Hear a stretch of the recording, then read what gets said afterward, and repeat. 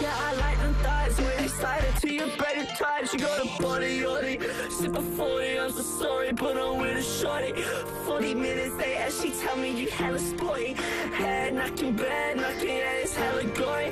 Yeah, I'm so sorry, I'm body, yachty, sip a 40, I'm so sorry, but I'm with a shorty. 40 minutes later, she tell me you hella sporty. Head knocking, bed knocking, yeah, it's hella gory. Yeah, I'm so sorry, oh. Didn't tell you yet, yeah, you were ready.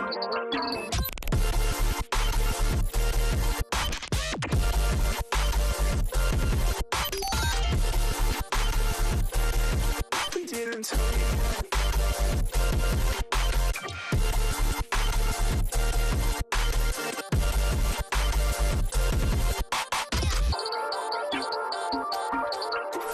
Didn't tell you yet.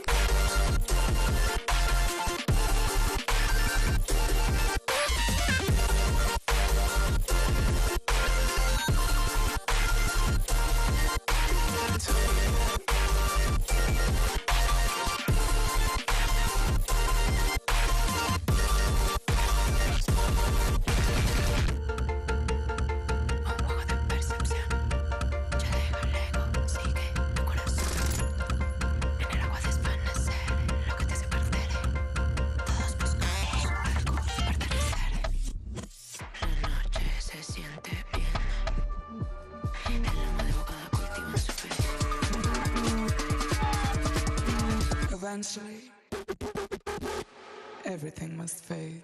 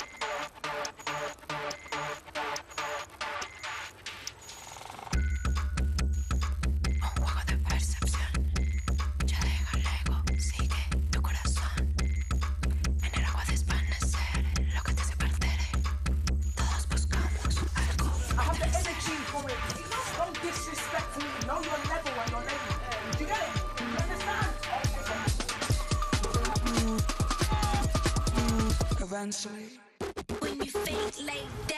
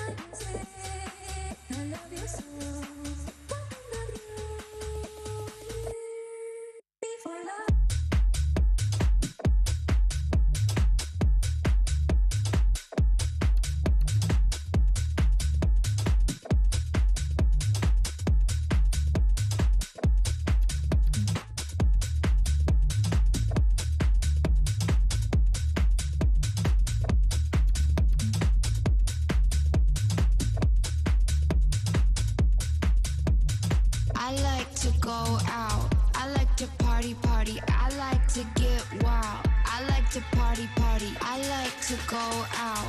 I like to party, party. I like to get wild. I like to party, party. What they say, yo, send tune a road there, you road boy. Send tune a road.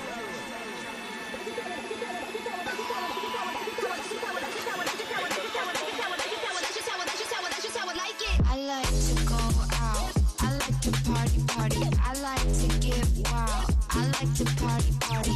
I like the way you look at me when we up in the club.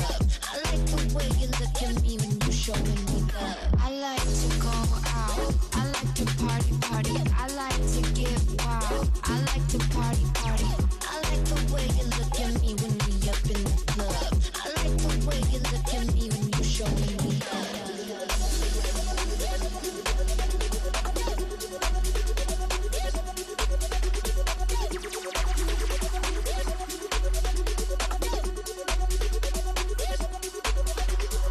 I like to go out. I like to party, party. I like to get wild. I like to party, party. I like to go out. I like to party, party. I like to get wild. I like to party,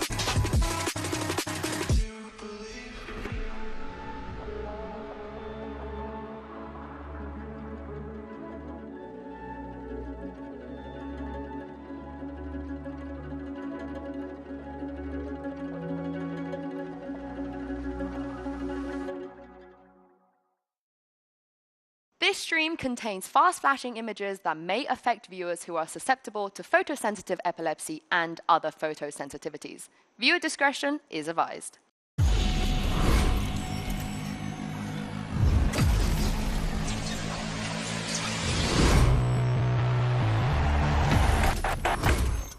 It is day 8 here at VALORANT Champions, but don't get too sentimental because we sent 2 teams home yesterday and it's do or die again today. Hello everyone and welcome back to Paris. I am your host Ying, so I've got Mimi here with me, and welcome Kukuka. Now I asked Mimi this question yesterday because she wasn't with us for the first part of the show, but what have you made of what's been going on while you were watching at home? Let me think of something that will not get me fired.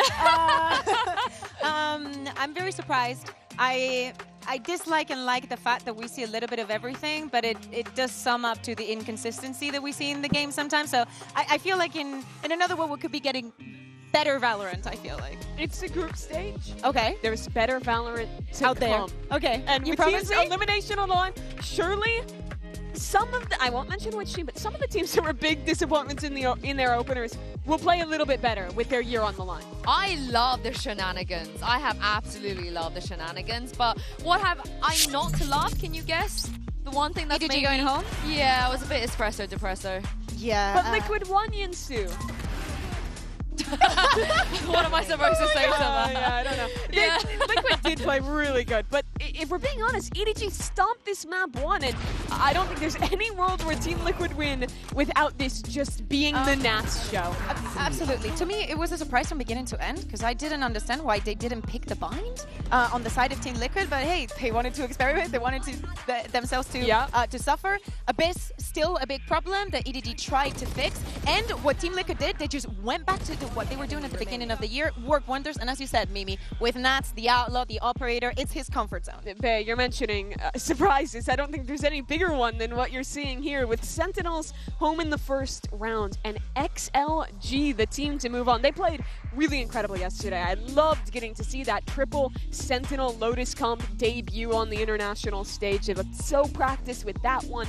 And then go to a map 3 and I think outcall Sen on Haven and also just outshoot them. Some amazing individual performances from XLG. That's a team I'm so excited to see play again. I mean, are we going to see a repeat, you think, of a VCTC and underdog team knocking out an America's favorite? Does it happen 2 days in a row? Not against G2. No? I mean, it's Billy. Haven't they only like won against NRG, so it's an America's team? I think that there's something in the But it's DRG. Yeah, it's DRG. But Yeah. DRG, what I mean is like they know it, they have it. I think it's Okay, so 2 contagious. days in a row it's going to happen? Yeah.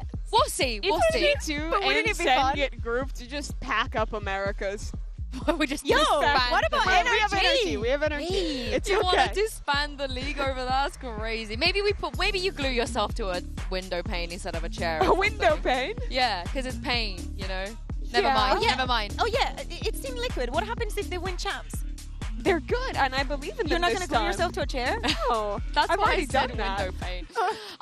But it's time to put these two to the test because the players have been going through it. I want to quiz you guys. Do you like quizzes? Sure. No. Oh, okay. That's why I like making them. Yeah, well, I got a pop quiz for you, and it's all about Paris. Give me a train fact. Yeah, it's a little bit unfair because I've been here. I feel like I'm French at this point, but you've only been here for like 2 days. Yes. But I wanna quiz you nevertheless. So let's bring up the question 1. It's multiple choice. About Paris. It is multiple choice. So you have a chance, 1 in 4 chance. Lock. It is a tradition in Paris for couples to leave what on bridges as a symbol of their love. Is it going to be like locks? I think Brashies have done this already. Like Yeah. locks? Your Honor, it's locks. Yeah, it sounds like locks. No, it's a very European thing. I don't think it's only in France, though. I'm going to go with a wallet. What? Why a wallet? Oh, I think agree. there was Padlock. some bridge, I don't remember if it was in France, it might have been Pittsburgh, where they padlocked too many locks to the bridge and the city had to cut it down because it was limiting the weight limit of the bridge because there was That just happens so a lot. many. Yeah. They have to go and every certain time they go and cut them because there's too many. Yeah, and people want I to think it is still not do just a one-time thing. Pittsburgh, though, the Paris of Pennsylvania, so Famously. pretty similar. Famously. But we're going B. Let's go B. Let's Yeah. lock it in. A padlock. Let's see if you guys are right. No, it's gonna be a teddy bear. She looks so stupid. Okay, we're right. All right, there we go. A padlock. Nice. Good job, Mina. Nice start.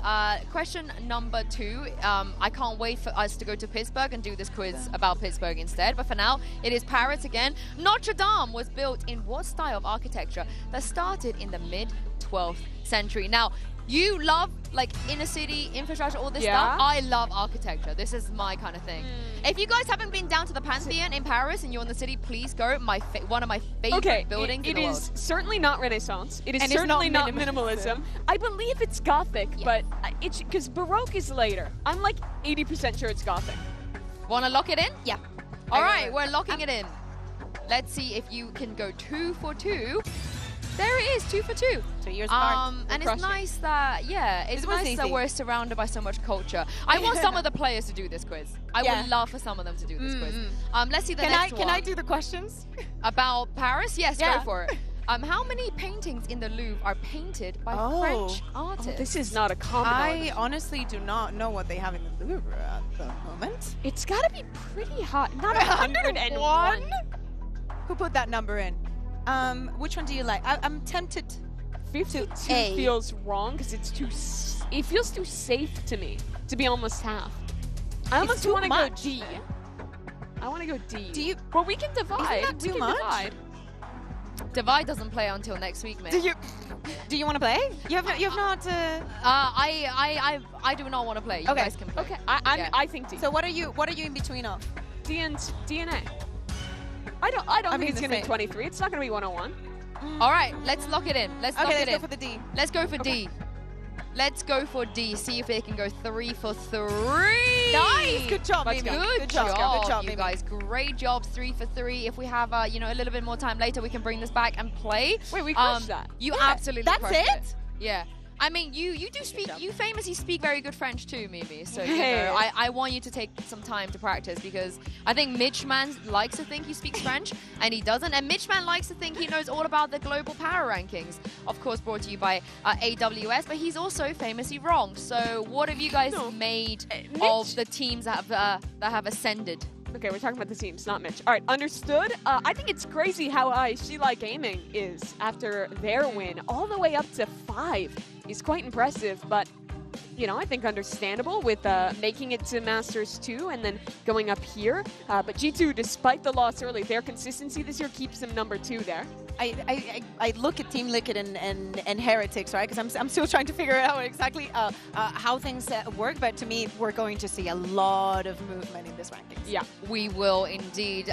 But it's a nice place to start, especially I think it helps people with their pick'ems a little bit as well. What I want to know though today for our MasterCard fan poll is if you think a VCT CN team will make it to playoffs. Yes or no? Of course, only 3 of them are in contention after EDG getting eliminated. And while you're at it, tell us who you are supporting using the hashtags VALORANT Champions or VCT and anything else, burning in your mind, so we can feature you guys on the broadcasts and see if we can get some based takes. But what do you guys think? Can at least one CN team make it to playoffs? Who does She Like play? They play GX, Giant X. Oh, that's such a tough game. I still think it's possible. I would vote yes, but I think Billy. I think they have a real chance of winning today. So I'm going to go with Billy. I'm going to say yes. Okay, so yes, at least one team. One. I think 3 will make it through. I think it's really optimistic to say that any will, because I don't think Billy or XLG is favored, but we'll find out. Also, I believe in XLG. when you're in champs if you're favorite or True. not. True that. Now, we also haven't seen Wyatt for a couple of days. That's because he's being pretty busy hanging out with Moniet and Crazy Guy to see how well they know each other. Welcome to Duo Qs. I'm here with Moniette and Crazy Guy from Team RRQ. We're going to get to know you guys just a little bit better, but also test which one of you is more correct in regard to how you know the 2 of you. Let's get you the whiteboards, pass those down, pass them down. All right, so we're going to start out. Each of you is going to write which name of the 2 of you think this applies to. Okay. Which of you is more well-traveled? Well, trouble. Like, Who's done the most traveling, been to the most places, seen the most sights? Honestly, I have my guess. Okay. And I feel like I'm right. But we'll find out. Yeah. Are you both ready? Yeah. All right. Show the audience. Crazy guy's going with the me. Yeah. And yeah, no, that was going to be my guess too. How many places do you think you've been to? Like with different tournaments? I mean, Europe, I didn't travel much, like only Sweden and France. But Asia, I think all the places already. Gotcha. Like Southeast Asia. Gotcha. All right. Next question. Which of the two of you is crankier in the morning? Who is not a morning person between the two of you? All right, are we locked in? Yeah. All right, flip. What do we got? Wait, you went with each other. Hold on, you got to bring me some supporting evidence. Crazy guy. Why have you gone with Mo yet? Because every morning I wake up first and then he's still sleeping. No. I only wake up first. You only wake up if you need to go like haircut or something. But if like normal day, you wake up after me. Right? I shower. I finish shower. I shower after. I finish shower and then you still stay on the bed and look at the phone. No, I wake up first and then you wake up. If I go to the PC, then you wake up.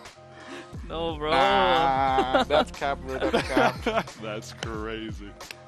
All right, number 3. Which of the two of you is playing ranked the most? Oh, this one is really easy. Okay, this. What does that mean? All right, flip. Okay, that one was actually easy for both. I'm the only one who play ranks on this team. Gotcha. See, are you playing too late at night though? Yeah. Is that why you? Oh, hold up. Is that why he's not up early in the morning? Bro's playing too much ranked at night. Like he always like play with his friend until like 2, 3, and then they keep talking until like 4. No way he wake up before me, right? No way. You can see already. I always wake up before. I always wake up 11, and then you wake up after that 11:10. All right. Next. Lock in. Who fights with your coach the most? Oh, this one is This one is hard. This one is like 50-50. Because it's equal. It's equal. Wait, equal like you're both fighting a lot or not very much? Yeah. All right, flip. Yes. Oh, you're aligned. Yeah. Because I'm the IGL, so of course, if something like I need to say, someone need to say, right, then it's me. Because like I will be the one who call. Then of course, if I feel like something is not right, we need to discuss. It's not about a fight. It's not fight, but like we need to discuss a lot.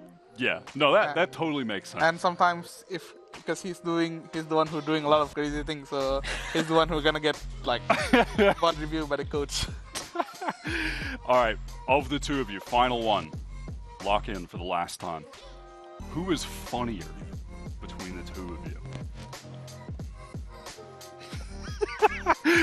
I see Moniette's got like all caps taking up the whole whiteboard. All right, flip.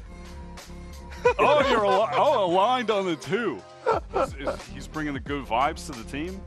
Yeah, I feel like he's more fun. Like he always brings the good vibe. Even like on stage, he will try to like hurt people also. So I think he's better than me at the job. And because I'm already cannot make fun anymore, cannot make joke anymore. He needs to lock in.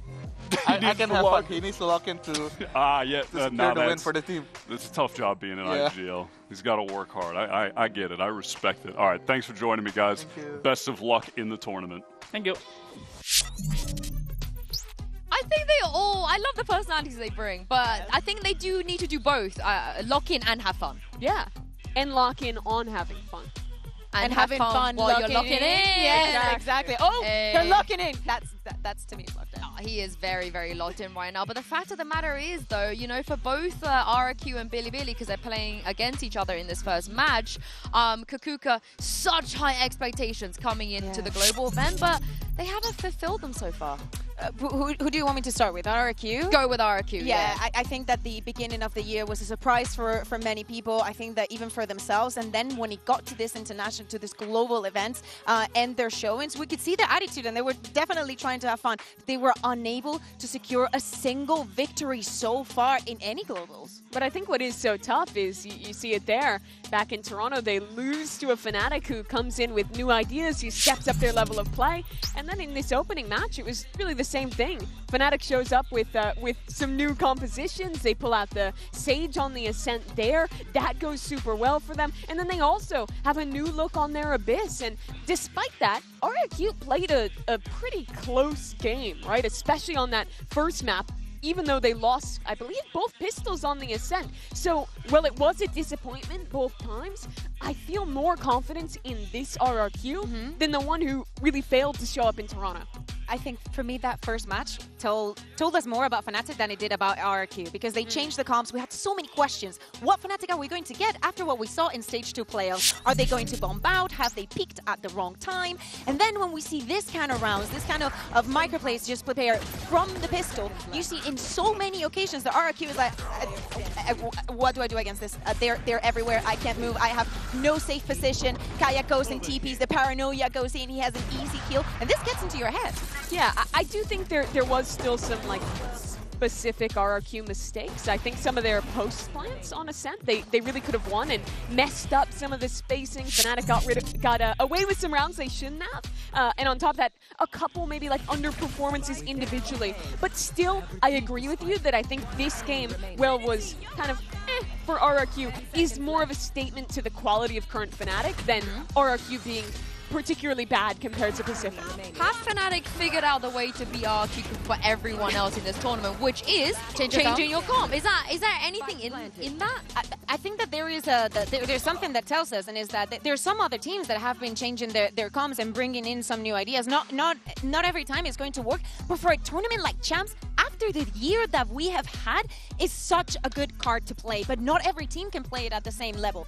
Although, for RRQ, this might have come as a surprise, because it's not when it happens that because in Masters, maybe you make a small change, this and that, but it's so close to everything else that you don't take those bigger risks. Yeah. And I feel like in this Champs, we're seeing teams taking big risks. I think the big but, though, is that Billy is coming off of a game where with one team, guys, Billy, please. BLG, not BBL. No, but Billy's coming off of a loss where they...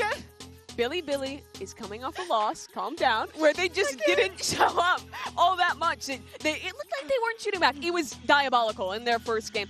I don't think they have the privilege of taking the time to go back and come up with a new comp and counter-strat or something specific. I think everything for BLG has to be them looking at themselves and figuring out what the hell went wrong in this game against MIBR. I will say, though, Jen, I was having a chat with her earlier, and she managed to actually catch up with Coach Bale. And Coach Bale is seriously thinking about changing the comps. He is considering changing even the roles of some of the players on his team.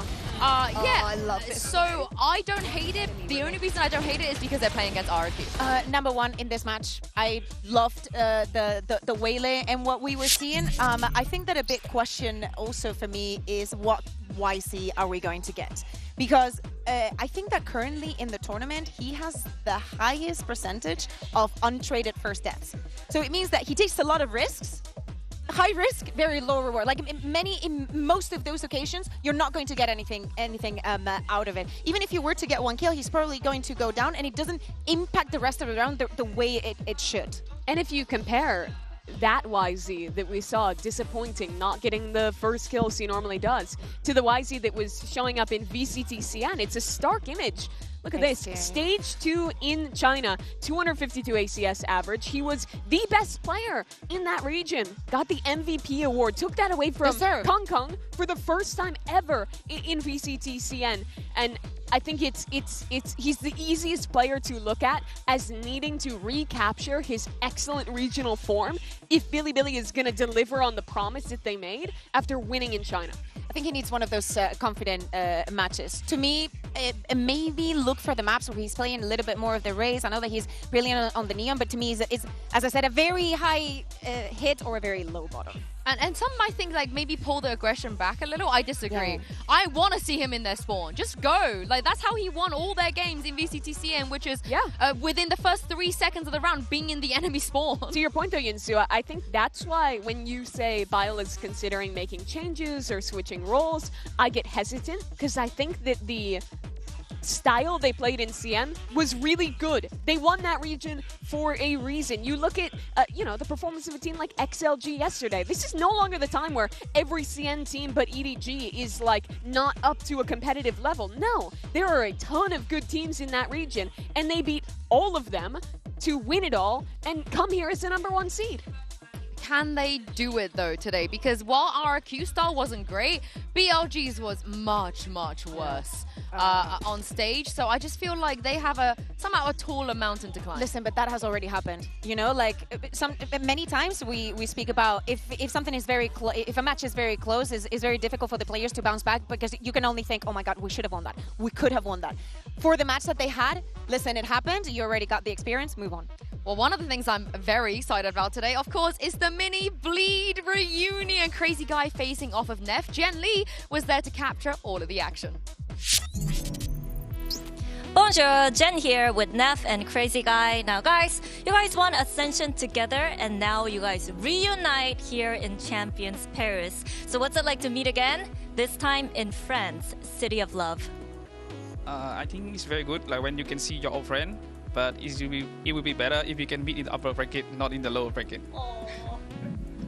I mean, of course, it feels surreal. I mean, with how our Ascension run went, and then I think it's just good to see our old friend back on the stage again. But it's kind of a shame that we have to knock one of us out. Yep, elimination day, sadly. But I feel like it's a similar story when it comes to both of you, because strong showing domestically, internationally, it feels like something is missing. Maybe there's a little bit of mental block for both teams. So what do you think you need to do to make sure that you avoid elimination? I think in this game we just need to play our game. We cannot overconfidence. We cannot rush to win. We need to play round by round, map by map, and then we just get a win. And you know how Crazy Guy plays, you know how he calls. How much of an edge do you think that's gonna give you today? I think, I definitely know how his calling is, as he was my agile back then, but now I'm the agile. And honestly, I feel like Kong is getting a bit old, so it's time for him to go back and catch a break, Don't lose to the old man, okay? Don't lose to the old man, okay? Alright, love the confidence and love the trash talk. Thank you and bon chance! Thank you. In the match against Fnatic, like the first map, we were very confident also because Ascent is one of our favorite, and we really like to play on that map. But we lost double pistol, 150, and then some key situation. They did better job than us, and we just lost the first map like that. And the second map, I think on the first half we lost 2 post plan. We could have done better, but it's okay. It was like 7-5, but then on defense, just wrong gameplay, and then we cannot adapt. And then we just lost ABs like that. We know we're gonna play against Fnatic. I just want to win because I want to revenge. Looking to let this round slip just yet. The flash pops. And I love the thorns to the back, but they don't get activated, and Cushy continues to deliver on the backside. Boaster landing one, leaves Cushy alone. But it's a 1v1, and with Boaster so desperately low, and the clock draining. I think for us, if we have 5 rookies in the team, it's gonna be very hard because the whole team gonna be nervous. But at least we have Monyet and Xfero. They made it to the big stage before, so they were not really nervous or shaky. I know there's a lot support out there for RQ, but we didn't have good result in the international tournament. Hopefully we can bounce back from the Fnatic loss and make you guys proud.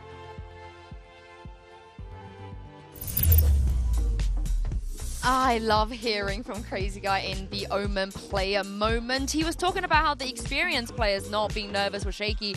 There is no way Cushy was nervous. He didn't play like he was nervous. He was so sick in that game. I mean, even though they lost, this guy showed up in form that I would argue might have been even better than how he was playing in Pacific. He was the really biggest bright spot in the loss. Won a lot of rounds single-handedly, was consistently getting the trades that he needs to get as an initiator player. He was the guy for RRQ in their loss. When the nerves hit and players start showing they're not confident to take on certain duels, that was never the case with Cushy. And I agree with you, Mimi. In many, I would say almost all of the rounds that RRQ managed to get, Cushy was a part of them. Cushy needs to have the performance that he had to even make that match much close. And one other thing he said was, oh, we were way too slow to adapt. And I think that's been a theme, right? Yeah. And they can't afford to do that today, especially if YZ shows up on form, Billy runs at you. If you can't adapt today, you're going home. Yeah, I do think the thing is that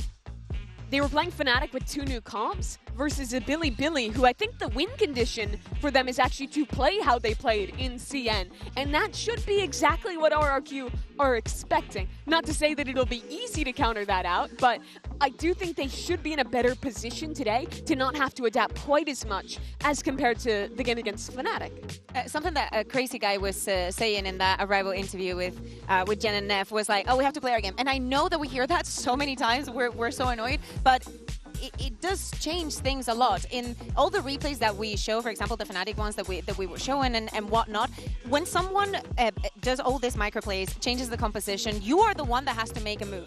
And you have 2 options. You either stick with you prepare and you hope and you try to adapt the little things, or you just try and adapt fully to what they're doing. And they have to go to that first option, because otherwise they're not going to find comfort. And in elimination, you need comfort. Yeah, and I need him to stop saying that he's old. Like, brother, you're 29. Like, I know that's in esports terms, that's like, you know, old. But I think he's still got it. Yeah, he's still got it. It's going to be a great showdown between them as well. He mentioned Xfero as well, somebody that has experience, somebody that's been dunking on some of the best players in previous tournaments. I also felt like he did, at times, showed up. Yeah, at times, but to me, he's one of the most important, if not the most important. And one of the, I'm not going to say an unsung hero, because I do think that he gets his kudos. He's sung, but maybe not sung quite enough. We should sung it louder. Yeah. Okay, louder. So yeah, Xfero, when I think about their region, and every single time that I stopped to watch RRQ, there were at least 3 rounds where I went, what is this guy doing? How can he do that? How can someone just be so confident and be so good? Can I give a take? This might be crazy, but in my opinion, do you have the peppers? Xfero was the most impactful player in stage 2 for RRQ. I'm not super 100% with you, but I am 80% with you. That's good enough for me. Yeah. Yeah. I think That's I'd be about the same, because literally to me, I know that people were saying, this and that, and I'll be like, every single time that I tune in, I can only look at him. I can only look at Xfero. That's weird. But you get what do you like me, about him? girls? You get what I mean? What is it about him that you like looking at? But I do think, even though it's like a stat Andy thing to focus on Jemkin, I am just glad that he is partially living up to the expectations, because in Toronto it was so flat. In Toronto it was such a shame to see him not have the Pacific form. But I think against Fnatic he wasn't the way that he was in Toronto. I'm seeing him getting more comfortable, and sometimes that is what you need with players like the ones we see on Billy and RRQ, is they just need to feel comfortable on that stage. Come see, come saw. He was like in the middle for me. It wasn't quite as outstanding as he was in Pacific, but was way better than, honestly, the disappointment that was at Masters Toronto. Ways. All I want to see is his waylay. I want him to go on the waylay. We need to, that is what he needs. He gets the waylay, he has an amazing performance, RRQ, finals. Wait, hold on. Let me live in my bubble. I need to, there was too much going on once. Do you really think you like that he wayslays? He wayslays? Yeah, he definitely wayslays. Absolutely. Do you think he doesn't wayslay? I think he wayslays. And I hope you guys at home have been wayslaying as well when you're voting in the MasterCard fan poll. Earlier we asked if a CN region team will make playoffs. The results are in, and 59.9% of you said yes. I mean, who knows at this point? I think this is the hardest tournament to predict anything. Just might as well just bin it. So many things have changed even from day one. It's not like, oh my god, this team has come to be a surprise. But it's like, no, almost all of them. They're like things here and there. But I think that at least one of the CN teams will make it. Yeah, I hope so. I hope it's XLG. But I also just like, okay, I was at least partially culpable for power ranking BLG top 4 coming into this event, which looks like a pretty horrendous take right now, because I think that out of all of the debut matches, they looked like the worst team at Champions Paris. So there's a lot of room to go up, and I'm hopeful that they can show more so the way they looked in China. No more Haven. How about that? No yeah, more Haven. that's Well, a great idea. No more Haven. It's happened again. It's happened again. I have seen this film before, and this film was that everybody predicted Send, and I predicted XOG. Okay, yeah. And it looks like it's what did Why a fat finger? I want to know why predicted Bilibili. Do you think that if DRG is to win against G2, this could be the biggest upset of the tournament? Yes. It might be the biggest upset of Absolutely. all time. Okay, not all time. Okay, what's a bigger upset than that, a global event? You're challenging me to memory. You're No, but memory and a yes, CN big- team with a sub that doesn't speak the language beating America's #1 seed. No, you might actually I be don't right. know. You might be right. What Iconic. I do know is that this tournament has proved so far that favorites can fall, and quite literally nobody is safe. Only 2 will make it through today for RRQ, BLG, G2, and DRG. The pressure is on. So, let's see which one of them wants it the most.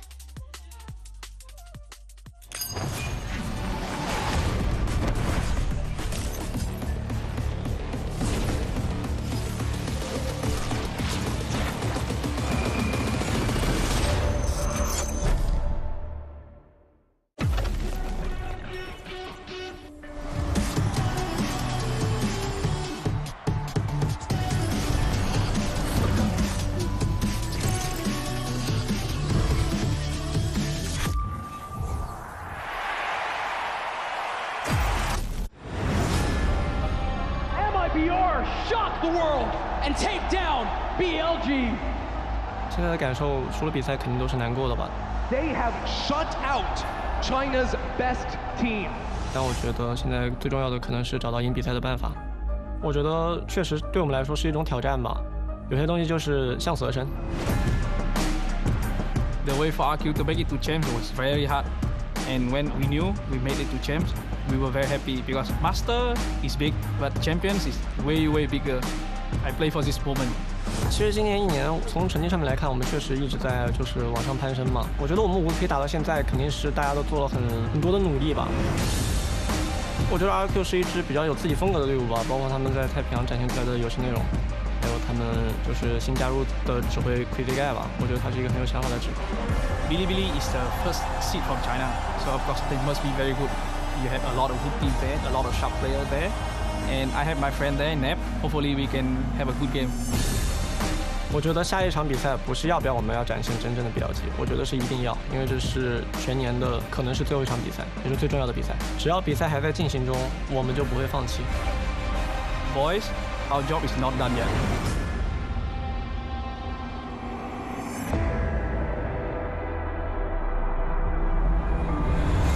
It's done! 16-14! And literally couldn't have been any closer. 因为我觉得来到世界赛有输赢是很正常，毕竟大家都是一个很强烈的选手。那我觉得打好自己的东西，然后展现出来，我觉得对我们来说是最大的一个表现，并且不去惧怕任何一个对手。我觉得说实话，我们是能赢比赛。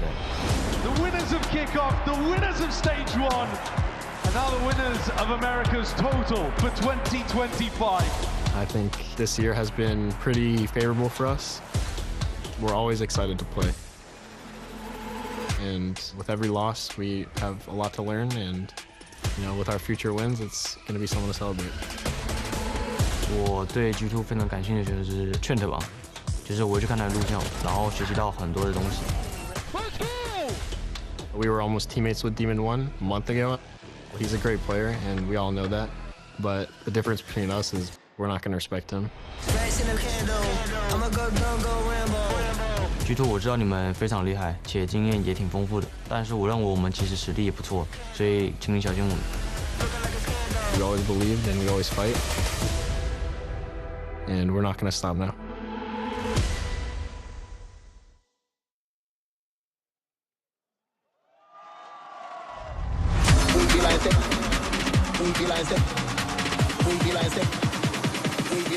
Come let me this. RRQ versus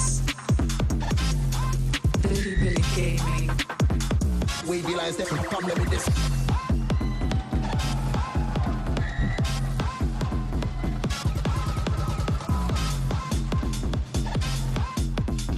Today is all about survival, but also a chance for redemption for Bilibili and RRQ. No one is going to remember how they started this tournament if they can just make it out of groups.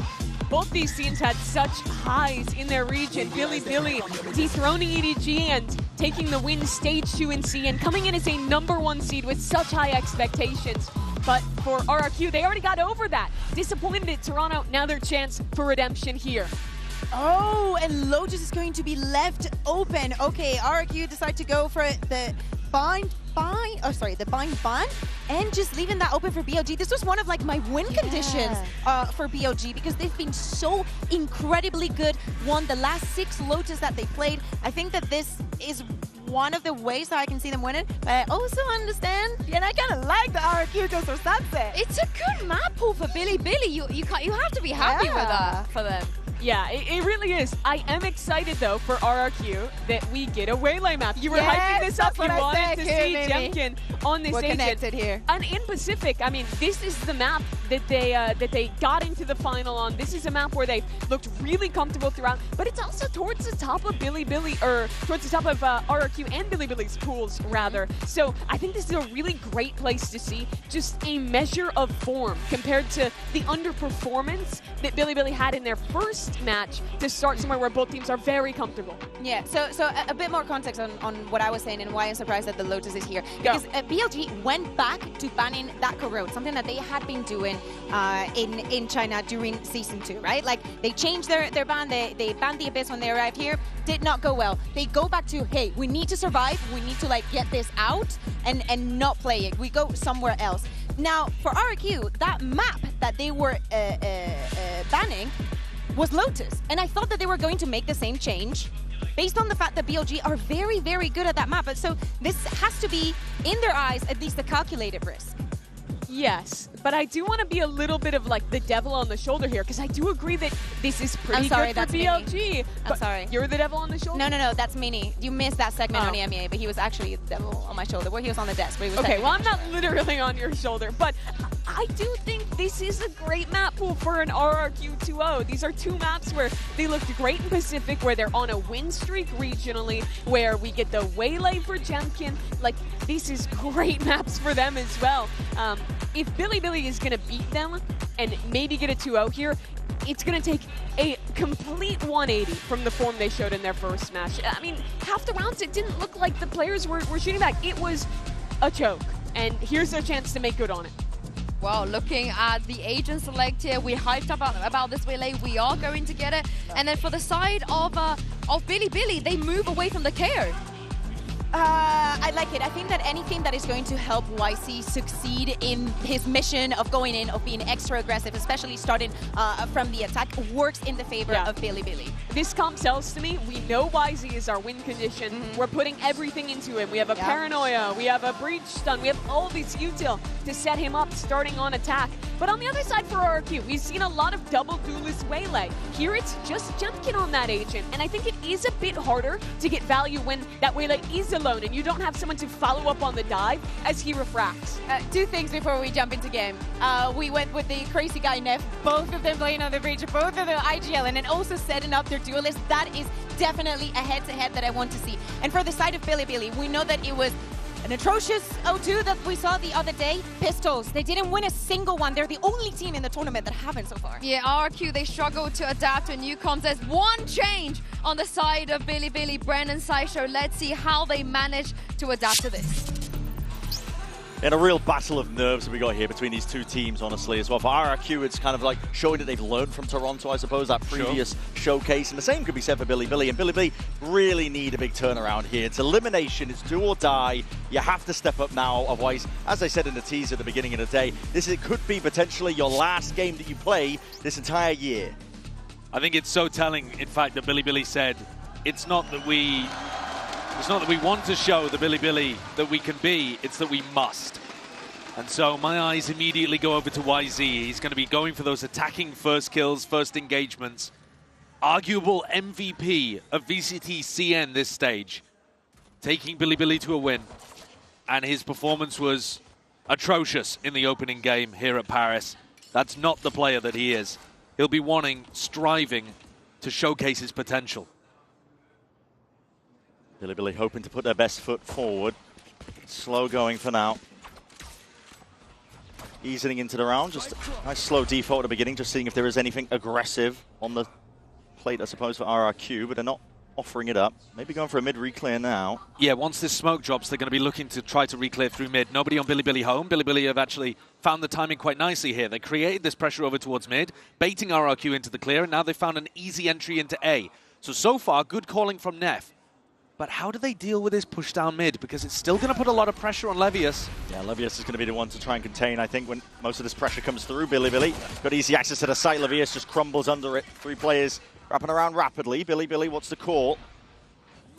Looking for a plan towards CT, looking to see if they can flip the site and flip the map potentially away. But RRQ are not hard committing onto the flank. Just looking to contain with a few plays they've got, and reinforcements arriving, but potentially too late. YZ, what we needed to see from him.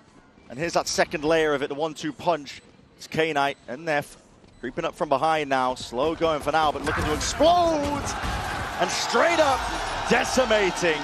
Early pistol round win here for Bilibili. Great mid-round decision making.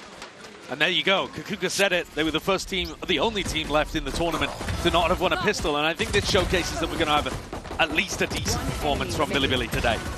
What they showed in their opening match against MIBR was completely flat. They flatlined utterly. And here, the idea is good, the execution is decent. I mean, Levius wasn't quite ready for the push down mid, but other than that, flawless. And even go for the proactivity, like you mentioned in the post-ban, and hitting their shots, which was, again, another nightmare up against MIBR. They just couldn't win a duel.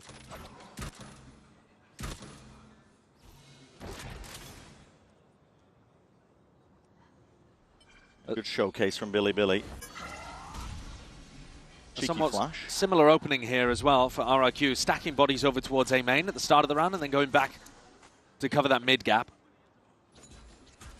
If that's the way that RRQ are going to tend to play the attack, the defense side, then YZ might have some opportunities to go fast up mid on some kind of A split round. Yeah. Bilibili have got some of those set ideas in the bank, but depends how many they want to bring out here, how fast they want to play, because they have slowed down a lot since. You might remember them from Champs before, where they were a bit of a chaotic team. They have actually slowed down and put a lot more discipline into their game. Still got to keep that confidence high, though. Certainly. Already stronger beginnings. I mean, YZ's got the ghost in his hand. He'll probably be the one going hunting. To the backside, though, looks like an earnest attempt by RRQ, potentially. Flood of util. Back and forth. Bit of a handshake for now, but no real player looking to step over the line of skirmish. RRQ still tiptoeing around, looking to see if they can send it with a couple of bodies, but the util comes out full swing along with Levius. And the rest of the team happy to clean up here, so almost flawless, just one player dropping in the form of YZ. He wasn't carrying a weapon, so the economy is going to be nice and flourishing as they look to round 3 for Bilibili. And this is where I'm paying attention to whether or not they have one of those nice set ideas that they pull out. Because we know that they can be aggressive, chaotic, they thrive in it, or at least have done in the past. So this would be the perfect round to pull something out of the strat book. Rely on the prep that Viola's put in earlier on. And here looking like they want to put pressure over towards B and put the test onto Xfero. Big game player. He's stepped up for RRQ in difficult spots so far this year. But it's not quick towards him. It's always slow going at the beginning of these rounds so far from Bilibili. Ensuring that all the pieces are aligned correctly if they want to commit hard into anything. Rusha, high ground perch that he's found himself on. They're just trying to block the information away from Xfero, but there is a deep cam in B main that nobody's cleared.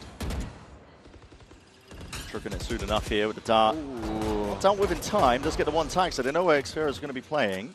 Yeah, you'd like to see him breaking that fairly quickly. Taps the cam to see whether they're still in B main, and that's broken, so no more useful mid-round information going to be provided from that, but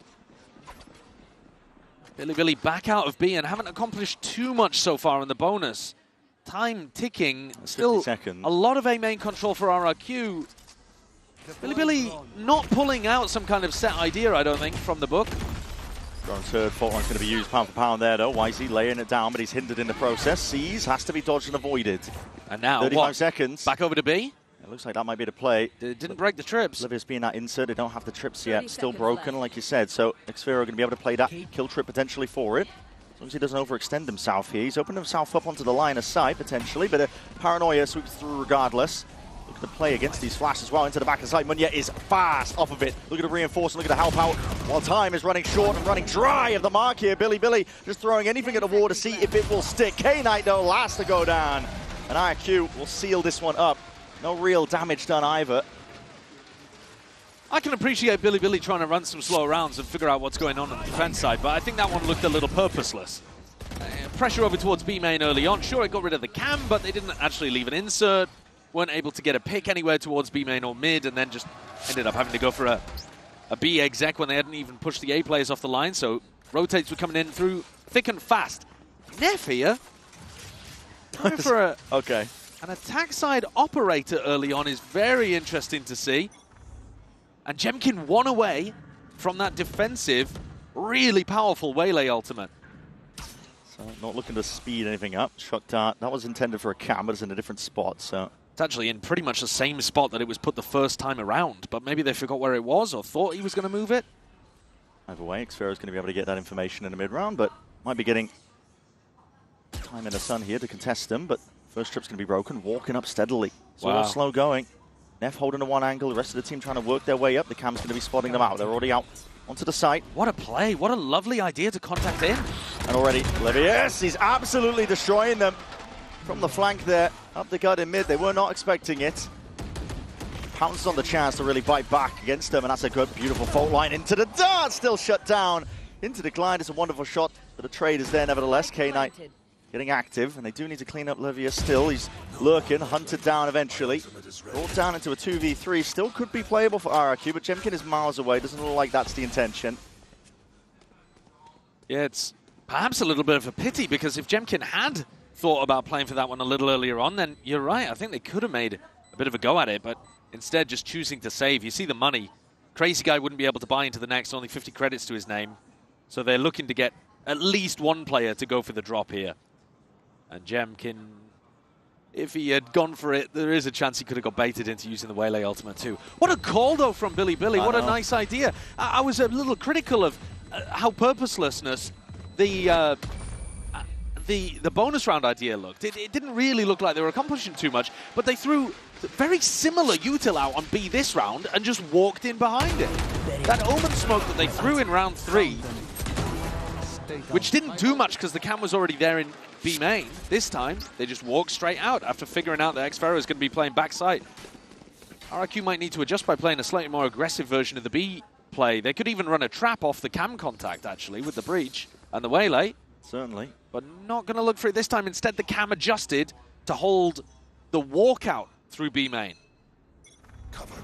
All eyes on mid here for RRQ. There's a fast, rapid play with double dash. Double TP forwards. Munyet's going to be joining him alongside him. Shoulder to shoulder, looking for a couple of kills, but completely vacated. Billy not in the area and not looking like they're in the market for a fight. A reaction, a fairly slow reaction, but the cam will be able to get a tag here for xffero to get some level of spam off. Shots. Trips are still active, including the one back towards Bova, just in case they choose to refine a little bit closer. A lot of spam back and forth. Munyet almost going down because of it, but is being spotted out. Now here it is. Convergent pass to the Paranoia, flooding forwards as well. Good connections. And Munyet looking to deliver that death. Just from the side, his team to try and help him out. Jemkin onto the back alongside Crazy Guy, and the kills are flooding through right now for RRQ. Good plan of action built around the ultimates. Well, that's how you run a retake, isn't it? Cam is played, tapped, shows exactly where the positioning is, informs a Paranoia, informs a Waylay ult as well, completely catches K-Knight, he's got no hope. And Levius pushed into a corner, bullied out as well. RRQ are one of the teams at this tournament that plays the most for retake. They're playing about 2/3 of their rounds, allowing the spike to go down for their opponents, and then coming back in with big ideas like that. And you can see why, they look really coordinated with it. And now the op changes hands. We're seeing a faster play and look towards A now. YZ's got that overdrive. Making sure to deal with some of that util. That's a big reveal, but that, the trip just tangles him up. YZ not able to step much more further past that. That's a Crazy Guy holding his own. Just home to elbow. Has some supplementary util as well. Munyet ready to lay it down the smoke so they can hard commit into this elbow. Extremity. Right there. But the ult for a rainy day on top of it too, choosing to give up a bit more of that space. I think Billy will be a little bit annoyed that they chose to go A this one round fast and run into xFaro's trips, which for the first time he's moved away from B and towards A. So great read from RRQ here that the faster eco round was going to be headed on this site. Big heads up, making sure to not get conditioned with the way that Billy have been playing, the slower, cautious tail that they've been weaving over towards B. Now that slowed down just down to the three of them is going to come down to the raw shots. xFaro though, still on top of it all. I have the spike. Locked in on this angle here. Russia is hard committed into this spot. Has an ability to get out here, but with the spike drop down, there's really no more chances for him. Doesn't have a weapon to save into the next. Will just look to do as much damage as he possibly can. Yeah, I mean, he's certainly dead in this position. Huge credit to RRQ again for reading exactly what the play was. Brennan, I just want to point out this trip as well that's up at the top here. I mean, think about this one. They were already planning for if that eco round was going to be a B split up through mid as well. I mean, they had both fast strats that they were predicting Billy would run with trips perfectly placed to try to counter it. So hyper aware. Yeah, not just putting all of their eggs into the basket of we're predicting they're going A. Obviously, there was a lot of bodies here. There was a good trip here as well, but I just want to note that. Let's go! Great setup, great anticipation. And a bit of a strange buy now for Billy.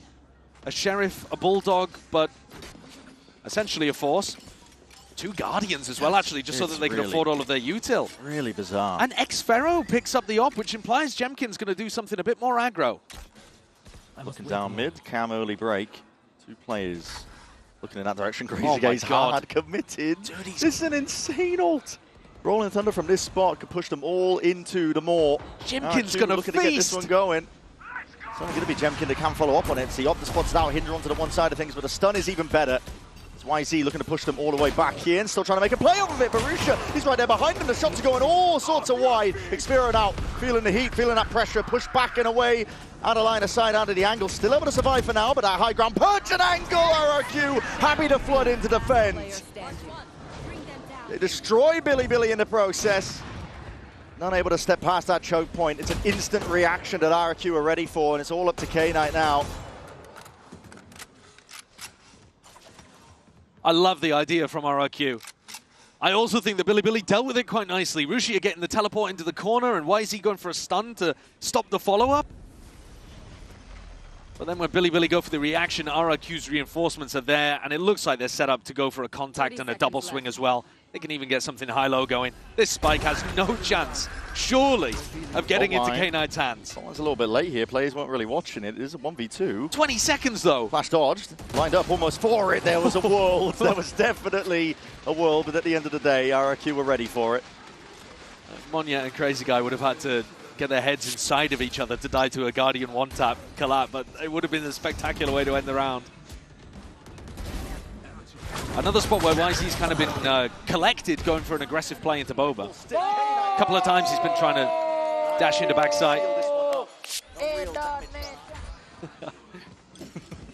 Jemkin picks up the op again, gets it back from his friend xFaro, and looks to try to take a bit of an angle down mid. It's been an area that RRQ have been exploring quite a lot, so Billy may want to put a few more resources there, but instead the cam gives them this B main walk up. This aggro cam from xFaro, though, they've probably heard it being placed. They've got some in, yeah, I mean, look at it. Oh, hello. By YZ. That's actually quite early in the round, to be honest with you. 120 on the clock, getting rid of the cam is not bad. It's also dragged Crazy Guy over here. But Billy, not with any space on the map apart from B main currently. They've never once tried to default towards A and then spread back out. Just through into mid. That's where they're going to be taking a look in Uganda. A bit of a re-clearance going on, but below the minute mark now. Market go into A too much. Market door not being closed makes you very worried that the op is going to be posted here, because normally the defenders are going to look to try to seal that avenue off. Billy have maneuvered their way around it though, over towards A, just pure disrespect. Contacting as much as they possibly can past this, realizing, wait a minute. It's a retake setup from RRQ. No one's really holding close from this one. Looks like an attempt to try and clear out bottom section of mid, but no one's home. Yeah, and because that cam got broken so early in B main, the defensive rotates are actually really slow here for RRQ. They've got the read on this A hit very late, and Billy should be able to get planted down. One yet. Oh my god. limping away from that engagement here. The plan should go down from Nef, though. She said, no pushback. Now a retake with no big ultimates for RRQ. Bilibili should be favored here. They swap the rifle and the operator around. Jemkin's going to have that one.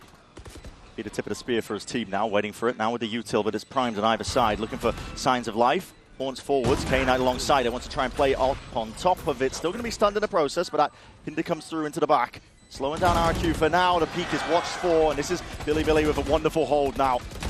Vice grip setup that they've got onto this side, even trying to make the fight and the play happen here. Time is ticking though, might be potentially getting away from them. YZ shows up. 4-4 now for them. Much better look overall.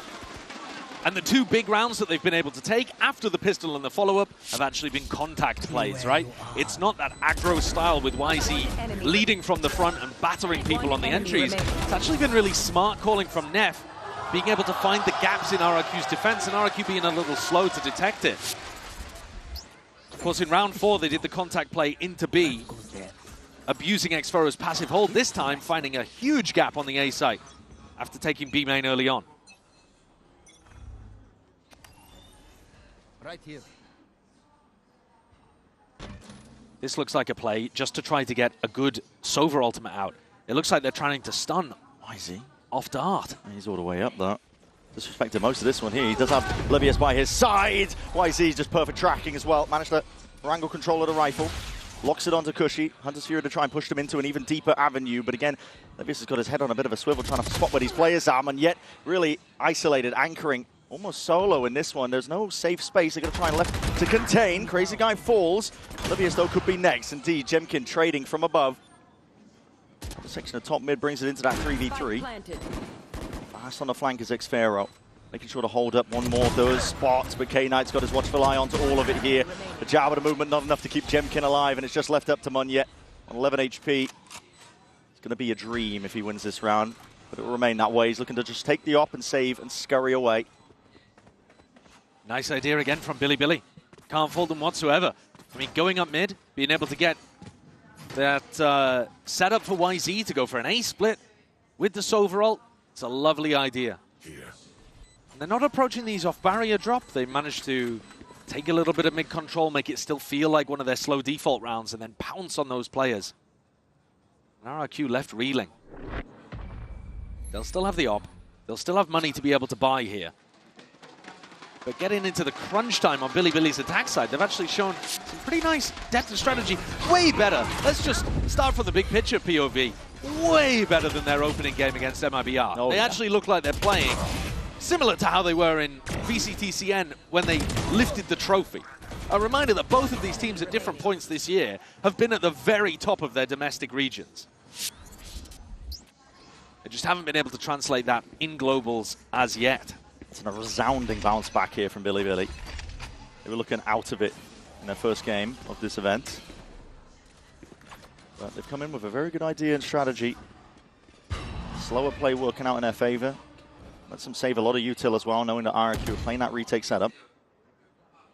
So far, the operator, which is usually going to be the counter to like a slower play that Bilibili are offering, hasn't seen too much value. Now we're seeing explosive now to Paranoia, the stun, a trip. Oh my God, tangling them up, Rusha. Barely able to get a hold onto it. Does at least even it out, 1 for 1. It's not quite the trade, but still there. Evens it 4 versus 4 now. It actually gets rid of quite a bit of that retake utility that Cushy would be providing. Barely a shoulder peeking out.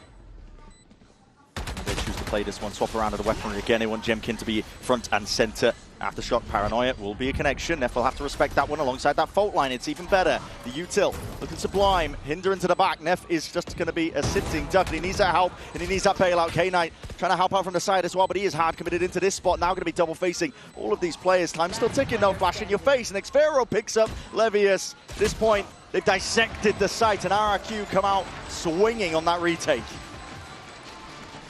They feel really comfortable in these retake scenarios, don't they? They've got some nice protocols. Jemkin's always offloading the operator.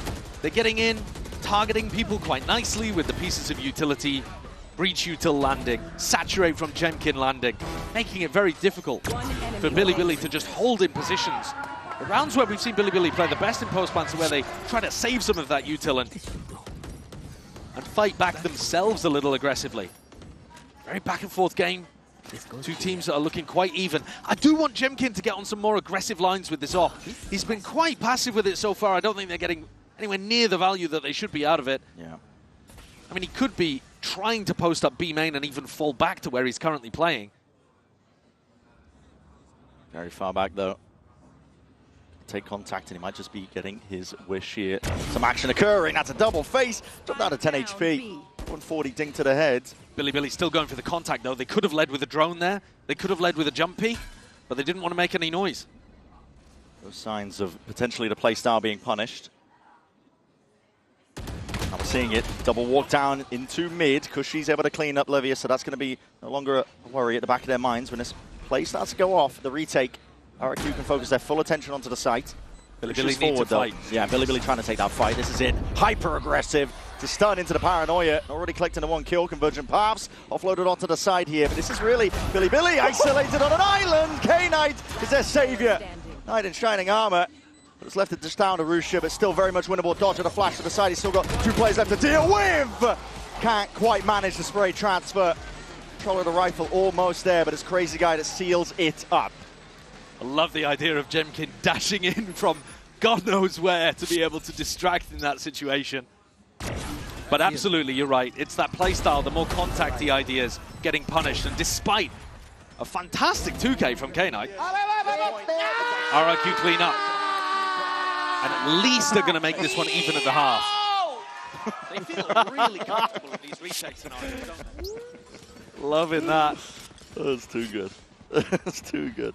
We got to get the RRQ fans out here in Paris, I'm telling you. That's what I'm saying. VIP treatment. Give them a box. Absolutely.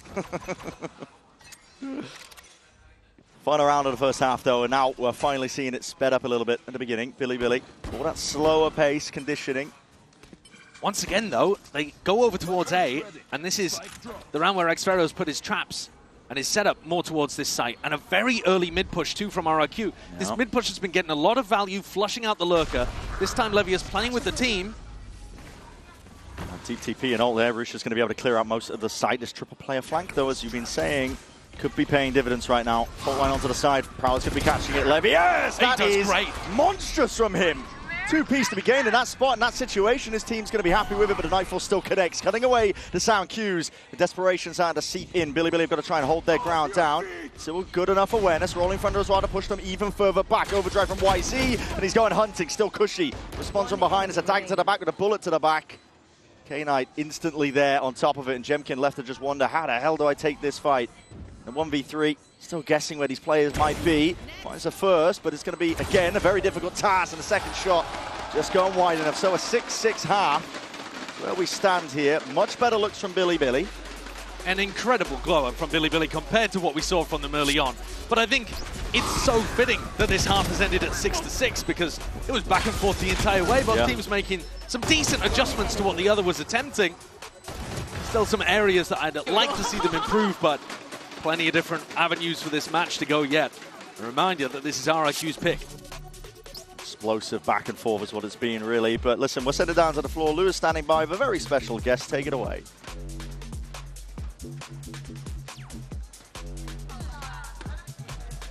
Hello everyone, bonjour. On a eu des pros, on a eu des fans et c'est au tour d'un streamer de me rejoindre. Jetix, French content creator, just joined me for a little interview. And the first question I have to ask you is very important. How has been the Radiant grind lately? Any champs pro that you've met in ranked? Honnêtement, la ranked ça se passe bien. Et surtout, ce qui est cool, c'est de voir vraiment tous les pays venir en Europe et en France pour jouer en ranked. Et on voit des pros et on se rend compte que la ranked, ça a quand même step up depuis quelques jours. I can imagine that, definitely. Donc évidemment, of course, we can see some pros in the servers, and we've seen that the level has kind of leveled up since the pros have arrived. And yeah, I'm enjoying myself. And talking about ranked, I think French people, you know, we kind of have a reputation in Valorant, right? But here at the venue, everyone is smiley, just like you. Everyone is like in a good mood and stuff. So is that the real face of the French Valorant players? Donc on a une réputation sur Valo, les Français, mais ici, tout le monde est souriant, tout le monde a de la hype, etc. Donc est-ce que c'est ça, le vrai visage du Valorant français? c'est vrai qu'en France, on a un peu la réputation d'être aigri, de râler au premier round perdu et d'être un peu toxique. Mais dès qu'on se rencontre IRL, on voit que tout le monde cheer up, même pour les équipes internationales, et c'est vraiment un plaisir de voir tout le monde, quoi. So yeah, we kind of have a reputation when we're like trying hard and stuff, but here everyone is like so happy, the vibes are immaculate, so that, yeah, that's how French people truly are. Merci beaucoup, thank you, Jetix, for joining me, and we're gonna see who takes the win on Sunset now. It's been electric, certainly back and forth, and that step up that we wanted to see from Bilibili overall, that 6-6 half. Take a deeper dive as well onto Crazy Guy in a Coinbase econ report, see how he's been putting up. Honestly, he's been quite a subtle player for them. I mean, he's never really the heavy hitter. He's always able to support if util. Yeah, I think he actually did a pretty good job in plenty of these rounds, though, defending certain areas. For sure, I mean, yeah. We were watching him lock down elbow, for example, in a couple of these rounds, and facilitate some pretty important mid pushes as well. So, yeah, a good half, a great half, actually, from Crazy Guy. And I think that Neff will be looking to replicate something similar on the defense side, too. When you watch those two, yes, yeah, exactly. A former teammate. They both won Ascension together in 2023, and interestingly enough, Neff actually leads all of the players in the world in Stage 2 for most assists per round. So keep your eye on that when he's on stuff like the Breach. And here, potential clash in mid. Walking down, it's a slight pixel angle to work with, but again, it's going to spot that contact and that play. Being read by RRQ, Munyet trying to get involved a little bit more, but again, Tepid slowly working their way around this one and redrawing the battle lines once more, giving up on the fight. Jemkin's got himself in quite a deep position, not looking to take the battle just yet, and actually might be getting cleared out. And he is indeed. Trying to play that at the slightest of off angles, but K-Knight's on top of it. He's normally great on the pistols, but that time K-Knight wins the duel, and that's going to leave RRQ in a bit of a pickle, because now they can't go over towards A. Steadily though, slowly but surely, going to be making their way onto the B site. They don't have Jemkin as that insert, but again, there's a reflank occurring by Bilibili. So hyperactive, always reclearing for the space. Absolutely, and also this trip over towards B is going to be a pretty interesting one, because if they plant on the B site, oh my god, it doesn't even matter. It was almost a ships in the night moment. This man's looking like a battle cruiser. Just ending their day and ending the pistol round 4 on this Bilibili on fire. I mean, I'm talking as if they're going to get the plant down and Levius is going to have to play retake. They just go straight into his sight line, and he picks them off before RRQ even have a chance. Spike down. So now double pistol collected here for Bilibili after winning 0 in their opening match against MIBR. Not winning here on Sunset after winning double pistol and having a close first half, I think, would be a disappointment for them. They could land a really big early blow here against the Pacific team. Massive lead early on here. RRQ, honestly, flashbacks to their game versus Fnatic, their opening map. Close loss in that Ascent game versus Fnatic, but the pistol rounds ended up losing both of them. Could have made a major difference. They don't want this to be turned in the same way, as this is just a game of who can use the util the most. Goes evenly on either side here. Could be a slight timing for Munyet to work with, but no, just spam down at a moment's notice. And Crazy Guy, you're not going to be getting too much done from here. Doesn't have the spike, can't go for a plant. He will be swarmed. And Levius even getting the Cypher ult online too, so situational ultimate can be pretty amazing, especially if Bilibili are going to go for those aggressive reclear fights and pick off a lurker in the mid-round. In Pacific, RRQ were getting most of their work done, generally speaking, across their map pool on the defense side, rather than the attack side. But I have loved the ideas that they've got with Crazy Guy and Jemkin working together. Yeah. You've got such nice synergy on this map with the stun into the dash and the saturate. But all of that requires you to have some kind of, broad idea of which player you want to target. Better spam on either side there. Dart not quite tagging onto Xfera. A splits can be really powerful with RRQ's comp, but that requires them to take a little bit of mid-control, and that deep smoke that they're currently facing is making them a little worried. The Bilibili have gone walkabouts. Not the case, though. The Horn's going to get good clearance there. Cam broken in market. I don't think they realize the trip is also there, so Bilibili won't care about that too much. And a drone reclearance for Bilibili as well, getting good mid-round information here.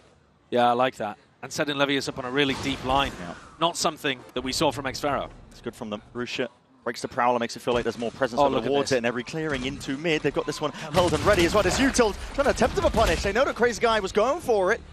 And as well, stepping a little bit further forwards here. Neff. That's such a great timing, isn't it? It is. Just as Crazy Guy's trying to tuck into tiles to get the line on the A player. Punished. RRQ left into 4v4, still with that side control. Plant going down here. A response from Billy looking to play this one onto the retake. Not ideal in terms of the weaponry, but with Levius causing a bit of a stir onto the flank. Could be enough of a distraction they need. Paranoia sweeps forwards. Cushy trying to take a lot of that space forwards again, and he does at least keep his aim clean enough. Nice with the resets, dropping K-Knight in the process, still dominating that angle and causing a bit of concern for Billy, but here's Levius, finally, time to strike his Knight.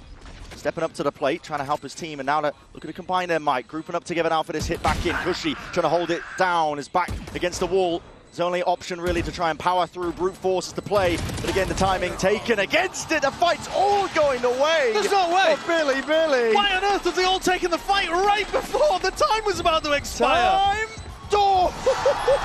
Okay. All you had to do was swing. Yeah. 3/4 of a second later, and that round is impossible for Billy to win. That's crazy work, What man. an enormous toss from RRQ in the post plant. What's going on there? Yeah. I mean, the decision from Jemkin and Moniette to try to trade out is just exactly wrong. And Neff's on his feet, you can't believe it. Bonus conversion, 9-6. RRQ's map pick. And now for sure, winning double pistol and a bonus, Billy should be favored to take Sunset. Primed and Their ready. opponent's map pick. Yeah. Set up for the slam dunk for an opening map win in this series. And it's elimination as a reminder. Loser will be going home. Jimkin sending it fast and loose, trying to get the help from the rest of his team here. A lot of util though, and this is pure disrespect from Levius. Purely feeling himself as well, gliding in, sliding in. K-Knight coming out from the side alongside Levius. Jimkin is no more. Turned to dust. 10-6 now. Billy running away with it. But the upcoming round will be a bye round for RRQ, and it has to be the time where they turn things around. Yeah, they need a great idea to get themselves back into this game to stabilize. They got onto the A side, no problems, right? They just completely misplayed the post-plant situation. Billy, I'm still thinking back to the previous round. I'm not talking about this one, but sure. The lack of util that they had, Billy, in a 3v3 retake, they've completely run out. They had one flash to work with. That was it. And yet still RRQ lose such a pivotal round and are now in a desperate spot.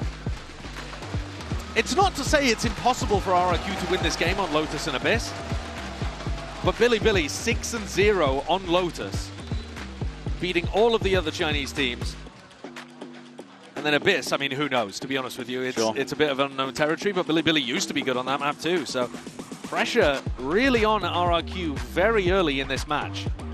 And if they thought this one was going to be a cakewalk, they are so wrong. Billy have turned up in much better form, much more usual form, I would say. Yeah, and it's controlled as well from Billy.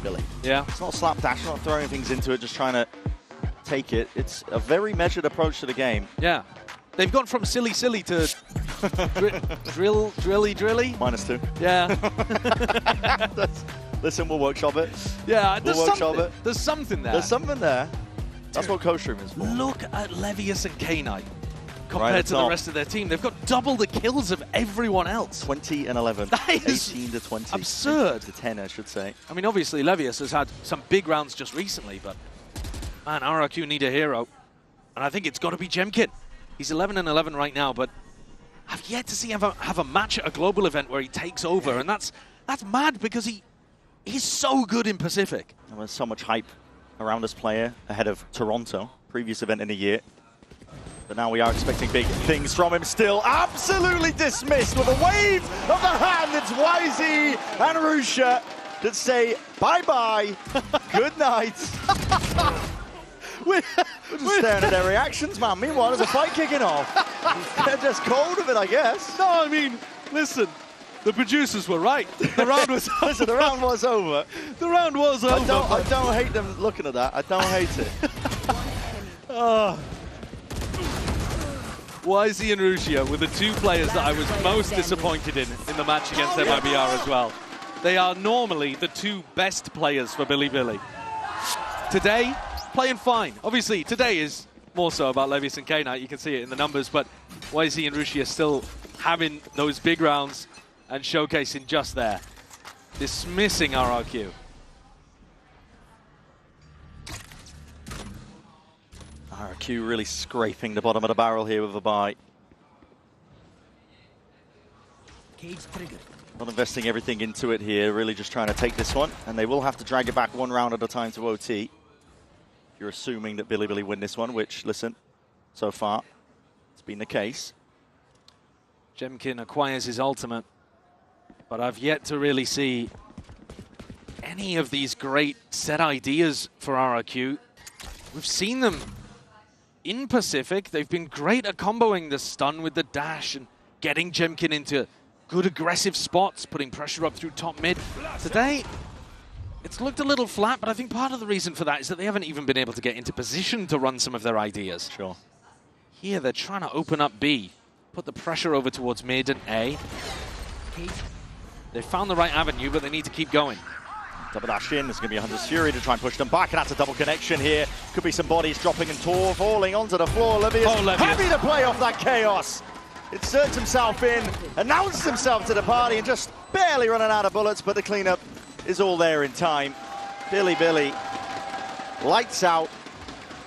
The resurgence in form that we really wanted to see from them here, because listen, they said it themselves, it could be the last match they play this year, but the way they're playing, looking to keep it going a little bit longer. And RRQ are going to take a tag timeout. Look at this. That's lovely. Cage falls. The aim is perfect So from calm. Levius. Really collected, isn't it? And at the same time as the Hunter's Fury come through, they knew exactly what was going on there. They're really happy to just play for backside control on B. Don't need a stack when they've got the Sova ult to help them. And no ults expended there either, you know. No Waylay ult, no Fade ult. Those were two tools that RRQ had to work with. Yeah. They didn't have to just walk in and try to get a plant immediately. They could have tried to push the fight a little further. Could have tried to set up some punish perhaps onto Levius in backside, but it's been a little timid on their attack side, I think, from RRQ. Scared of the potential of a trap play, perhaps. Maybe. But, I mean... Not willing to take a risk, perhaps. Not really there, but it needs to be turned around here. It's the last time out they've got, really, and last chance to put it together on their own map pick here in this elimination series. I like the proactivity that RRQ was showing on defense. I think they actually played a pretty decent defense side. The op from Jemkin, I wasn't super happy about how they were running that, but everything else I was all right with. Here, they haven't got a single round on their attack side.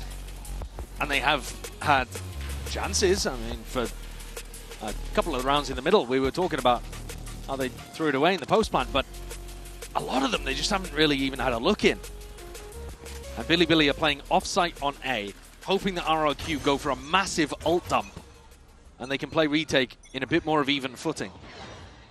Early dash. Yeah, nice and early here with Haunt, taking low control, and again, same playbook.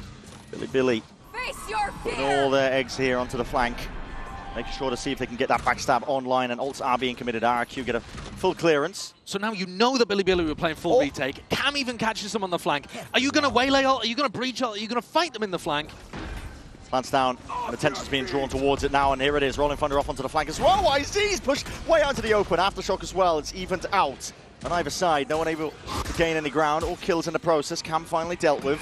The drone further forwards here. YZ's managed to dodge and sidestep, at least that sees, but again the smoke in their face makes it awkward in terms of the engagement. How do RRQ piece this one together? Because Bilibili still looking like they're in control, but maybe with a bit of stray bit of spam, the potential's there. Biding their time, waiting for it now, but that paranoia is going to be cutting away again. Noise cues, visual cues. K9 just holding it down to the ground, crouched up here, times out of the tick away. Monyet finally delivers them. The guns. The guns need to be safe for this one. RRQ, you might have won the round, but listen, the war's not over. Oh, that's a brutal one. Oh, that's rough. That's a brutal one. Bilibili weren't even really playing for the retake there. They were just playing to trap RRQ on the site. And to see if they could force out another ult from them. At least in that situation, RRQ do decide to use a breach ult. And they had the cam. not healthy for their economy, but they're still going to be able to come to the next with 5 rifles, 4 full armors. It's not devastated them just yet. But that is that 1 round on the board. They've got to put another 5 up there. It has to be consecutive. It has to be convincing. Shock dart there to break the B main barrier trip. Walking up here, there's no real pushback again in through market. Billy holding this one with a more passive setup, but that's a cross map with a fault line. It's a good stun to try and set them up. K-Knight going to be taking a peek. Here's a conversion pass into the back of the site. Now no one is home. Double dash straight through and over. Levius cannot be contained, man. You try and take a fight towards his side. He's already bought time for this rapid approach coming from the rest of Billy, and they are absolutely destroying the man. It's not even close at this point. No one can stand up against them. 13-7 for our opening map here in this elimination series. BCT CN's #1 seed has come to play today. And Levius, what a monster, 26 kills, dismissing RRQ.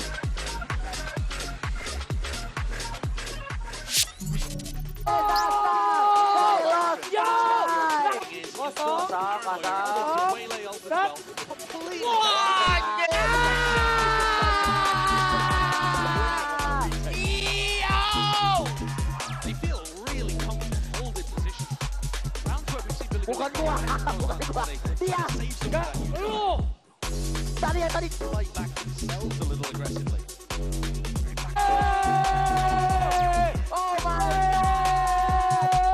Oh my God.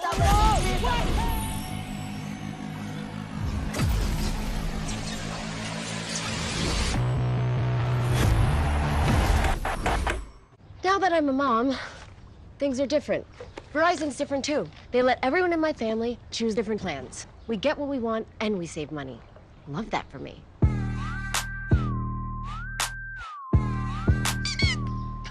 An update is required. Financial system updating.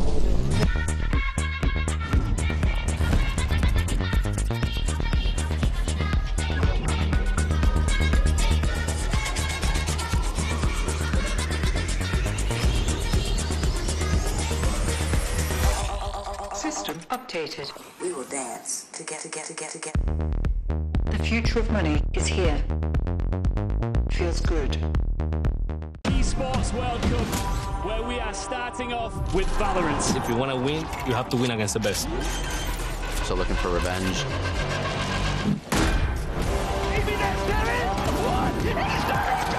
How about you find one? There's the shorty. And Albion goes crazy. They've all battled through the pressure and expectation. Heretics have come back all the way! Finally we won. Finally.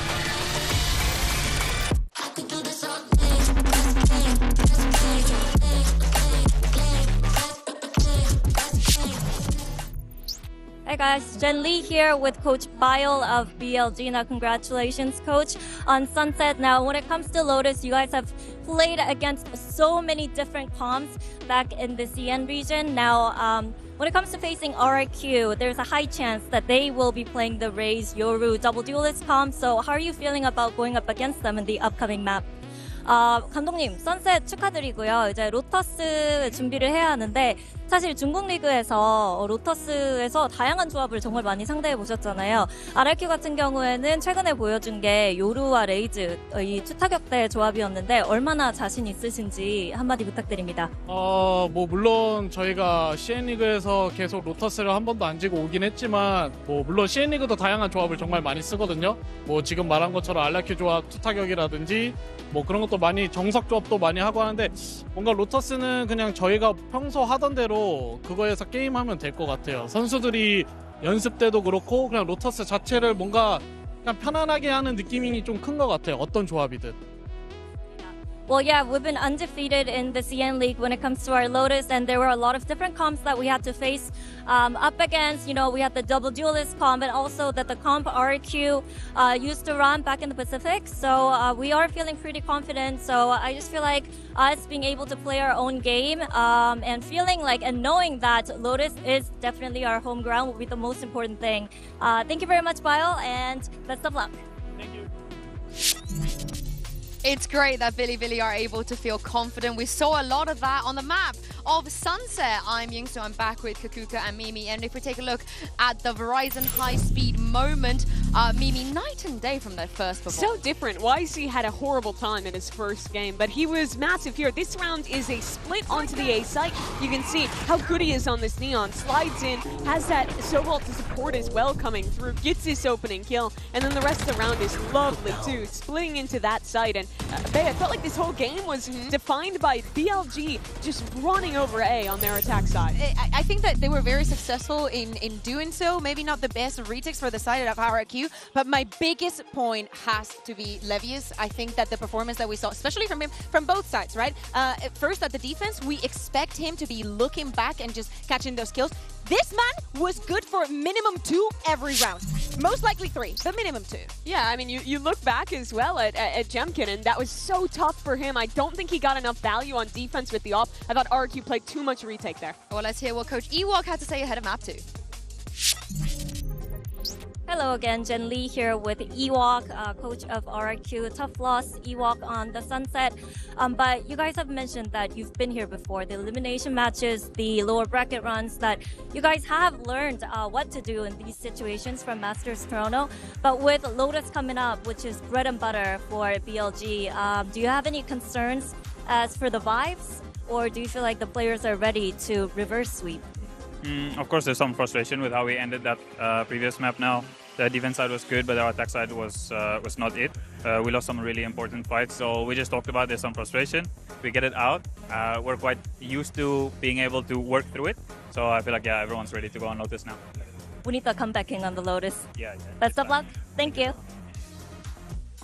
They have earned this reputation of being able to come back in many, many situations, but Bilibili's Lotus is pretty good, Kakuka, isn't it? Yeah, to me, this was comfort. To me, this is something that if it was an option, it was a win condition at the same time for BLG. We heard it from the coach himself, flawless in their region. They've played against so many different things. The Lotus for them is a comfort. And coming into this tournament is a very good map to have in your pocket. Yeah, it absolutely is. It is interesting on the other side for RRQ because they only played Lotus once in Stage 2, but that was against Paper Rex, where they actually got the win against them, playing this Yoru Raze double duelist comp. Looked pretty good there, but even despite beating the team who's looking like the best in the world right now on that map, I still think the gap in experience and in playtime may still show, and I definitely favor Bilibili going into Lotus. Yeah, and it looks like, what do we make of Agent Select? Because for RRQ is exactly what we expected. Yeah, I think something that you were saying, so we see no surprises. Something that is very important for the side of RRQ and them getting that victory were the retakes, right? They're lucky enough they can decide to start on that defense. But if we are based on what we just saw on Sunset, how Bilibili was being extra aggressive, how they were being measured in where they had to put the pressure, that round that we were showing as well as how they were working the map, that could be a problem for RRQ. It's something that Bilibili needs to to understand that for them, it does not start at planting the spike and whatnot. And most importantly, YZ, he's on race. I'm happy. He's so good at that, Agent. This is going to be a bit slower than the first map of the series for Bilibili, but it's going to give time for Rusha to get things going on these lurks. He's such an excellent player on this role as Viper. And you don't want your year to end like this, RRQ. They have to win Brandon Sideshow if they want to keep their champ streams alive. Certainly do. It will be completely disappointing for themselves, I think, to go out in this kind of fashion. They're a team that have had a lot of resilience, honestly. They have this reputation, I think, when they play regionally, Josh, as well, for being this team that can dig deep, do these lower bracket runs. But there's no better time to prove it than right here and right now. Yeah, they got the reverse sweep in the lower bracket final, comebacks in tons of maps. But they went limp on Sunset and couldn't figure out how to run their own comp on the attack. See how this one goes. It looked like it was almost gearing up for a brawl, but slow again is the call for Bilibili. They were loving those contact plays on the attack side of Sunset, weren't they? No different here. Leviesto caught out into the open. Overextended, really, just trying to take that raw aim duel. Not expecting there to be that much pushback, but YZ straight over the top now, and the rest of his team can barrel in behind him. Crazy Guy trying to supplement it. A bit of spam into the smokes, and it does get the job done. YZ dropped down, but Neff slipped the net. And now, way past. Yeah, Bilibili just need to pause and let Neff cook right now because they're in a player disadvantage spot. If they lose players here at Blue Room, he's not going to be able to do anything about it. Rusha overzealous, trying to make something happen. Neff being that insert player, but it leaves it just down to him and K-Knight. RRQ though, much better start indeed. Monet making sure to really contain all sorts of avenues. Door opens up, points them exactly to where K-Knight will be playing from. So a pistol round win for RRQ. Much better beginnings. Yeah, a great start. It is important to highlight that Bilibili won both pistols on Sunset. I don't think that actually was the big difference maker in the end. You know, maybe if RRQ had played a better attack side, we could have been here talking about how the pistols made the difference. But in reality, I think RRQ, you know, Ewok was talking about it. It just didn't materialize, that attack, and he was discussing the frustrations that led them with.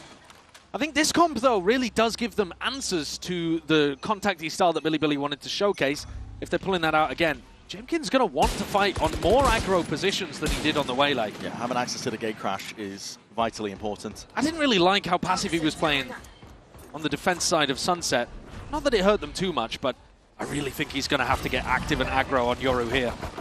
Oh, Bilibili going to hope for a free plant. Bit of spam off onto the side, but they do get it down. Really making sure that they're ingrained up towards heaven. Jemkin pops out, no scope. That's a bullet to the chest. YZ's drop, sees an nade rebounds, does miss most of this one, but again, that paranoia does sweep through, get the blind on point, and shots on point here for Monjet. This is beautiful work. Nice and clean. They don't let anything slip away from them. And Monjet focusing on building up the showstopper somewhat early on, still 3 pips away. We're doing an all right job. Bilibili play pretty standard comp here, right? They're playing a comp that you'll see across tons of different teams in VCT. But they've been very, very good at it inside VCT-CN. 6-0, playing against a variety of teams and team compositions. That's what Vale was discussing with Jen earlier on. And they reckon they're ready for what RRQ is going to throw at them. But there's so little tape, actually, on RRQ. Yeah, there's not much. They Grand finals, basically. Yeah, they never really liked playing Lotus, and then they were forced to play it, brought it out, and won. We'll see what the bonus looks like here for RRQ.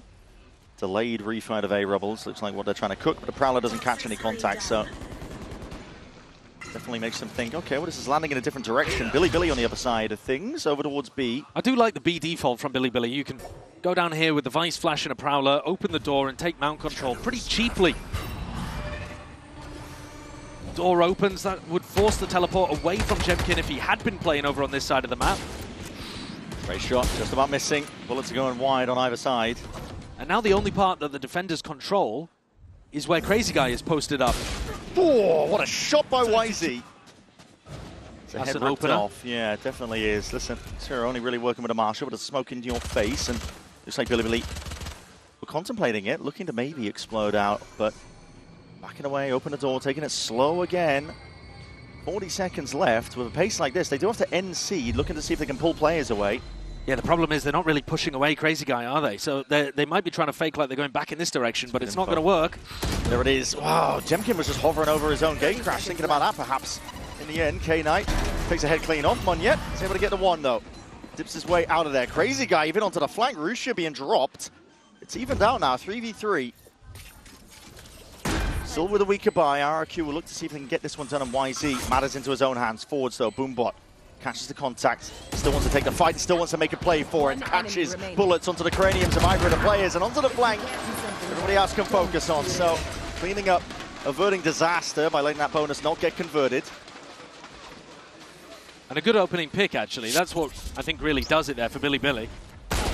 This first kill, straight onto Xfero, who would normally be trying to pop the Viper Orb, pop the Snake Bite to try to keep people out of sea. RRQ, though, have got up to that showstopper, so Monyet focusing early on getting the kills and getting the diffuses, now has another massive tool to be able to work with. And look at this, they've taken a page out of NRG's book. Okay. Running the double Odin down here I is thought I huge. escaped it, man. It's, yeah, listen.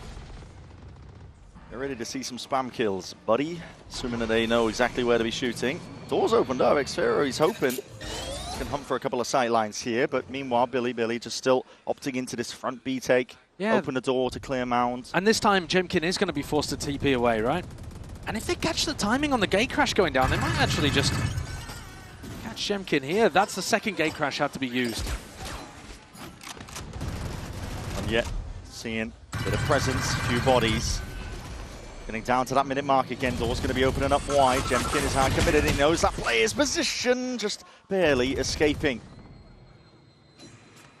But now, with under a minute on the clock, the playmaker is, or maybe the play destroyer is Monyet.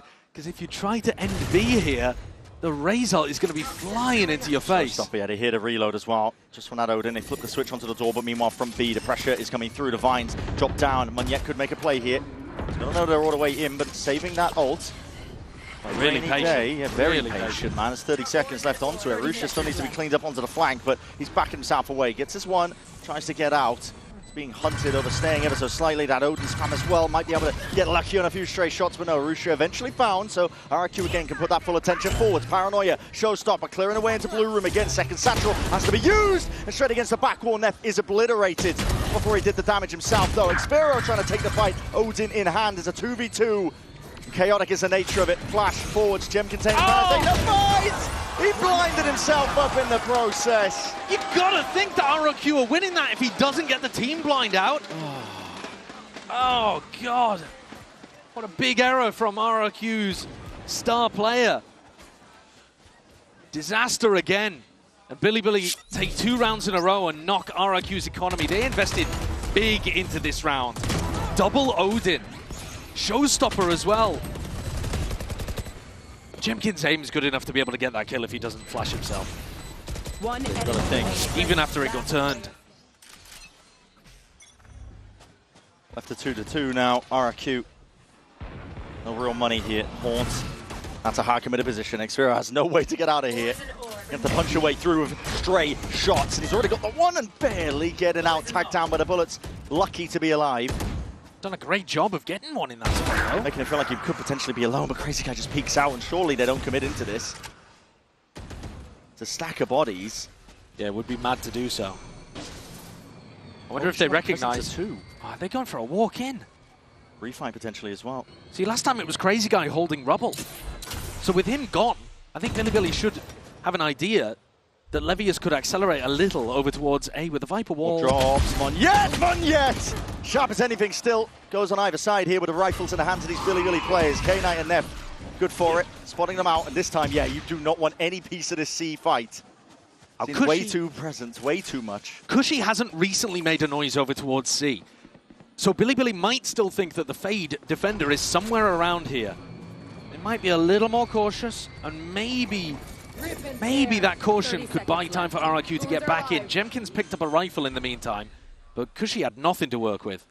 Just full util to his name, really. It's got to be redemption for Jemkin in this one. Are they swapping it around? Okay. No. Okay, just giving a Sheriff over to Cushy, which makes sense. See how this one gets taken up. Haunt through. Clone alongside it. Just for that Sheriff, though.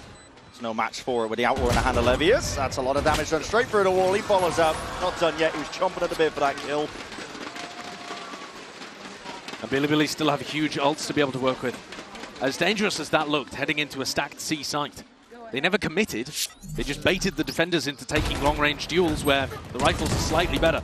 Yeah, RRQ still managed to get a couple, but at the end of the day, I think Bilibili will be very happy with how this map is opened. It does feel a bit like the second half of Sunset. You see it in their reactions. Oh, that's the reaction at the end of the previous round. That's the reaction to the Jemkin team flash. Yeah. Brutal, but now the economy's starting to recover and Ewok's got a chance to talk to the rest of the team.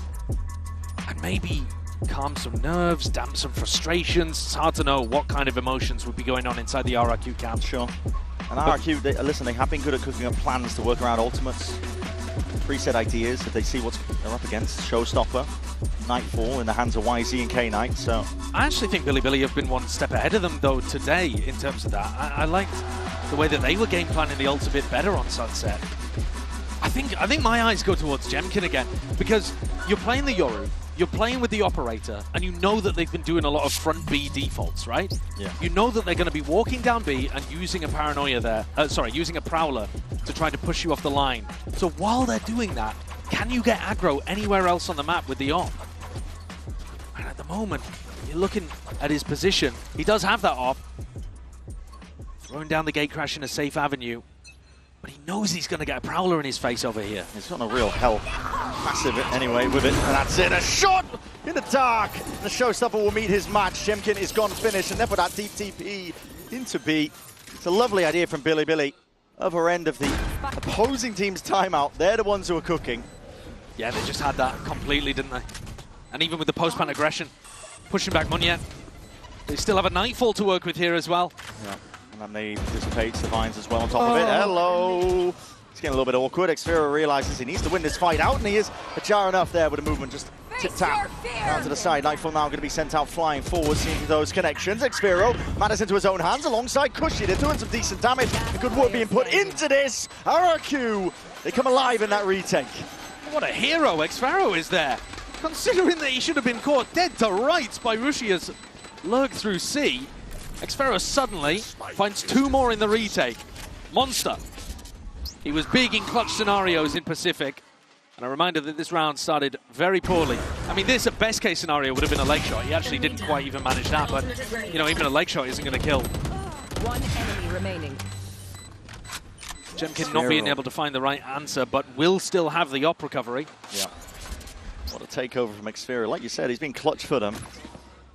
Yeah, you think about the sole player lifting a lot of the fights that they ended up taking as Jemkin on RRQ, but Xfero subtly in the back. Very fast and loose here by Bilibili. This time all grouped up again. Bit all over the place in terms of the weaponry, but still enough rifles to do some serious damage. Prowler in your face. And Levius, steel guarded, Red. Oh, bloody hell. It's raining lead. Steel Garden could be used to just try and offload onto this one. RRQ, here it is. Push back and away. What is your plan of action for this one? You're just going to be scurrying back and out. Flood defense immediately just dissipates. Zolv's under all that pressure. That nade, good luck. Okay, just has a TP. Crazy guy still alive. Jemkin's ultimate is going to be absolutely crucial for RRQ pulling off the retake. See how this gets taken. It's used off relatively early here. Dimensional Drift to try and clear most of the corners. Spots an out the one. It's all the gamer just seeing if he can count up most of the players. Munyet off of the pings, off the presence. And now that Showstopper earns up. No kill claimed. It's still being covered. Rusha still survives and fights back. 1-2 punch. Heavy hitting indeed. Bilibili have got themselves locked up into a very nice position here. The spam coming through now. Crazy guy just trying to hold them all the way back, but he's just down to 6 HP. Whoa. And a dream. Jemkin sticking. Whoa. And the faith is rewarded. Crazy guy. He's saving a day. That's absolutely unreal stuff. What an unlikely scenario for him to come up as the hero that RRQ needed. This spam as well off the back of Jemkin's ultimate was delightful. Munyet couldn't quite land the kill with his Showstopper, but absolutely the hero towards the end there is Crazy Guy, who still actually had a great first half on Sunset too. That's insane work. 6 HP. You're dodging, juking, you're having to dodge the bullets coming your way that are spamming onto the post plant. And he still gets it done, and it's forced a timeout out of Bilibili. And I actually think the Bilibili are playing these situations like quite nicely. Yeah. They're playing the ult rounds well. They managed to get into good post-plant situations on round 6 and 7. But RRQ, one of the teams in this tournament that likes to play the retakes the most, you see why. Those 2 rounds, yeah, they required a bit of a hero play from Xpero and then Crazy Guy, but still the ideas are there, and the way that they get back into the sites is very well coordinated between them. I don't think Bilibili need to overreact too much, though. The game plans have been fairly successful. Yeah, I would say, like in the macro sense as well, they've been working the map pretty well. Yeah. Good clearance out towards C Mount when they go for the slower play there. They've been doing a good job. And because the rounds have been close, this next one is actually an eco swing round for both teams. So despite the fact that RRQ have won 2 retakes, they lost so many players, and they're buying up the AWP and buying up the Odin and that kind of stuff, that actually there's a few players on RRQ that wouldn't be able to buy if they lost this round.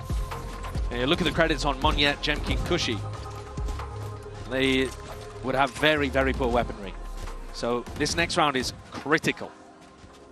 And my eyes in these spots always tend to go to the pits. Odins are out in play once more. Just a 1 though, thankfully for us. RRQ running a trap play with the Paranoia over towards front B in case Bilibili were doing their B default. Double swing into this. Oh my goodness, ADS up. Levius lucky to get a 1 there. Jemkin! Oh, caught onto the corner. Just as the Prowler was connecting. Now that's a shot. Player advantage for them. RRQ. Bilibili are no slouches. Able to find a way through most of the time. Sango unanticipated, yet still Jemkin adjusts the TP to get the hell out of there. And he's starting to find some really big value with this op. Yeah, it's surgical. Nade rebounds in through the back, looking to flood in and try and take some of this space away from them, but Bilibili still trying to fight back again. As C's does connect at least onto Jemkin, but again, eventually whittling down the rest of these players.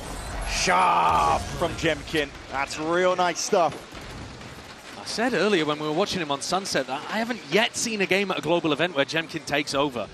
And I'm surprised by that because he is a monster in Pacific. I can't tell whether that is a reaction or a pre-fire. Barely seen it. That's not human. That's not just my old man eyes, right? No. I think he's just pre-firing as the Prowler connect. Yeah, that is crazy. Looks crazy enough, and still don't want to take anything away from him because he does step up. As I said, that's an eco swing round, by the way, too. So Bilibili's economy cooked off the back of that one. All in is the call, out towards C this time. Barreling over Jemkin. They've got a chance to open the door. Trying to brute force and push him off and away from this one. There's a smoke in his face. Door opens. Monyet looking to try and take this fight, rebounding with it. And again, that gun's off and towards the back of it. Crazy Guy and Kushi willing to help out. All that better weaponry. Jemkin's in a bit of a sticky spot here. Might have heard the TP. Might really be anticipating they could be making a go for this one, but he hears him. Down into the back of water. Now the shorty's out as well. Close quarters, no trade in sight, but attempting to adjust there with a quick scope. Not in time. Much bigger gun picked up by Neff. Fighting even further forward, but all ready for it. RRQ, they bide their time, they wait it out. 6-3 now, big difference. Yeah, these last couple of rounds, the adjustment, whether called by the coaching staff during the timeout or whether it's, off the back of Crazy Guy himself, it's been really good. They recognized that Bilibili were going for these B main defaults at the start of the map, and now they're running their own trap play, so they've got 3 players there with Paranoia prepped, and then if instead action goes over towards Jemkin in Mount, they can tap open the door and force a team fight there. Love that adjustment from RRQ. And now they're anticipating, because it worked so well, that Bilibili are going to change things up. And again, they've read it right. See, this is an all-in fight as well, on either side opting in. There's Util in the hands, though. Crazy Guy's not ready for that one still. Smokes, walls on top of each other. As it fades away, Monyet's going to be asked to deliver, and he just can't quite keep up. Neff forward again. Deeper TP from him, holding a lot of this deep A space. Kushi was contemplating the nightfall. Very quick call here, though, from Neff to leave himself inserted and the other 2 Bilibili players going back to try to find a gap. If they can find a free site, Russia's ult will almost certainly win them the attack round. Going to heaven. That's with a TP. He's going to clear most of the way into B. But B is not clear. Not quite. It's still just that barrel betrayed by it. Jemkin still gets the 1, but the trades are pretty picture perfect. Neff, he's on for an ace. Lifted into that 1v1 now, and it's a mad dash over towards C.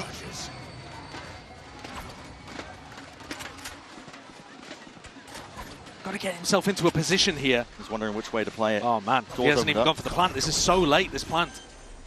Cushy might be able to ult him before he can get a reposition. Cushy is holding it. Cool, calm, and collected. Doesn't want to give away his position by using too much util, but now this game of timings. Neff just spotted him on either side as well. They're going to be aware of each other here. Time to strike is here. Neff is there, spraying down with the bullets. A lot of damage done, but again, he is weak as anything. He'll be done in barely by anything at all in terms of the bullets. Just asserts himself, dominates the angle, peeks out, but it's Cushy who rips his head clean off. Ace denied. Neff still smiles. But a big clash over here towards Rubble that went fairly even between both teams. Crucially though, Rusia died. Xfero managed to pick him off from Blue Room with the Odin. Yo, what you looking, bro? Good night. What you looking? Look, look, look. Keep looking, bro. They're enjoying themselves out there. That's a good sign. Yeah. That's a really good sign. I mean, why wouldn't Monya be? He's 11-6, winning on their opponent's map pick. Spirit's high for them to bounce back into it. Deliberately not looking to opt into the same engagement and fight to be taken. The Outlaw is revealed. 2 shots rattled off. Instinct from Jemkin, but he doesn't get any kills picked up as a result of it. In fact, it's full armor across the board. Half armor, I should say, at least, with the money getting stretched thin on Billy's side. And the pit drop down on top of it is going to be another layer to deal with. I mean, Jemkin isn't in a position to use his Outlaw. He's just having to sit there with a shorty inside the Viper's pit. So, yeah, the fact that everyone on Billy has got light armor is not really important right now, but it will be when Jemkin repositions. It's got a deep gate crash. Is going to be able to reinforce over towards the A side if Cushy does catch contact, signs of life, perhaps. With Cushy getting deep information here, you know that they're looking to end towards B. No, that's definitely Jemkin. Yep. Face your fear! Jemkin takes it. So Nightfall scatters over towards A. Pure intention of this to try and pull players over towards A as well. And also, see if anyone's holding that deep info. Here. Smoke's blooming, blossoming. Jemkin feeling strained in terms of the information he's working with here, but the Blue Room is open, door wide, so yeah, constant information gathered up, but he's going to be flashed up momentarily. Blinded up here, has to try and take this fight against them. Overwhelmed by the presence, out through into B. What a shot! Like a rocket, YZ just inserts himself. Levy is perfect, but he insert. He's able to get that backstab online. This is a round win for Billy. Well, that's Cushy and Jemkin who can do something monstrous, and they might be handed a couple of freebies. I mean, Rushi is not even thinking that he has to use Pit in this situation, right? So they're not really under pressure here. What's he making a go for this? Door's going to be opening up. That's ults. They've got the money. Cuts it up close to the corner, though, here. Levius should be able to find it. Yeah, sharp. Shooting from him. Jemkin in that 1v4. Very unlikely in terms of the positions. K-Knight, first one to peak, first way to claim that life. 7-4 now, Billy. One away from a real respectable half. Yeah. Yeah, if they can get the final one, it'll be a bit of a difference maker. RRQ, I think, misplayed the macro there a bit, though. I like the fact that they had locked off C with the Viper's Pit, but you know that it's ending over towards B in that spot. And the fact that the Fade ult came out over towards Rubble, I think just scrambled their brains. They thought, oh, wait, maybe we've got it wrong, and it is going over towards A.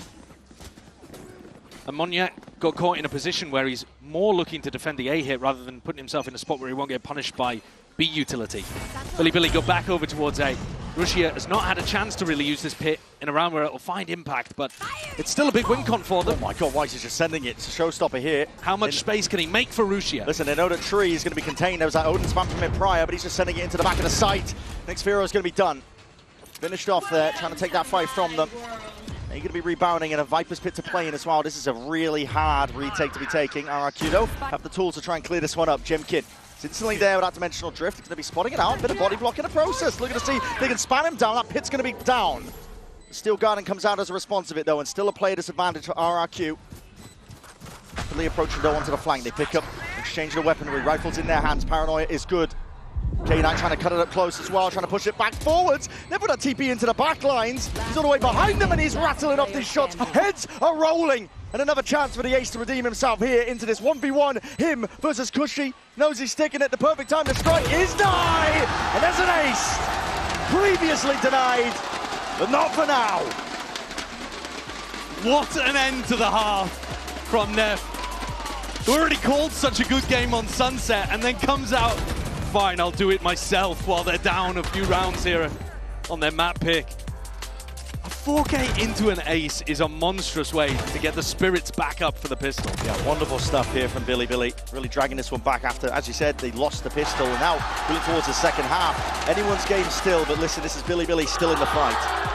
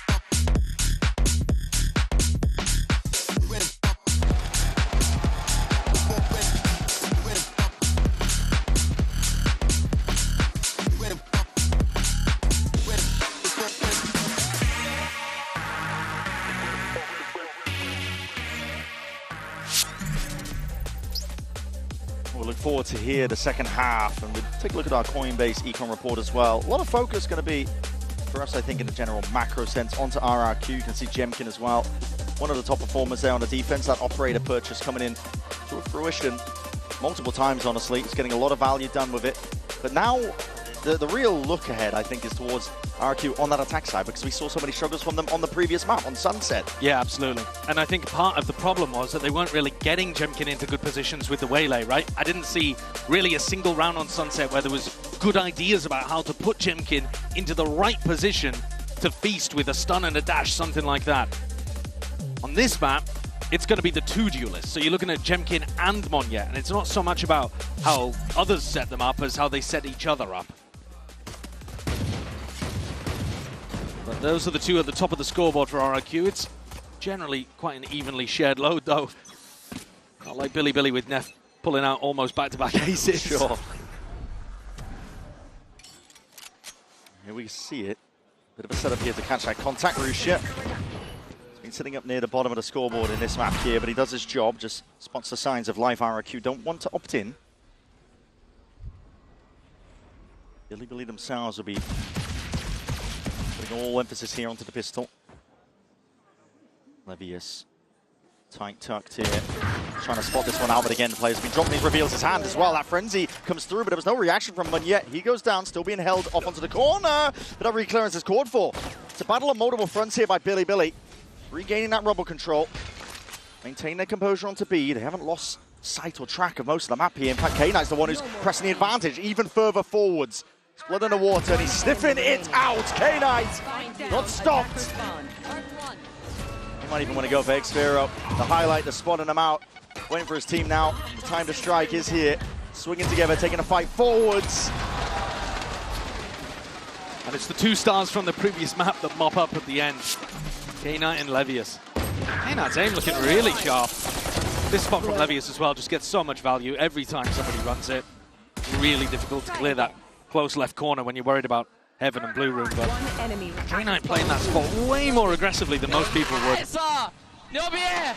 it gets Bilibili an important pistol. 6-0, remember, this team was. Domestically on Lotus this stage. Toxins going up. Looks like very much an all-in towards B. Bilibili reading this though, very much ready for it. They have a good setup for it. Blind's going to be popped off, slowing down the approach. YZ wants to go hunt for these kills. He's only going to be giving up the ghost, but not expecting a second play. There's a fight occurring up towards Mound. Never with a quick cleanup. 7-7 flawless here. 4 players surviving with Bilibili. And a very nice defensive setup. Fight aggro over towards Mound. If they do that B default, you can open the door and catch them from multiple sides. Bilibili following the noise and looking to take the fight to RRQ. Now this next round coming up could be everything for RRQ. Because if you think back to map 1, this is where they completely lost it. Their anti-bonus was torched and Bilibili ran away with the half. It's all in. Brute Force is called for here by RRQ. They want to try and fight towards this A rubble.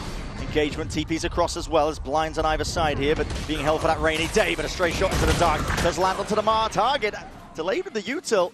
Counters it out by Bilibili. They're able to even out that fight, but they still don't have the guns. Bit retrievable, really, as well, if they wanted to go for those rifles. What is that? Oh, that spam lineup. Oh, that is nasty. From Blue Room all the way through into Tree. Okay. But a little bit of luck, obviously, but a beautiful gift. Potentially death from 1,000 cuts as well. This is RQ being whittled down here. That was a rumble of the footsteps. Good composure from Munyet.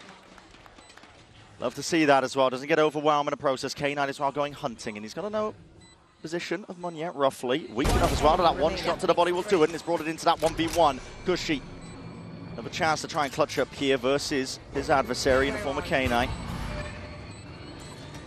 And that's the one getting a bit of a move on now because time is ticking away from him.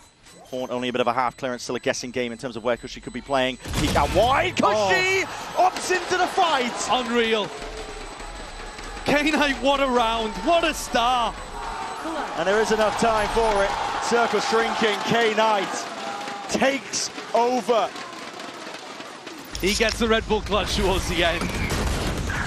And so much of that is just based on the fact that he has good information about where that second player is. He's able to go and pick off Munyet. I mean, Munyet did as best as he could possibly be asked to do, getting both of the players on the flank, but once K9 gets it down into a 1v1, it is so winnable for him. And it's disaster striking the RRQ camp again. Same kind of setup. I mean, not a thrown round, but just a big clutch. The bonus conversion here, Bilibili, you're in the driving seat. RRQ already a map down. It's only going to get harder from here. They're sending it flying forwards here. Full disrespect over towards A. Meanwhile, deep flank push of Bilibili. They're getting constant information. Bruce's job really left to contain alongside K9. It's going to be that 9-4. Good catch. Multiple players here. Prowler into the back as well. Double swing is there. At least with that kill. Xfero now has to do a lot from that spot. Still cleaned up and traded. In for that 1v1, but Cushy is delivering with these Sheriff shots. Brought it into a 2v3. Plant finally getting down. Face your fear. Nightfall even being committed. They do not want to lose grip of this. The round has been gifted for them. Tight close quarters here with a stinger in the hands of Munyet. That is where it thrives, and left it down just to YZ. He can only do so much there. The MasterCard Thrifty, instant answer back, correcting the course. They do not want that repeat of Sunset. They couldn't have asked for a better time to pull out a round like that. On Sunset, it was, I don't know, 6-7 in a row that Bilibili just ran away with. Here, at least the answer comes earlier on, off the back of some sick Sheriff shots. And Munyet won from the showstopper. Bilibili's economy, the credit crunched, wallet squeezed, 2 Guardians and a Bulldog coming out to play. And the scoreline dead even. RQ essentially going for this one again. Only going to be broken here, but players are lying in wait behind this wall. Could get bloody very quickly. Chemkin, though, feeding them decent information that there's still quite a few players here, and Crazy Guy just leading the pack over towards C, looking to try to play for an easier ult perhaps for Munyet. A lot of action being heard and contained here. Chemkin does. Gate Crash going to be fading, but the rest of his team now looking and working towards his C site as that showstopper in the back pocket. Thorn's going to be deaded nice and early just from that util that's sent flying, but listen, Munyet will just want to disrespect it. Might be able to hear the scurry of the footsteps, but that's an entire site cleared out. Really going to be happy to play the retake here. And they still actually have a ton of utility to be able to play in post plants, right? They have the paranoia, C's, He's going to try to take this fight up here. That's a lot of damage! Straight through the walrus shirt, connects straight onto the cranium. Munyet dropped. Util in spades, potentially to push them back, but they need some kills, and Cushy will answer. Snake bite, trying to delay the inevitable. This retake coming through, but it's a deep TP of Neff. Cuts it up close now onto the site, creates a lot of uncertainty. This could be still anyone's game. Haunt up and over towards the top, swinging a peek, but that rifle aim immaculate. Good transfer in the end, and the gunplay reigns supreme on top for RRQ. They gain back control of the map. Simple round, but well called there by Crazy Guy. Little bit of a false skirmish over towards A. Leave Jemkin to feed you info and make sure you prioritize the showstopper. A free site and a lot of utility saved to be able to play the post plan. I was slightly concerned because Jemkin was watching flank with 2 flashes, but the paranoia of the seas, all of the other utility ended up working out for RRQ to hold back the Bilibili retake, and especially when Bilibili didn't actually have perfect weaponry. You know, playing a lot with the Guardians, Bulldog, that kind of thing. And now Bilibili's economy is shattered. And this is where RRQ can start stretching out a lead. They had a narrow one coming into the half, but now they should be able to put something together as long as a Thrifty doesn't come out straight out the back of another tag timeout. Tension mounting though. It's always been there for RRQ. Felt like they've been on the back foot ever since the second half of Sunset, but for Bilibili, when you have a winning moment, when you have that momentum, really, you just you want to stamp on it, you know? You want to try and close out the series quickly as you possibly can. This is them losing grip. Timeout, looking to correct that.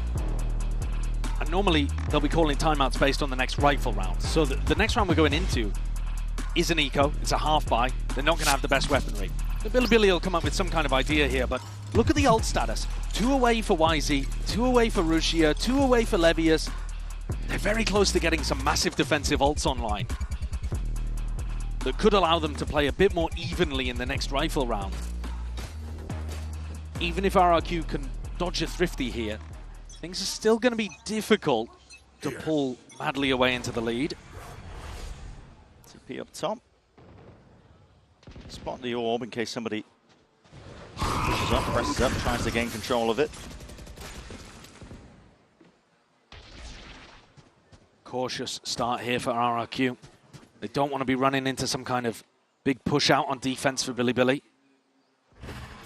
Thinking about the fact that Bale will have probably given them some level of set strat for the Thrifty.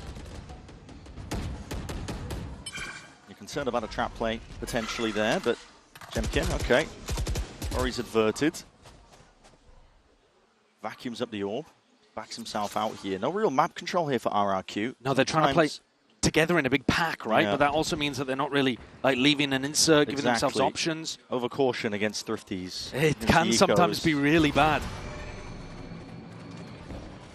Door opened here by YZ, just scuttling away.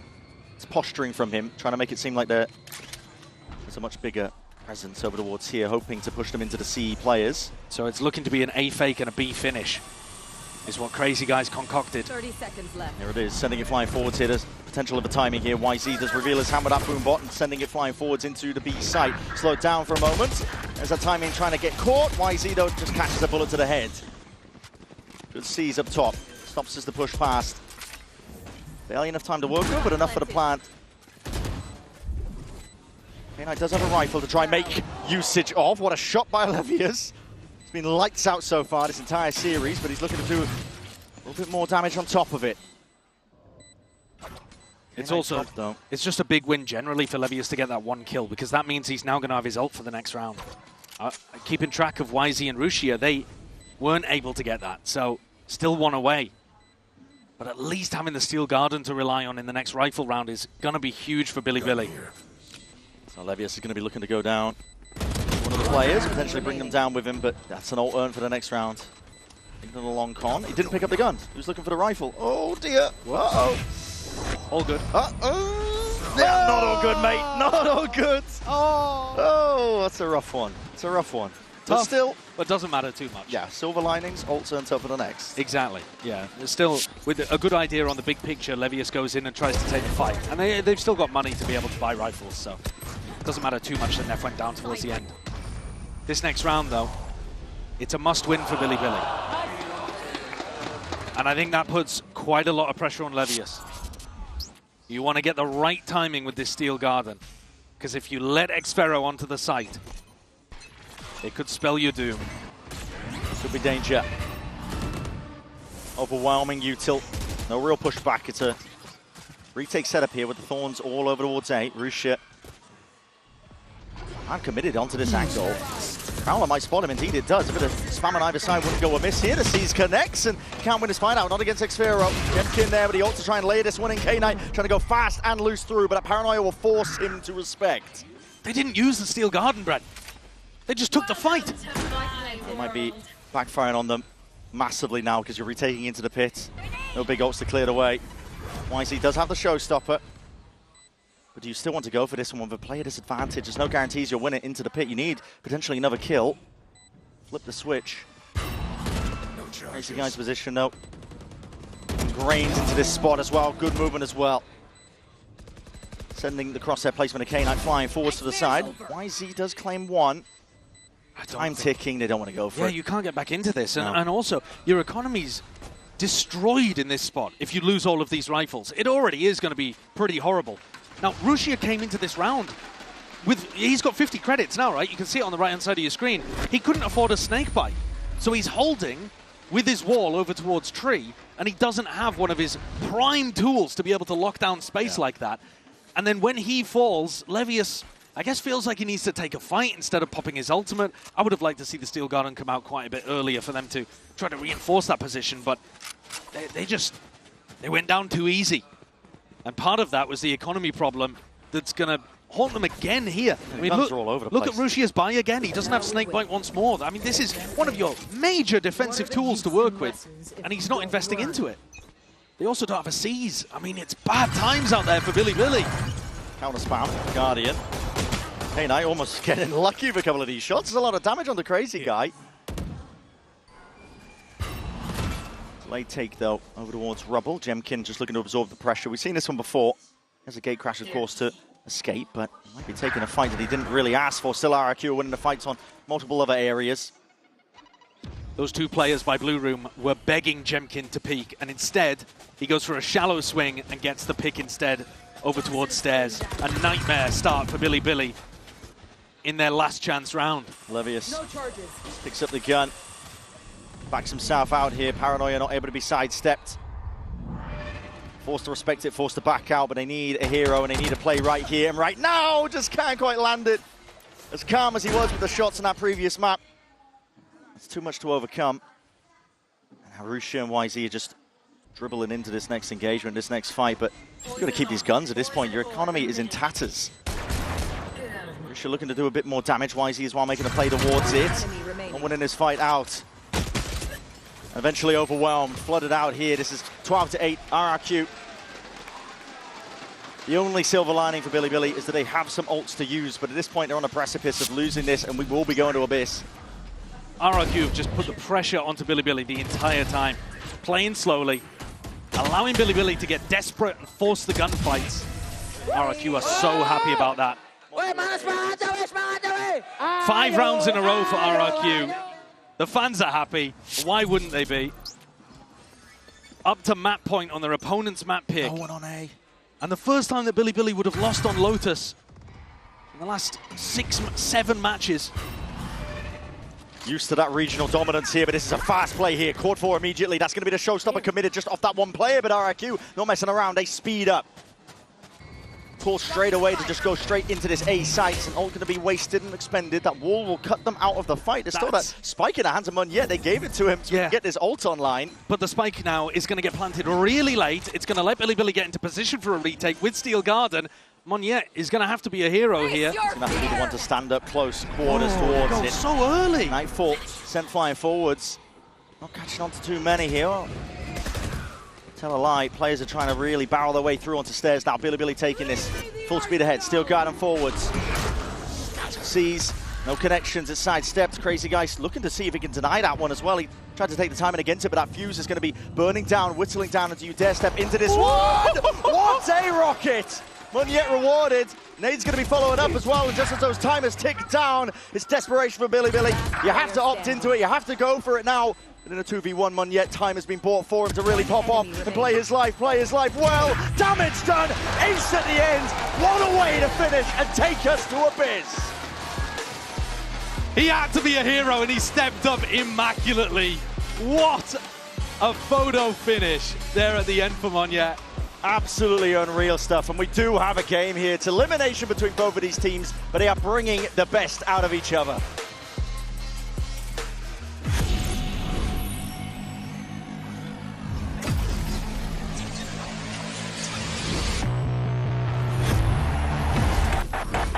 Game changers. It's about competition, pure happiness. It's like a crazy experience. We're making history. It means so much to us. It's good to be back. I guess you know what I've been looking for, success.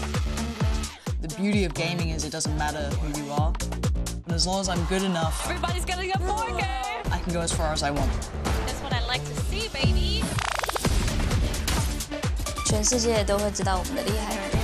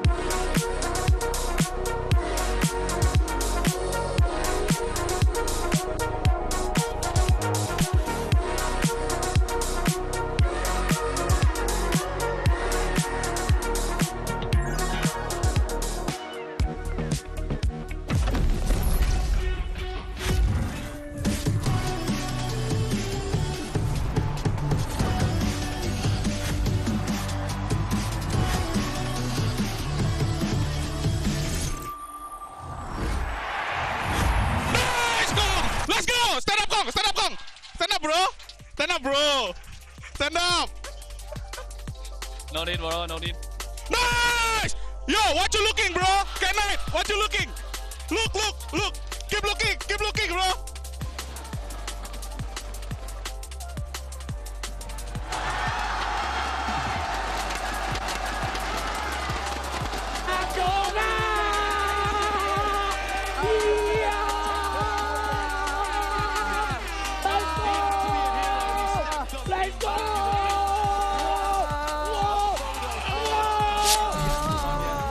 We will be heading to a map 3 in this elimination match between RQ and Bilibili. I'm your host, so I've got Kakuka and Mimi here with me. How on earth did RQ do it? It looked like it was going to be a 2-0 for Bilibili. I mean, that was a crazy comeback in that second half. Bilibili, I think, made a lot of mistakes that they're going to want to have back. but RRQ channeled some excellent form, ran over on that attacking side, and now we go all the way. Maybe got a little bit too confident that things were working out for Bilibili. At the end, we were seeing them even being more aggressive too, even though they were on the defense. If the defense is not working, I guess go back to attack and just be more aggressive. But at the end of the day, it's this kind of rounds that make the game. Yeah, this was the eco for RRQ that absolutely swung things back. You see that Bilibili even investing an ultimate here, but RRQ just showed some great work with the Sheriff. Xpharaoh, who really struggled, I think, in their first match, stepping up. Cushy as well, who was already performing great. And once they won this round, they just snowballed this on through, started getting the ults online, and found such a great key with always winning this fight towards A, and oftentimes getting a pick there as well, and just turning it into A hit after A hit.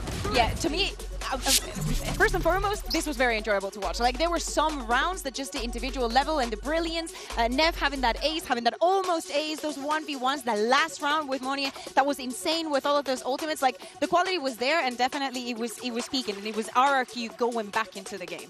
For Bilibili, though, there were just some mistakes that, had they not made them, had it been just a little bit cleaner, maybe this could have been a 2-0.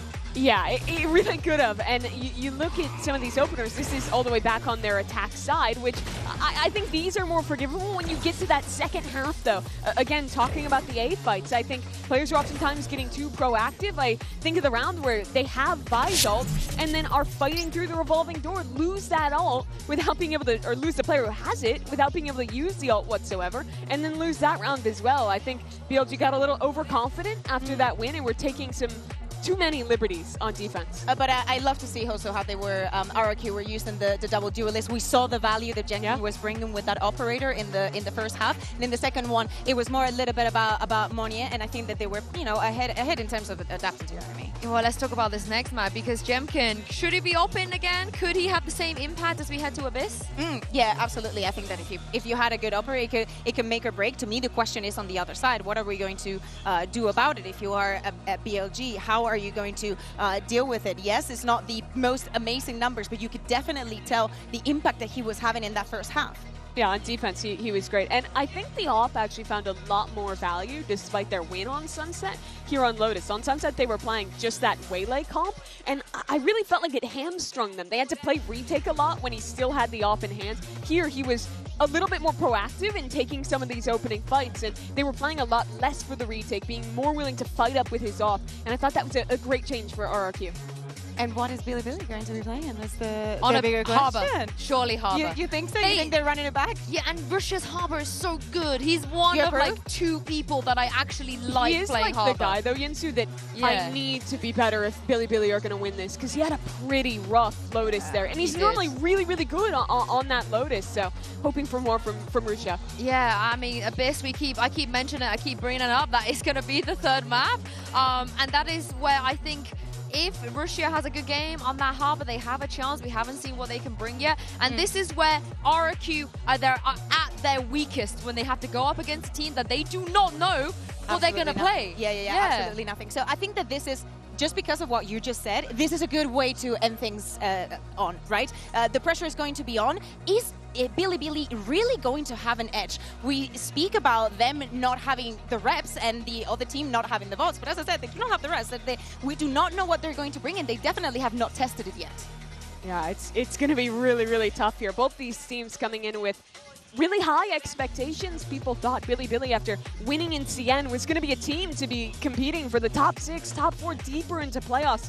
But now fighting for their life here against a team that is, well, you know, they already had their big disappointment when they went out first round in Toronto. Now, if they can win here, if they can stay alive, it's RRQ's chance to kind of have their own redemption. To win their first match in a global event. And get rid of this Bilibili team in what would be a really sad way to go out for them. I think also for RRQ, we saw it, we were bumping in with all of their reactions. It's not about the streams and whatnot, it's more about how they were living this last match. Do not forget, it was insanely close, but every single time that they won a round, the confidence was there, they were enjoying it, and that's probably one of the reasons why they got the victory. Here it is. Yeah, let's take a look. Russia's gonna play the Harbor! I am so happy. She's got the info, the biggest thing I'm looking at here when we have RRQ on defense, how does Jemkin navigate around the Harbor? Because that is a weird comp to play into. I think it makes your life very hard as a Jet opper, and you have to point to Jemkin as a win condition when he does have that off in hand.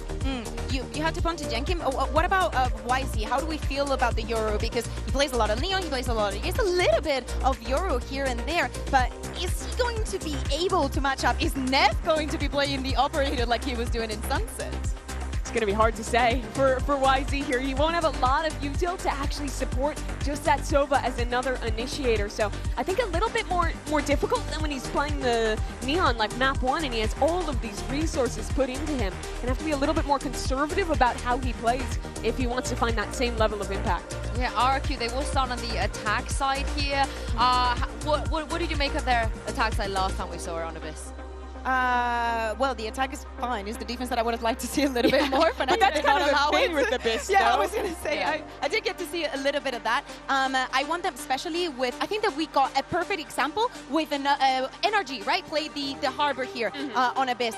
And it was an absolute menace on mid. It helps you control the zones a lot more. So I want to see how RRQ are going to deal with that. I looked at Cushy and Crazy Guy. I think their util was really good on both sides of the map. They had nice flash dart combos on these execs, and I think that they did do a solid job of slowing things down on their attack and trying to deal with that Harbor. But you are right.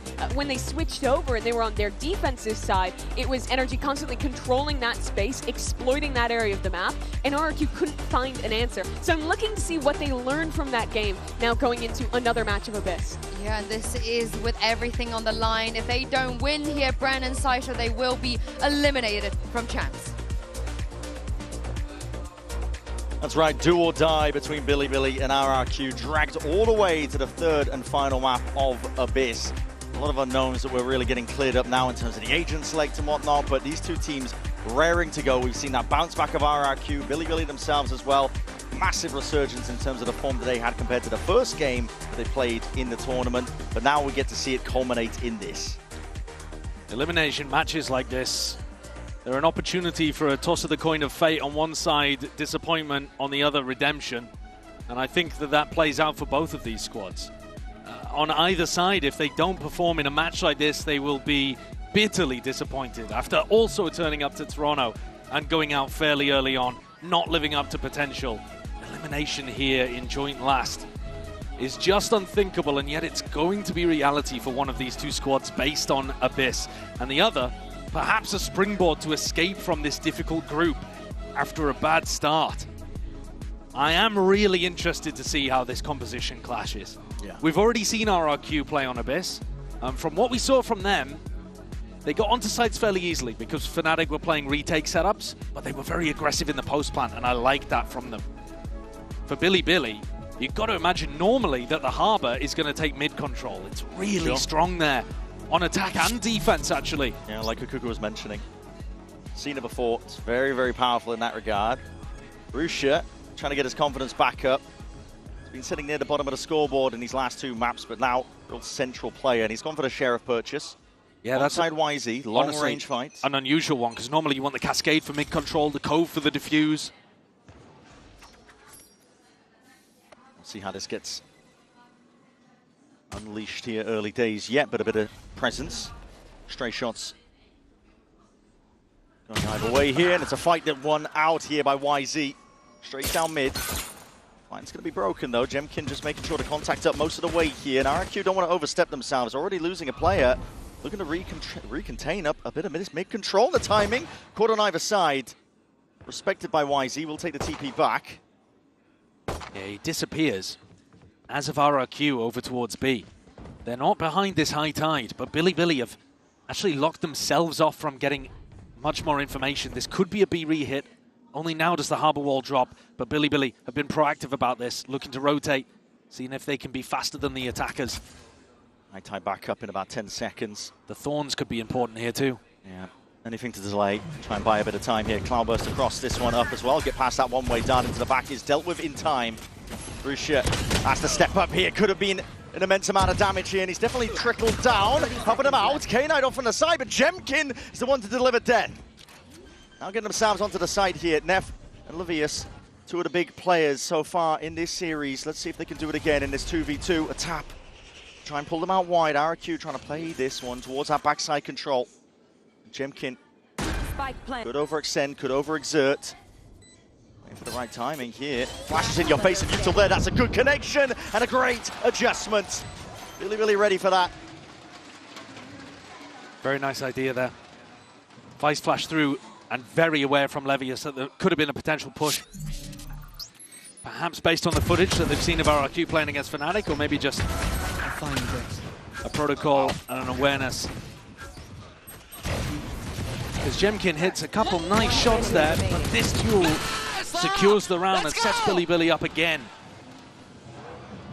They've won the majority of the pistols in this match, but they were even on Lotus, the map that they lost. A Bucky from Neff, of all things, on such a large map. It's really bizarre. Yeah, I mean, he's got to be holding close to chokes, inside his smokes, probably. It's not a great weapon for versatility across Abyss. Heavy setup, though. No more thorns. It's going to be broken here. Levius just jiggling one way into your face, though will be forced to respect it. A knife not broken in time here. Gets a good tag. High tide across, rips its way across mid to try and buy a bit of time for the rest of the team. That's a deep TP by Munyet. They're just trying to bait and really create a bit of chaos as well. RRQ are finding a way to get back into this one, into the back of the side. The smoke's obfuscating and hiding the intent. Rusha just with his share of purchase. They'll work it out for him. Stun him there by the Classic. If that didn't do it, the Shock Dart might have. Player advantage now, but Paranoia sweeps as well. Just trying to see if they can hold this one down. Collecting the kills at the end, Bilibili. Even with the Bucky, Brent. Even with the Bucky coming through towards the end. Could have got dicey, though. No, it really could. I think RRQ were in a position to win, but the Paranoia from Neff caught onto a lot of those players over by Cliff. Now, this is a mental play from Monet. I wonder if he's going to do that on a rifle round. That seems a bit too risky. Sent it. Yeah, they were very confident. They've done a lot of economic damage. Neff forcing up into this one. Big walk down on mid. Cam. Broken. Forces respect out of Bilibili. Rusha and Neff have to back themselves out. Right against the back wall. Doesn't actually take out the drone. I think it got broken, didn't it? Yeah, it might have. Quite a lot of pressure around the map here. Neff's going walkabouts again. On a lot of these fights, you're taking it just that util into your hand. Crazy guy, lucky. He's alive there. Just backs himself out on either side, really, redrawing those battle lines. But constant pressure coming out from Bilibili. And both of these teams were aggressive on Sunset, walking down mid plenty. But Neff has just been everywhere already, leaving B and rotating over towards A. He's hyperactive. Trying to anticipate, trying to get ahead of the calls coming out of his former teammate, Crazy Guy. What's going on in the RRQ camp? What are they calling here? Back over towards B. Didn't break any of the util over towards A. Crazy Guy can drone and push back Neff if he was playing close here. He's there. Could have his time to strike, but again, that great crash is going to be expiring at this point. 30 seconds Doesn't want to overstay towards the back of the site. Another high tide as well to try and cut this one up, and it does make it difficult to chew through if you are RRQ. Look at this position from Jemkin, though. He can see over the top of it. So if they can set him up into that spot on their attack rounds, would be nice, yeah, he he's can ready. Feast. Primed, ready to pounce onto YZ. Any more peeks as well with that game? Somebody needs some help. What is that? Rapid adjustment as well, and he's ready for the onslaught, ready for the fight to be taken. Dishing it straight back at him. Billy not with much to work with here. Levius would be hunting and hoping for a bit of a gun, and there is one in the vicinity. He's got a rifle. They're backing themselves out here. They don't want no part of this fight. RRQ are going to be giving this round. You add Jemkin's 2 Sheriff kills in the pistol round onto what he just did there. Is he back? Yeah, I mean, we've been waiting for it. We've been waiting for a Jemkin takeover game. He played well on Lotus, but still not up to his own high standards, I would say. It's a little bit... Looking at Jemkin at these big global events does remind me a little of Raga and how... Now, Jemkin has not been as candid and vocal about any, you know, mental issues that he's facing. Raga's been astoundingly candid about that kind of stuff. Very transparent. But it does feel like there's more to get out of this guy, and if he's hitting shots like that, I mean, those were very clean taps. It's crispy. That's a big win condition for RRQ. On a map where we don't have too many expectations about who should even be the favorite on Abyss. Oh, it's getting a little bit weird here for Bilibili too. In terms of rifles, only the 2 to work with. Look at that recon dart the crazy guy threw. It only is useful in case Bilibili are pushing out B, but Nef's conditioned them to be a bit afraid of it. K9 up towards the top there, got to be careful. Keeping his head intact, dart up towards the top. That's a big reveal. Nef always eager. He wants to play, man. He wants it. I'm surprised he didn't at least send one there. I think he could have caught Jemkin. Could have been a freebie. Not quite, though. Here it is, primed with a flash overhead. Left click onto that one, getting a good blind. And as K9 tries to turn, even Nef's being dealt with. Players crumble, toppled as they try and really put up a good fight and push back. It's a pocket to play in. Rusha could drop down into it. He tries to take that timing, and there's that gap over the wall potentially there. Rusha spotted out though. Monyet, Hawkeye on top of it.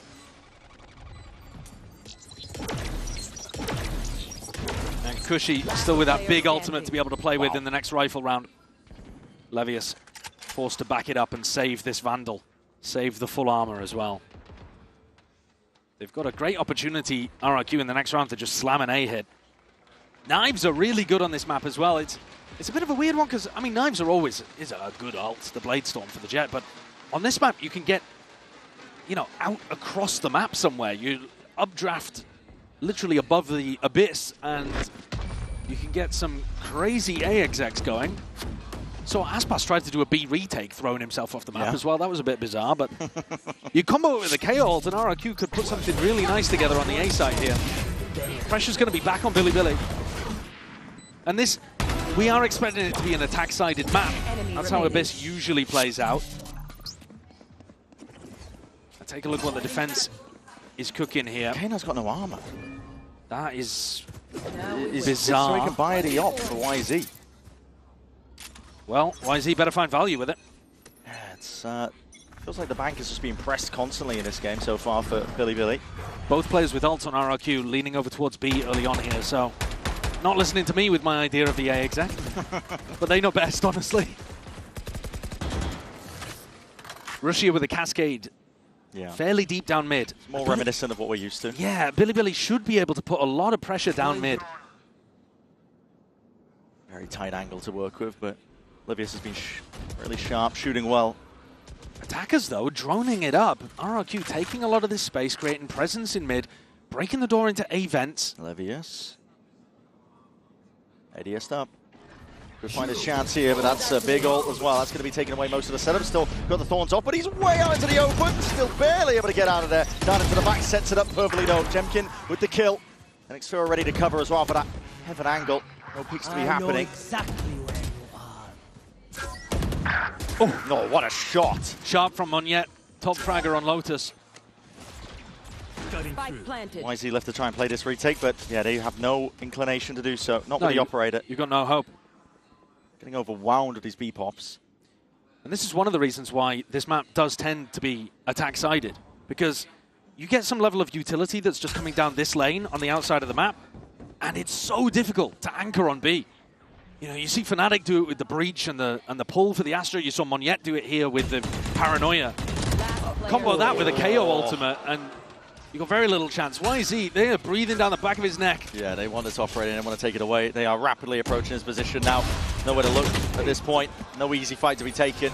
That's devastating for down Bilibili. To the grave, and it really is. I mean, the money has just been brutal the entire map so far for Bilibili. And that was the problem on Lotus too. They kind of force-bought themselves into oblivion. Yeah. If you remember back to the end of Lotus, there was so many rounds where even if they had guns, they weren't buying crucial pieces of utility. And already here we've seen K-Knight try to force up without armor.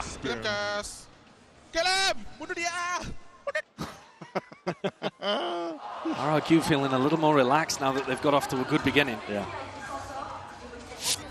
Timeout taken here for Bilibili. Hit the panic button a little bit here, but I mean, in terms of stuff they're doing wrong, I mean, I suppose B has been a bit of a sore spot for them.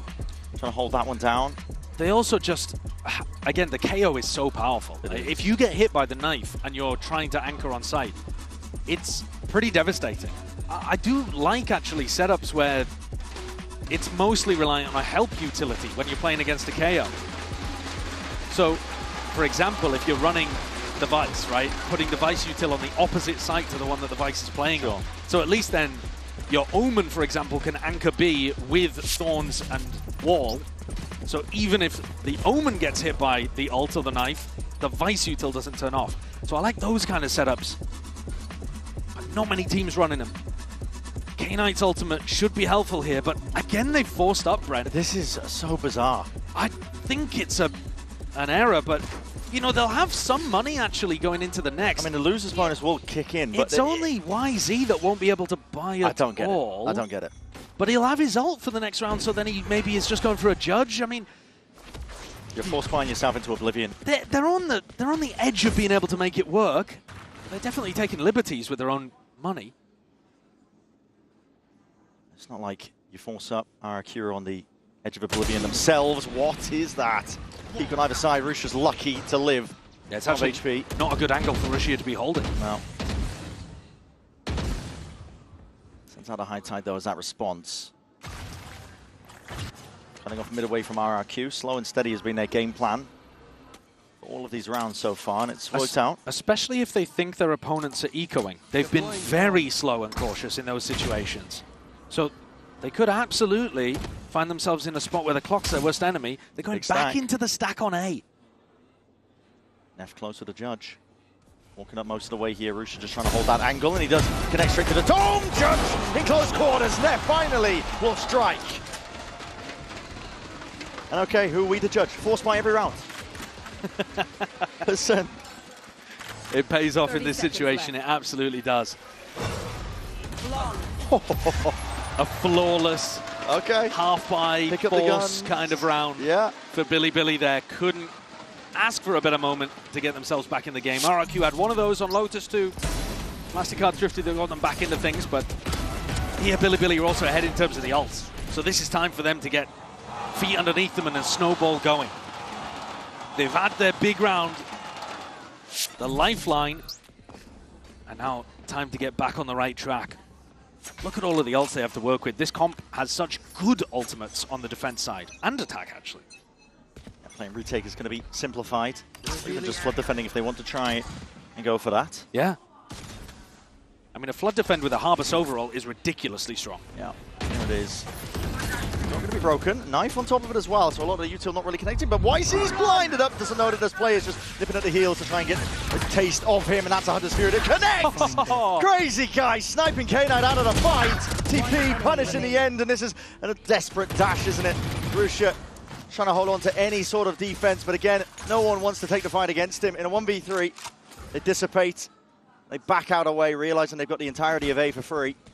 I think early on here, in this match, Bilibili was playing the ult rounds better, but RRQ have completely outplayed them there. Yeah. They knew what was coming. Like I said, the Harbor ult's overall flood defend is so strong, and Crazy Guy has the perfect read on where K-Knight is ulting from, and just snipes him back. Sova diffed. Owned. Unlucky kid. Just when that wind was beneath their sails, Bilibili dropped back again. Even Rusha might not even get to keep this gun. This Crazy Guy is holding these avenues, and yeah, knife out, not ready for that fight at all. RRQ hold on to a lead. Bilibili still have money. It's not the end of the world for them, but as you said, this was where I think they had the best opportunity of starting some kind of snowball. Look at how nice this is. What a snipe. And even with K-Knight trying to dodge it by going up in the air, Crazy Guy reads it. And they don't overcommit to the B exec as well. They bait out those ults remarkably well. Very good. Jemkin yet to use the Blade Storm on the attack side here, but going over towards A, could absolutely use it to take the fight to Levius. Flash rapid take of A main. He's been one of Bilibili's best players today, Levius. But he's also had some moments where he fell a bit flat. We were putting a lot of attention on his Steel Garden usage on those rounds towards the end of the Lotus defense. But his aim has been remarkably good. Cascade up. Rusha, a lot of pressure coming his way here, straight through that wall too, and that's going to be fading momentarily, ready for the jump spot. They've been hearing it, the sound cues collecting. Paranoia even connecting on top of that one. So K-Knight pushed way back out of the extremities. Can't really hold on to this one. Trying to slayer it down with a bit of that raw spam. And okay, if you line them out with a rifle fire, maybe you can find a way in, especially with that spike drop down. I'll take the peek here. Spike was reclaimed. Munyet didn't have to wait for the smoke timing for that one. Just grabs it, commits to the plan. Crazy guy holding this though. Does he realize that the position that Neff is in? They have Paranoia for this. Spotting out multiple players now. That's all three of them noted. Paranoia sweeping, only the one connection. Deeper flash than that. YZ blinds himself in the process, but still they have that side control. Good awareness on the rare of everybody else's. Munyet, deep TP that he commits. Full sticks, and even just absolutely takes out Neff here. No one is looking towards him. RRQ, they worked him in a neutral. I mean, what is that? Communication just not quite there or something, I don't know, but... They're also, I think, just not anticipating him going for such a bold bold first play. Kill, no one's looking behind. No, I mean, definitely an issue with the comms. You're dead right with that. But Neff was thinking about it and almost can't quite believe that Munyet is in that position. Bale's not happy. Well, they had every advantage going into that. Shouting across the stage. Yeah. Huge play by Munyet, though. Using the name his mother gave him.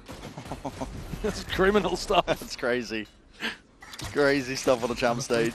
A lot of pressure over him. Xfero is going to be receiving this. Slower play by RRQ, as is the case normally. Levius going to be caught though, and that is a lot of Yuto coming his way. Blinded up, Molly at your back of the feed as well. Everybody going to be watching for this one angle. They know roughly the position that Levius wants to play. He's not going to be escaping the ire of this one. RRQ hunting them down, and the attempt at a flood defense swatted down. K-Knight and YZ going to be rapidly trying to play into this one, but they do not have the guns for it. K-Knight trickling in. One rifle to his name, but at this point he's probably going to be wanting to save it. It's like the Harbor Util doesn't exist, Brent. No. They're running this high tide. They're running the Cascade in mid, and RRQ are just disrespecting it, or waiting for the Cascade to fall. Xfero surely got the time in here, and bullets to the back of the head. K-Knight executed, and rifle taken out of the equation for the next. A flawless round from RRQ. And take a look at this in the replay and just think about how easy it is for RRQ to get past all of this Harbor Util. They're up so quick because they're pushing back any of the places that you might try to defend it. Yeah, not just that. I mean, these knives are getting connections onto Levius constantly. Yeah, yeah. He doesn't have any delay util. Absolutely. Maybe with a high tide and his full kit, unimpeded, but no, it's not the case. Levius has just been a sitting duck at the back of these sides almost every single time. Forcing the timeout. Second one, I believe, now for Billy, and that spells out a bit of desperation, I think, when your back's against the wall in elimination up against RRQ. Now, we've been quite doomer about Billy because it's looked like a bad defense side so far. But because they won the pistol, they still have 3 rounds, and it's a very attack-sided map. I wonder how many they need. Sure. If they have a very good attack side to showcase here. Win a pistol on the other side too. Yeah? Do they need 4, 5? They certainly, I think, need at least another one in order to make it easier for themselves here. But they might not need too many more. It is such an attack side map if you know what you're doing on Abyss with your site execs. And especially when Billy should be able to combo these big ults online. If they can win a pistol, they might not be out of this, but RRQ, the wind in their sails, everything going right for them currently. Adjustments are finally being made with the defensive setups too. To cross map with the Razor Vines as well onto B. Yeah. Levius is not playing near it. Not with the wall though, and the second set of Thorns and the flash, so it's not like he's doing a full help util setup.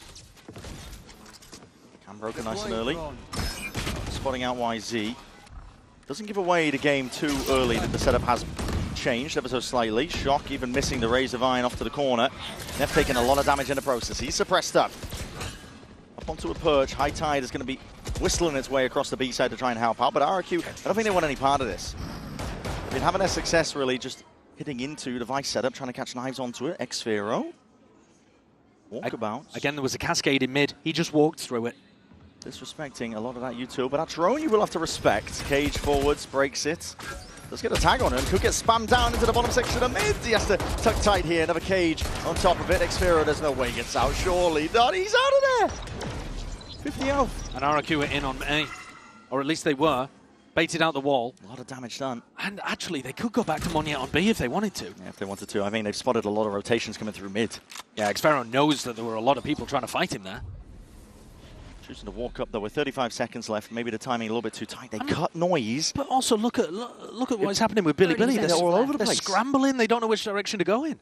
All because of this cut in the noise. The dart sends it flying forward, so that's surely going to be a signal for things to come. K-Knight, that dart needs to be broken, and it is in time, so he's not able to spam from that possible position. Steel Garden forwards now. Knives are going to be let loose in the leash, but that spike has dropped down, and there needs to be kills coming in. Claimed through. Rusha collects it. Everybody's scrambling now, and bodies starting to drop. These are backflips occurring on the opposite side of things, but time is just fully away from them. It's Munyet who has to full stick this one, and he's being pressured from everywhere. Billy with bodies in mid, managed to find which avenue RRQ are trying to exploit and get there just in time. Out of my way. We were asking the question, how many do they need on defense? 4 and a pistol. It ain't bad. Jemkin just couldn't quite land the shot with his ult there. K-Knight one away from getting another Hunter's Fury up. Yeah. So Billy still with chances of even tying this one up at the half. Still a way back in. And that would be an enormous recovery. It's felt like RRQ largely in control. YZ's picked up a judge, because they didn't have very much money coming out the back of this still. The KO ult is so powerful.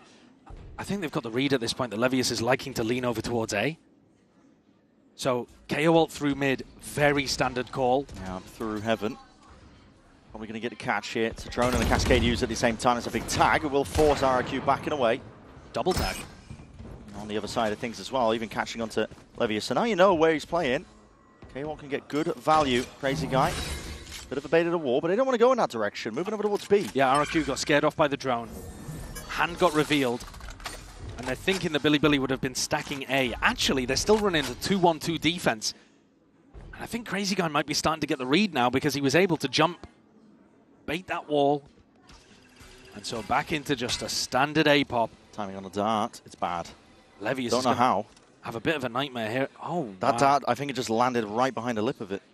It has really made them think that RRQ are going to be. Man.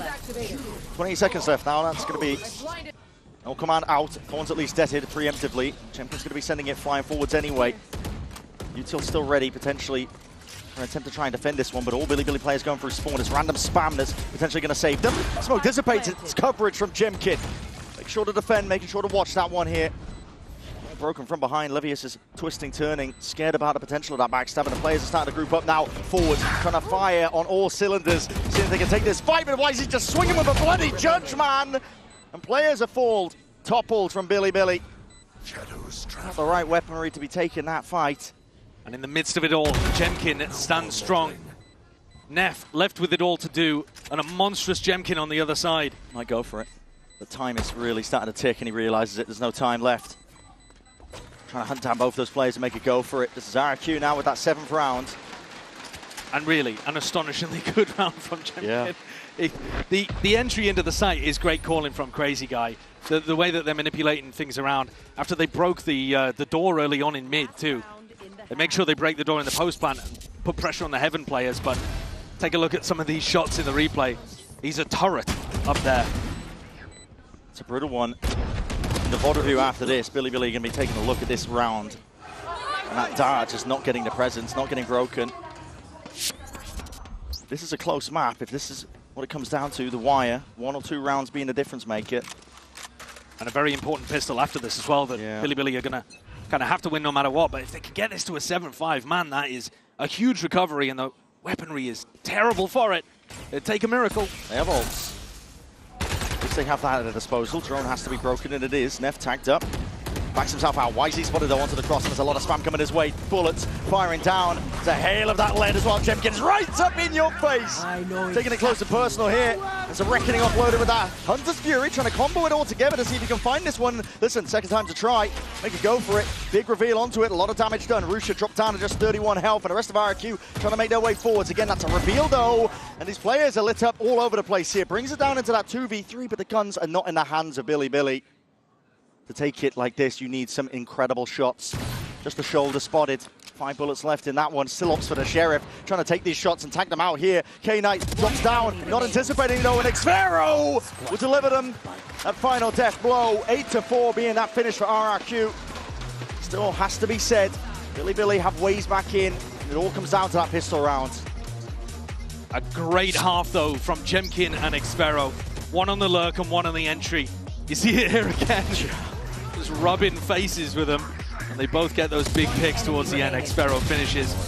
The ults again, Crazy Guy trying to cancel out what K-Knight was up to. We're going to set it down to the stage now. Lewis standing by with another very special guest. And we're lucky enough to have fans coming from all over the world to root for their team. Tiki, une fan BLG, vient de me rejoindre. And Tiki, we know that you're a BLG fan given the sign, but I wanted to know, when did this journey start? When did you start rooting for the BLG boys?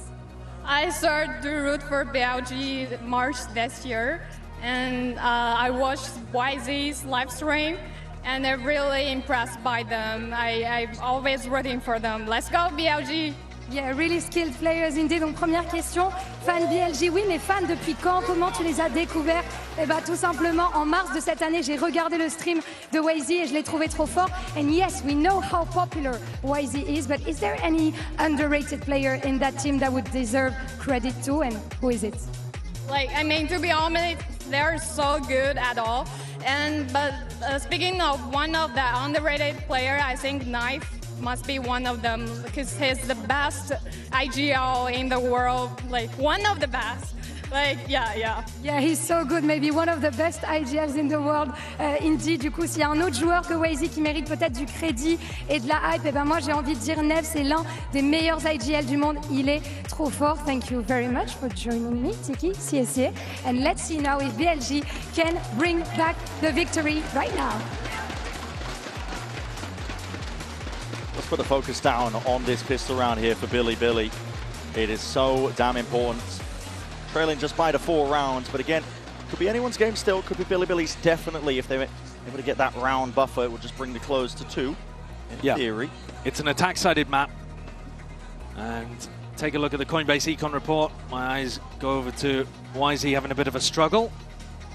But at the same time, you take a look at the players that have been doing well. Jemkin on the other side, a bit of a duelist diff to open. He was on the favored side of the map, on the attack side, but he also got some crushing openers, nearly 3,000 damage in the half. Glimpses of that Jemkin of old. And also bullying all of the players at the bottom of the scoreboard for Bilibili, kind of pushing them down there. YZ, Rusia, and Levius. Mimi was talking about the need for Rusia to step up. I don't think the Harbor got very much value whatsoever on the defense side. They're going to need big value from it on the attack.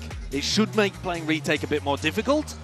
The ult should also be huge, but all of this is predicated on getting a pistol and getting those ult cycling, economy flowing. It is a very important round right here. Round 13, do or die. You slip up, if you trip, there are no more second chances. It is your year done, finished. Bilibili, the big group up. Knife is broken, so it denies some concrete information. RRQ don't know exactly how many players are stacked up over towards A. Cover going out. Slow and steady for Bilibili.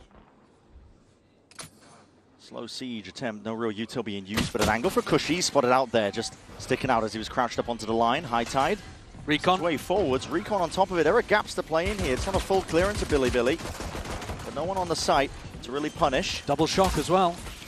First one going wide as anything. Rusha committing to a plant. More unorthodox position. Cascade as well to replace the smoke that left, but that's going to be feigning momentarily. Right here. Yeah, double cascade here. Does make it difficult, but all of this util used very early on. Paranoia drops down, Knife alongside it as well. Now as that wall does drop down, fading down, there's a lot of damage done, but the kills are just fully filled up in the feed. RRQ painting a picture in teal, and they are dominating this one with a pistol round win. We're now getting into desperation for Bilibili. A perfect timing there to get back through. Exactly as that cascade is about to fall over towards spawn, RRQ come barreling back in. With 3-4 players, difficult, really tough on a pistol round. You know, you don't have a rifle to spray these guys down, so the tight spacing works really well. Bilibili didn't get enough kills, I don't think, here to force. They've got to go for an eco. Yeah. Down 9-4, I think some teams would maybe try to opt into a force buy. Bilibili have done it on some previous rounds too, and it's been on a knife's edge. Couldn't ask for a better moment to try to get a thrifty, but it's going to be tough with only 3 classics to work with. Yeah, it's one of the worst maps to be really taking a full-on eco on. Long sight lines on of it. And there we see it. I mean, Jemkin, hyper-favored there. Dart to set him up. All respect, a lot of this util. High Tide's going to be cutting its way all the way through onto the site. Gives access and avenue to plant. That was not intended. Shot down, rebounding right into your face, but this is a plant down, and now we see them pressing a little bit further forward here with that cascade, but the bullets and the aim needs to be sharp here from Jemkin. Really holding his own composure. Final bullet will do it. A 4-piece for him. Safe to say this guy is back. Turning up for one of the first times, actually, on a global stage. This is the guy that you've seen if you've been watching Pacific, watching RRQ. All of that resilience in the lower bracket in Pacific. Reverse sweeps, comebacks. Here they're up by 6 rounds. But it's taken a lot of mental grit from Jemkin to find his form. 21 kills across these 14 rounds played. You see what Bilibili were going for there as well. That, you know, they got the High Tide out and they're trying to fight RRQ right before their wall drops, trying to make it so that they're the ones grabbing the momentum. But then you end up just pushing your own High Tide. It's a weird one. It's all on this now, round 15. Full investment. Bilibili were waiting for it. Got to assume that Rushy is going to be playing for the ult orb. I mean, he's 2 away, right? If you can get this for the post plant, that should really stop RRQ from being able to pull off these nice retakes. Now, do you want to use it in a round like this? RRQ have got bad weaponry, but it's desperate times calling for desperate measures, I think. Every round you can get what they need, so. They need to confirm these rounds. It's just a rough scenario to be in. You're down by 6, and in theory, you want to be using the Harbor ult to continue your snowball, not to win rounds where you should already be favored, but I mean, needs must. Tagging top mid with the High Tide as well makes it feel like there's a lot of pressure out through mid, which is exactly what it is. Dong and Dart being broken. If they do go back over towards B, Brent, you've got Jemkin on this position with his knives active, and he could bring the hurt to Levius. But the spike heading towards A instead. It's umming and ahhing around the map. Kill trip on the setup where they've been going for that plant as well, so Heaven gets smoked off. Sphero looking to see if he can maybe get a bit of a spam kill off. Clone, no. Going to absorb up the trip, so no issues there. A lot of spam raining down. Bits and pieces of damage done, but no real pushback, so that plant will be going down. Bilibili can find themselves into a post plant. They didn't give Rushia the plant, so no opportunity even for this Harbor ult. Can't waiting. Held for now by Crazy Guy. Smoke in your face, Cam spotting it. It's a heavy, heavy site setup. Bilibili playing everybody on board. Looking to try and take these fights forwards as well, trying to obfuscate as well. It's an updraft alongside the side. This flash and a dash play. Jemkin slices and dices. And that might just be the nail in the coffin. RRQ up to 11.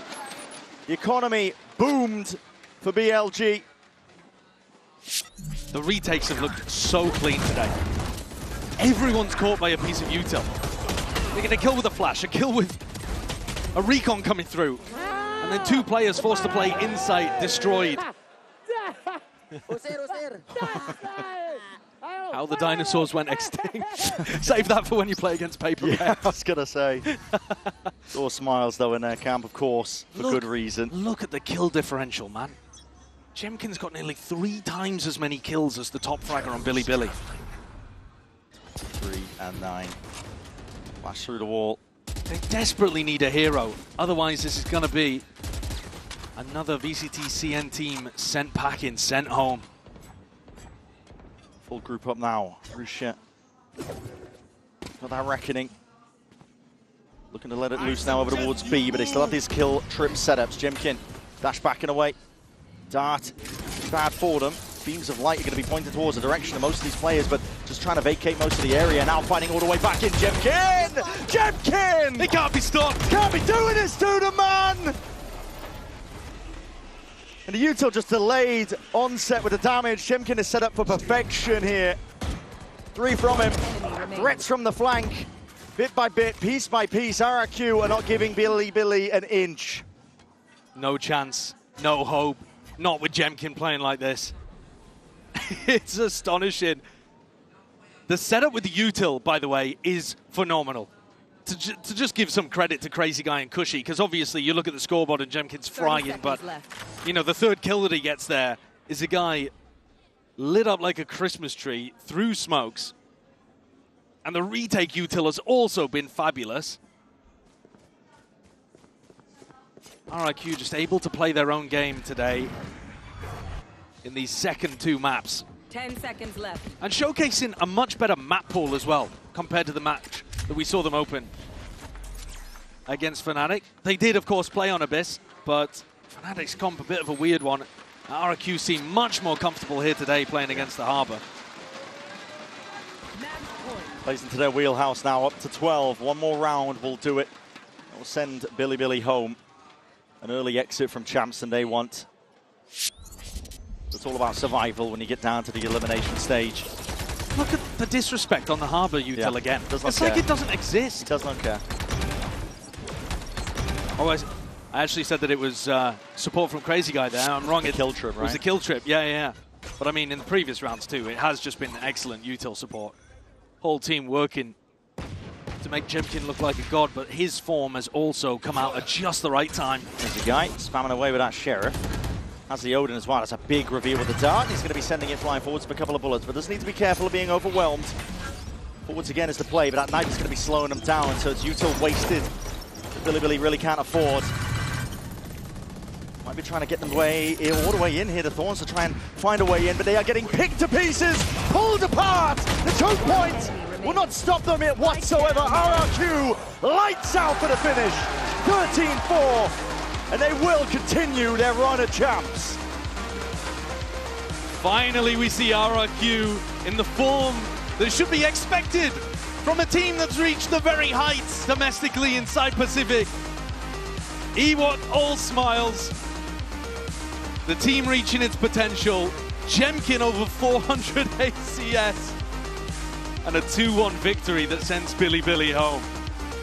This is the RRQ that was promised. This is the RRQ that might have a great shot of getting out of groups into playoffs. Really showing that resilience that they were talking about after the first map's coaching interview too. Yeah. Unfortunately, that does mean we have to say goodbye to Bilibili. And it's an early exit for them out of Champs, far earlier than they wanted. They didn't get to show all that they've delivered regionally, but one team falls, another one continues on. RRQ will get their time to showcase what they can do a little bit deeper.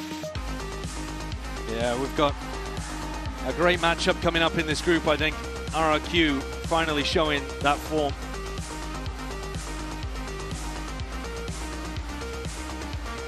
Take a bow for that one, well deserved. Dragging it back. There's a world where it just ends, peters out after that first map when they lost in the fashion that they did, 13-7 on the sunset. Yeah, agreed. But they kept it together. Yeah, I think they definitely showed that resilience and grit. This is what you're always talking about with this team. Sure, the prep as well, but you know, they didn't know exactly what was coming on Abyss, and that was the map that they dominated the most. Their own ideas won it for them there. Brilliant stuff. And I think for Bilibili, you know, they did definitely put on a better performance than their opening match against MIBR. Oh, for sure. They just couldn't quite get it going here against a red-hot Jemkin on Abyss. It really did show up at the worst time for Bilibili. Jemkin playing up to a specific peak where he's just been an absolute menace, to be honest, a nightmare in the server. Don't really want to be playing against him, but for now, we're going to send it down to the floor for that Verizon post-match interview, so take it away. Et le rêve de RRQ des playoffs continue. RRQ takes the win versus BLG, and I'm going to have to borrow you for a second, Moniette, for an interview. Congratulations for this win, first of all. And I wanted to tell you, you guys are the most smiling team in the whole tournament. You guys are always laughing, smiling and stuff. So I wanted to know, who brings up the vibe in the team? Is it someone specific? Is it everyone? Tell me. I think it's everyone that is trying to make the vibes good, because when we lost the first map, we realized like we didn't smile much, we didn't enjoy the game, and then we decided like map 2 and map 3, even because we win also, but we are trying our best to make sure we have good vibe on the team. Yeah, and I think we can definitely see that. Donc première question, c'est peut-être l'équipe la plus souriante du tournoi. Comment est-ce qu'ils font ça? Est-ce que c'est un joueur en particulier qui le fait, pardon? Eh ben oui, on s'en est rendu compte sur la première map, c'était un peu compliqué, on a perdu, on faisait un petit peu tous la gueule, et donc on a tous essayé de se remettre dedans. Donc c'est vraiment un effort collectif. And I know how hard it can be, you know, to bounce back after being in a top team like PaperX. But you started this new love story with RRQ last year, so I wanted to know, like, what are you the most proud of? What makes this team so strong according to you? Sorry. Yeah. No worries. Okay. I think I just really believe that all 5 of us are really good. It's just like we haven't been finding the confidence yet on international stage. I think with this win, we win against BLG, it really helped us to boost our confidence going into next match. Yeah, and you're gonna need it for sure. Donc deuxième question, comment est-ce qu'on fait pour rebondir? Il était avec PaperX l'année dernière, il se retrouve chez RRQ et on voit une espèce d'histoire d'amour avec les joueurs forcément. Donc on espère que ça va continuer pour eux et qu'ils auront d'autant plus de confiance. Thank you very much, Moniette. Good luck for the game against MIBR. It was a pleasure having you on interview as always. So RRQ advances to the next round and we're gonna see in a few who takes the win between G2 and DRG.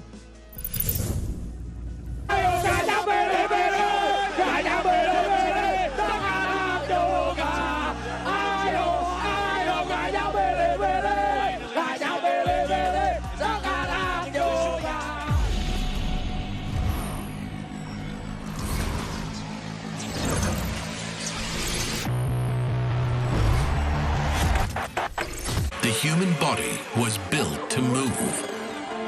Not trapped at a desk in one singular posture for 12 hours a day. It's time your chair evolved. This is Secret Lab Titan Evo. Ergonomically engineered for you, gamers, hybrid workers, artists, backing your every move.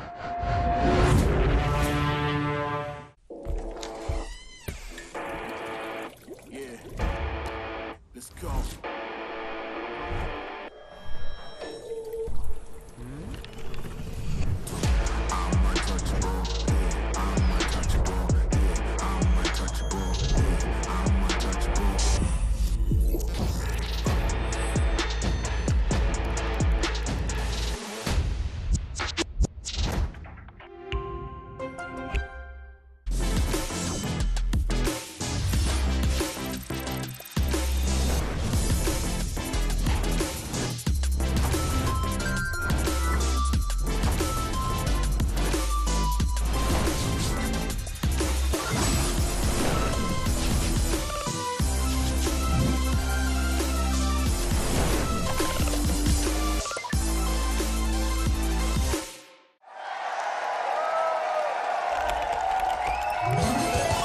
Red Bull gives you wings.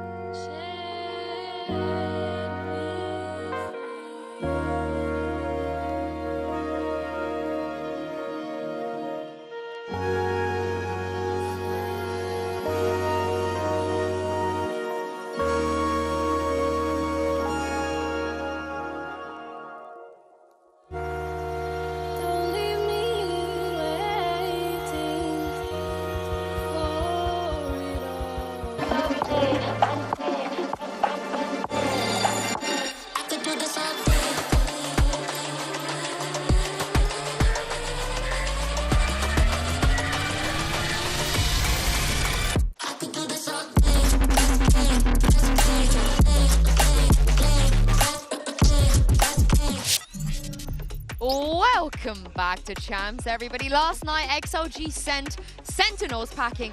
Can DRG repeat the feat and close the shutters on G2's golden era? We will find out in just a moment. I'm your host, Yingsu. I've got Kukuka and Mimi here with me. Before we dive into everything, we have to just talk about the stakes of this game for DRG. As I mentioned, XLG won last night, which means if DRG do not win today, Kukuka, they will be confirmed having to play Ascension to fight for their spot back to VCT. Many times we speak about the pressure, and today, of course, it is a lot. For DRG, it would also be their first global win. So we just saw RRQ got it. I hope that they get it as well, just so we can make this road to Ascension the most close we can. And with BLG and EDG both failing, it comes down to just a few teams left from China. DRG having their opportunity here to be as good as XLG. Both of them, of course, being the Ascension teams in the CN League. But this is huge pressure to put on a team who's already going up against a G2, who is like one of the best teams of 2025 across the board. This is going to be a really tough game. It will be, for sure. And you heard it from some of the players of XLG yesterday, that possibility having to play Ascension does weigh on them. You know, they do feel the pressure. And for Nick, I wonder how he's feeling, because he's the only member on this current DRG roster that did actually have to play in that Ascension Grand Final and ascending with DRG at the time. Yeah, but I assume that if this were to happen, he would be ready. He already knows the kind of pressure. And I honestly think that for them, I understand how this is in the back of their minds, but it is not something that they should focus on. I know that the opponent that they have in front of them is a giant in any sense of the word, but for them, they have to focus on what they have ahead of them right now. And today is just this match. They could still stay at champs. Yeah, it is such a story for him, though, to go from all the way back then, winning that trophy, earning the slot in the league, and then the whole team basically changing around him and coming up with a whole new identity for themselves. But what a resurgence they had at the end of this year to make it here to Champions, to even earn that opportunity to defend their spot. For them? I was, honestly, because when I was watching China, it's so cool. I mean, other regions have sent an Ascension team. G2 is one. Of course, their spot is already assured in Americas next year. But for both of these teams, their fate was fully in their hands to stay in the league. But DRG, because XLG looks so good, have to do just a little bit better. I'm almost sadistic in a sense that I want to see XLG versus DRG Grand Finals. Yes. Let that be the decider. I honestly think that we should make an exception. This is me talking to Riot. Okay. And if this happens, we have to do something. You cannot have the runner-up of Champs playing Ascension. There's nothing wrong there. One would think the runner-up of Champs would be able to stomp Ascension. One would hope. Yeah. Could you imagine this? We're getting way too ahead of ourselves. But for now, I heard that Jen Lee actually managed to get some of Nick's thoughts ahead of today's game. Here with Nick of DRG and Vera for translation. Now, Nick, today a lot is at stake for DRG, your survival here at Champions Paris and also in the CN ecosystem. So how is the team handling all of that pressure, and what were the talks coming in today? 今天这场比赛对于第二季来说面临着非常大的风险以及挑战嘛，因为这场比赛的胜负将直接决定你们能否继续留在巴黎冠军赛，包括能不能保留在 CN 联赛的一席之地。所以队伍是整体怎么去应对这个压力，包括今天有没有去聊到一些什么东西？其实压力的话，大家还是比较放松的吧，因为都来到这里了，我觉得还是享受过程是最重要的。然后，我觉得我们上一把的失利主要是因为有一些个人的失误。 然后我们回去也是积极的复盘嘛，然后找出一些问题点，希望我们这场能达到更好。 I think actually we were quite chill. We just want to enjoy the process.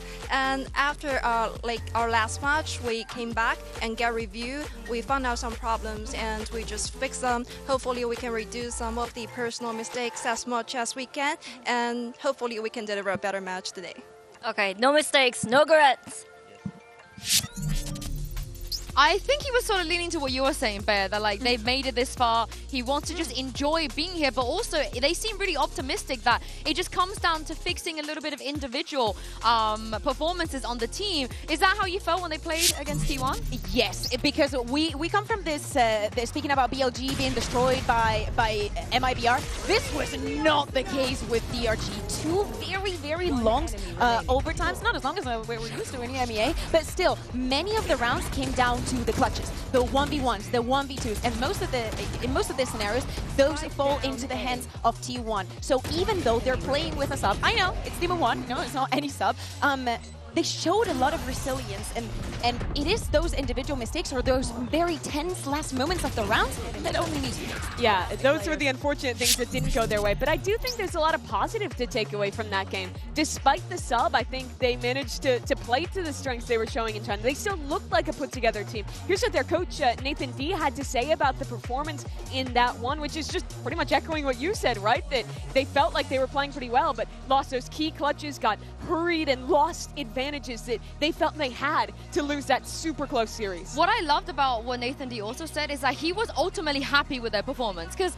he should be. Seriously, circumstances. Yeah, given the circumstances too, but this man on your screen, Spirizy1, Dan Drya's favorite player, guess why? But he has just been a shining beacon, Mimi. He's been really, really good. Yeah, this guy was incredible in their game. I loved how confident he looked on the champion stage. It didn't look like he missed a beat from playing in CN to stepping up here. So many of those impact rounds you're talking about with the clutches, with the multi-frags, were him pulling it off. And on top of that, he's standing up after all these rounds, bringing just an incredible energy to the game for DRG. Yeah, so many of the impact is also found at the beginning of the round. I know that we just come from a series where a few players were like very, very key. He was, Spears was absolutely one of the keys for DRG to get the win. A lot of many untraded first kills. So he's confident, he knows what to get it, and he's most likely going to be good for 2. He was so composed as well. Yes. When all of his teammates were doing God knows what, he was so composed. But the thing is, on the other side of this, it is a G2 that lost their opening game. Yeah. This is probably one of the situations none of us saw coming. And I think the conversation has to go back to their Corrode, because they still have not figured this map out. They tried this new composition, putting the Raze into the mix, playing the Sage, and honestly, it just did not look good. They had good ideas on their defense, but when they got to their attacking side, it looked like they had a one-dimensional game plan around prioritizing the Raze ult, and anytime Jojimo was dead, they could not get out of these choke points. They could not show any deeper depth. For a team that normally comes out with great new ideas and is always excellent when they innovate, this was a huge disappointment for G2. To me, this echoes and resembles a lot what we were speaking about. Oh, the Fnatic game actually told more about themselves than they did about RRQ. To me, this also told more about Heretics, because probably they did not expect the Heretics was going to go for Corrode, that they were going to change the composition and they were going to perform the way they did, because Heretics was also a question coming out of the playoffs in EMEA, be it like, oh, are we going to see another team that ends up in the grand final, or is EMEA doomed? The thing is, though, that G2 has been in these positions before. This year's been a lot more dominant, but in the past, this has been the team who's always had to go down below through that lower bracket, and I think you still have to favor them, even in a really unusual position for 2025 G2. And despite the loss, Valorant actually had a pretty good mindset in the post-match press conference. Let's take a listen. Some days you win, some days you lose, and unfortunately today we're on the bad side of that. But there were still some good moments. I think we were having a lot of fun on there, and even though the game was stressful, like, we were managing to keep our morale high, keep each other, and just feel good on stage. I still am proud of the guys for how we went and performed, because if you look at how maybe we've played in previous international games, maybe we have a bit more of a tense look on our face. Maybe it's a bit more stressful. But today it felt like, regardless, we were just battling through the storm and keeping each other laughing, keeping each other smiling, and I think that's a really big improvement for us. And if we can continue that into the next match, I think we're going to destroy these next 2 teams and make playoffs. And that's the Baby Bay guarantee. We're giving all of his teammates, keeping them high on the vibes as well. But we also have to mention, with EDG out, there's only 3 players left that could win champs twice. And 2 of them are playing today. It is Jogomo versus Demon One in the lower bracket. How crazy is that? It is such a wild story. These two, of course, won that trophy together in 2023. What a year. And, you know, for Demon One, it was not a great year for him in 2024. Doesn't play to start 2025. We didn't think we'd see him on this stage, only to get the last-second opportunity to play with DRG. But, Bea, that's not the only opportunity he had. He was one of two candidates that Josh OT was looking at to sub in when Leaf was sick for America's Stage 2. They picked Baby Bay instead, which is this huge controversial And it was thing. great. Why but would now, you not? It was Yeah. great. But now, Demon One, the guy who didn't get picked for that opportunity, gets to play them at Champs. I guess that the idea is that it was such a good year for him, like the way that he closed 2023, that we expected maybe that when we saw Demon One back at the international stage, back at the global stage, it was going to be because he earned it, because he worked so hard for it, but we haven't seen it ever since. So seeing him here in this circumstances, playing in a different role, is still performing, always good. And speaking of Jogomo, his opponent, Jen Lee, also had the opportunity to speak with him earlier. Hello everyone, Jen Lee here with Jogomo of G2. Hey, what's up, Jogomo? How are you? Good, thank you. Congratulations on your 3 trophies in a row. Well, domestically, that is 3 in a row, but an international one seems to elude you quite continuously. So what can you do to make sure that you don't let this one slip away? Yeah, we definitely proved ourselves in our region. I think that's a great starting stone for us. We've been trying to accomplish that goal for a while as well.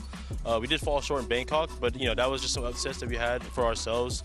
We were working throughout all these events, Toronto, even now Champs, even with the loss that we had last week. I mean, we're here for the bigger trophy, of course, right? We're a little bit scared of our opponents sometimes, but we know that we need to come back and show what we're here for. We're here to grab that trophy, so that's our goal.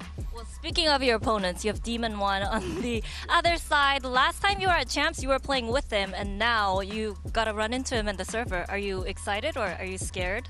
Yeah, it's kind of weird not seeing him in the same jersey as me, but I mean, now he's in my crosshair, so it's gonna be a different story today. Ooh, all right, can't wait to see it. Good luck. Thank you. That was so cold. Demon One is in his crosshair now. But I feel like I might be in trouble, potentially. Or you might be right. Who knows? Absolutely. Why not? It wouldn't be the first surprise. I love to hear something that he says about they have dominated their region. Now they have to do it globally. It's like they have all the homework done ready, but still need to prove it here. Well, DRG, they need a win to stay in VCT, and G2, they need to prove that their era isn't made of fool's gold. Will VCTCN continue to dream crush the NA teams? Let's send it down to the stage and get some answers.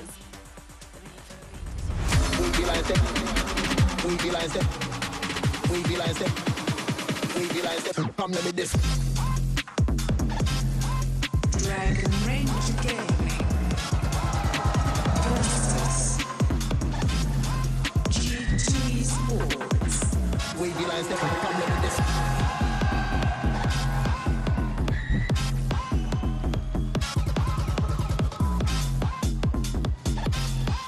When they talk about a David versus Goliath match, this is what they're referring to. America's #1 seed, the tournament favorite, playing against CN's team that is fighting for VCT to stay alive, playing with a sub as well, and all of that just to stay alive. Winning here doesn't even guarantee you playoffs. It is wild. Two Ascension teams with very different expectations. All the questions for G2 went back to that corrode that was so disappointing against Heretics, and we see them here banning it away in the first round. I think this is a much better decision for G2. They instead elect to play the Abyss, which has always been a great map for them. Yeah, but I mean, we still have to see it on the tournament. Of course, we have not seen them play it the other day. Lotus being picked by DRG, the map that they picked also in the first one, and something that we love to see also from the side of G2. They've proven to be very, very comfortable with this. But honestly, we may agree with you, that Abyss, to me, is the keystone to this match. For those that remember G2's beginning of the year, this was one of their strongholds when they made it to the finals at Masters Bangkok. And I think a lot of it was defined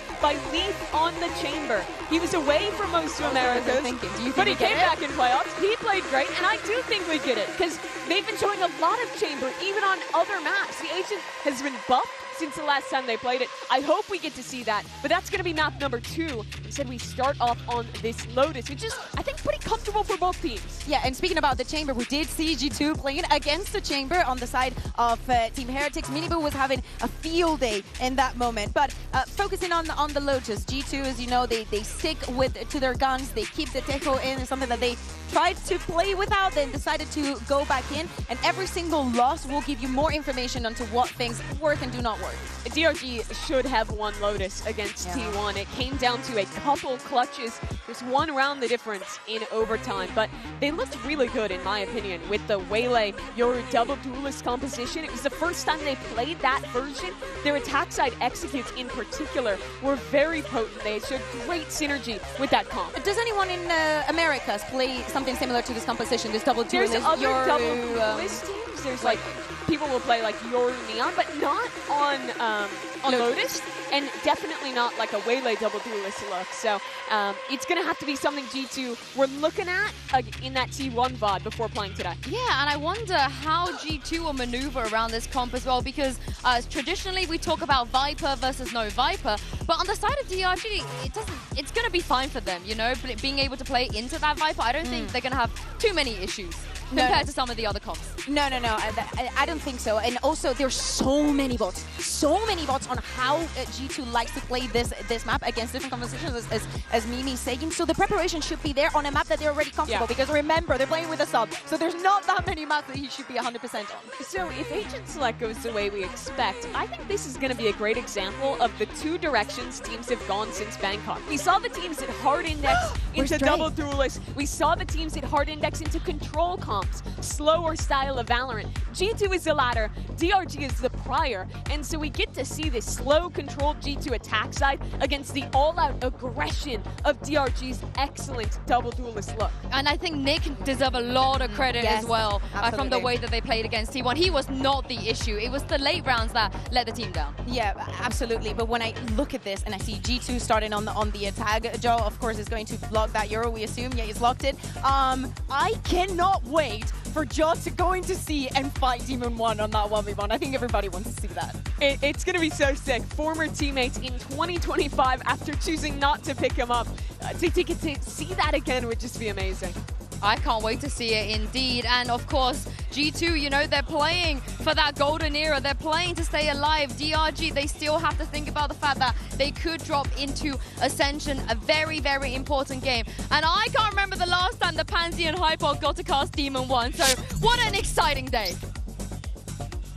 I think I remember I have a pretty good idea. Quite a big game from Demon 1 last time we got to see him at a champs like this. But it's a very different situation, Mike, right? This is a totally new scenario, but there's so many narratives, so many storylines we could touch on. What's leading your thoughts with this head-to-head? Yeah, I mean, in comparison to yesterday's game, I think the opening series for both of these teams are probably just tough matchups, right? You come to champs, there's not necessarily an easy run. It's a fairly unforgiving format in that regard. If you draw, you know, Heretics and T1, you're opening, yeah, exactly. So again, the only real outlier to that, we're coming back to Lotus, which both of these teams actually struggled on. Again, losses, but versus Heretics and likes T1, they're no slouches, right? No, but to come in today, you've got to lean toward, again, G2 map win rate overall, I think sitting around 70%. This is a stronghold for them.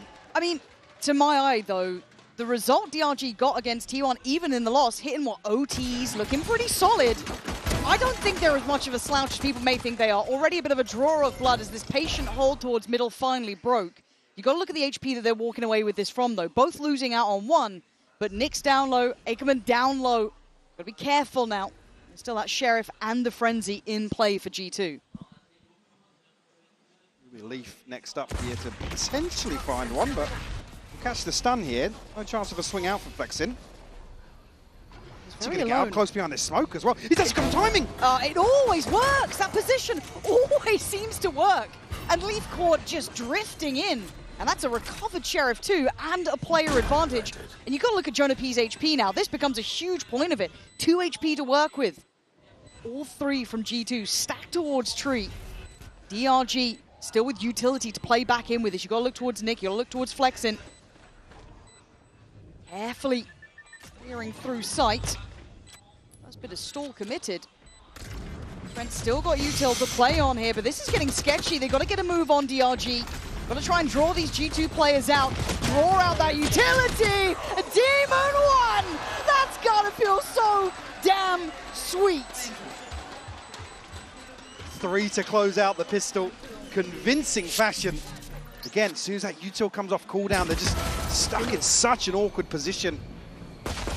And the timing here, Leaf falling, I think he's maybe feeling as if he's the one with the upper hand in this situation. Enemy remaining.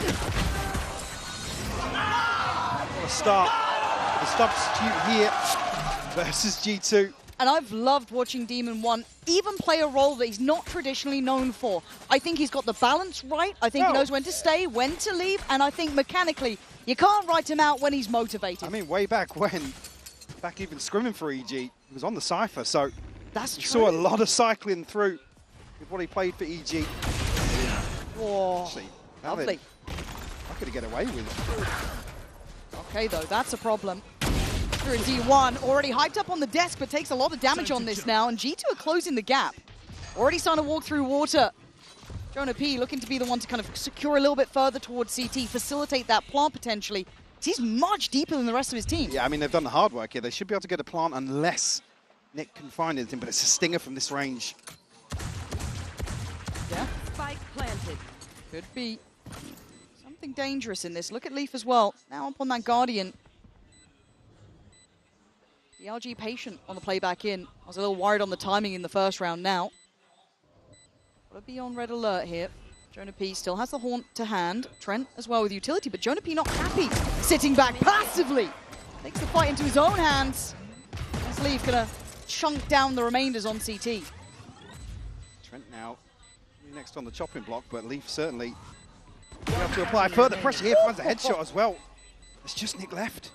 Yeah, this is a lot to do, and I think his options are pretty much null. Does at least take down Jonah P, but a big turn of events for G2. A Thrifty, a MasterCard Thrifty coming into this second round. They'll be happy with that, gets them back on track. Because again, when I'm looking at G2, I'm going to hold you to a higher standard, Absolutely, right? yeah. This is not an acceptable position to be in. If you're going to be sloppy, if you're going to be quiet, I need them to come out swinging. And this is a lovely example of that. Yeah, I mean, we can get into the bigger picture as this series progresses, but certainly in terms of international validation, that's kind of the next thing on the list for G2, considering their domestic record. The round 2 flip here certainly puts them back in the driving seat. There's a setup here outside B. Just waiting for any aggression coming out. You can see there is a stack over towards A here from DRG. And these round 2 flips always make it a little awkward in terms of the early game tempo. Drone going out. Yeah, and just a stack from DRG, don't even mind it really. So, gonna go for a bit of a gamble. Fair shout. G2, I'd like to see them explore that. Take their time. And when I talk about holding to higher standards, I am looking at Jaw having a big performance, Jonah P as well. To my eye, during that regular season run up to this point, I think Jonah P was exceptionally good. Really, really solid performer. And I'd love to see more of that from him here. It wasn't a brilliant first series from them. I know that they were saying in the interviews, hey, you know, it's fine. We still got, you know, the attitude's fine. But well, again, that's there is a degree in which I go, okay, but you're meant to be winning these. Sure, I think there's a short list of teams that you could kind of slot into. You look back at the match result, and if it's anybody but Heretics, again, Heretics on a good day, that standard's always going to elevate. Yeah, and a revitalized Heretics, right? I think everyone looking at that got a little caught off, the way they look, the compositions they're running. This is a good time for Jaw to go farming, though. And he might have a couple more chances, but I think they're now avoiding this position. But building towards ult, how's he doing? About halfway, so love a little bit more for him. Yeah, whether or not he does go hunting, and obviously the funds will be there after this. He's sitting at 3,900. Might even get played in here, I think. DRG planning to just fall to the spike, but actually does get shut down, yeah? Yeah. Again, I think those opportunities now will be waning. I think we've got to wrap up on this one. DRG went for, I said, the gamble. Didn't work out. All good for G2. A loss on one, but Jaw was hunting. He was willing to accept that potential loss. So G2 Money in the bank as stabilize. well, yeah. Certainly able to bounce back. Leaf even potentially, I mean, he's sharp. And hold on to the Guardian here to make that even worse. considering just a 2-1 scoreline. You look at the finances sitting behind this now. Woof. G2 in firm control Very this tasty. opening stretch of rounds. I do want to see, once we get into the more kind of traditional sense of these rounds, because we've had a little bit of a flip, obviously, in round 2. How much do they explore that C site? Do they try and abuse the stand-in? How does it look? What's G2's read on this? Well, yeah, you say stand there, but Demon, again, historically, a player that can stand on his own 2 feet for sure. Very true. Looking like a little trap almost set towards this B lobby, but Ackerman gonna just shift away from this in time, as you do see the drone from Teo coming down. Jaw gonna be clearing through methodically. But patience displayed here by G2. No real progress made either on the back of that from DRG. Happy to just tuck themselves into C. 2 now in towards blue. Relief, if anything, they find on the other side of this. Patience, yeah, G2 very cautious in approach. Almost anticipating for a second round now that DRG going to go hunting. See, this time the gun's on the other side. It looks like the first tester of Demon 1 here. I want to see how he fares with this site attack. It is quite overwhelming. Tries to stall out on the first. The TP will then get taken. That's going to be Valen on the site, but Gets Demon 1, as well. I do think, though, he's been very good at knowing when to stay and when to go, and then playing with the rest of the team to retake on towards the site. So, for now, though, G2 have very steadily, cleanly taken this C site. Being as well with the Waylay and the Breach, you do have a ton of util to put to use in a site like this for sure. Mostly looking at Valen with that paranoia still. Everyone else kind of worked out. They don't have much util to play with a slow, steady start. They cleared methodically, as said, but now you see the dive back in. Ackerman going to take that space away. Trent now falls, and Nick on the follow-up. DRG clearing out house. Still one man was on the site, also cleared out. This is beautiful. What a stunning play back through from DRG. That looked far too simple. Yeah, there's just so many tools to dump onto this site, force G2 a little deeper out of these close contact positions, and with Jorgamo just desperate to find something. DRG are the ones to be the victors of patience here. One enemy. Oh, this man's locked in. Demon 1. Look, there's a scary thing about seeing him motivated, right? Like, really motivated. I think a lot of people saw him grinding before I think we publicly knew he wasn't joining G2 as they're standing. He was working like a dog, right? Everyone's seeing this guy fixing it up. Clearly went back and took some feedback too, but this has got to be a point to prove for him. And ultimates-wise, Jonah P and Jorgamo the closest for G2. Nothing on the table for the start here at round 5, but again, not too far from D1 and Ackerman. Slow progress being made once more. Again, G2 are almost waiting out some of these pieces of utility, but actually now DRG looking to clear some of this space. I like this, proactively clearing over towards rubble. Now, Jaw has slipped a little deeper, had a little bit of a glance towards B, certainly going to draw some eyes, but it's Ackerman waiting on it. Oh! Yeah, more of that, please. A little audacious to go for the second, but fancying his chances. And they're going to have to stay disciplined here, Mike. This is a very patient and steady G2. Yeah, G2 are waiting for DRG to make moves somewhere and maybe springboard off the back of it. Jonah P now going to get shut down as well. The casualties continue to fall here. We have a TP for Valen, so a chance to maybe catch his timing elsewhere, but already with progress made towards Mound, util will give this away. Certainly now confirmation on the back of the flash as well. God, they're leaving this so damn late. I mean, I know they're trying to sell them something, but look, we haven't been fans of this from Fnatic in EMEA. I don't want to be seeing them 10 seconds now, running into the melons rounds, but they're banking on Jorgamo at least getting one here. But if you're DRG, you're expecting that want of aggression, an overextension to try and even the numbers. And now they do get the plant, but it's down to 2. G2 and Valen. It's got to go huge here. This would have to be a miracle near on. Not much utility, yes, for DRG to play this back through, but simply the body's in the right place. And the aim is looking locked in. DRG. They're going to be waking up G2 here. You can't be sloppy in this, Mike. This is looking a little off-kilter to my eye. Bouncing back very nicely off a fumble in round 2. And first showing of their hand in terms of aggression, but it doesn't really result to anything. But then winning out in the late round. Again, I think DRG have got solid information here. The utility set off elsewhere on the map. Will actually force an early timeout as well, so... Yeah, I think everything playing into DRG's hands. The fact that they stick to their guns in terms of not over-rotating, and even Demon 1's the outlier in that situation. If, you know, a visual check back to we'll see, sure. Yeah, the numbers just spread too thin for G2. Now, this is DRG's choice, obviously, but I think on paper, quite a good map for both sides. Neither would be unhappy with this. A little closer contested for DRG, but for G2, like I said, it's sitting around 70% win rate across this year.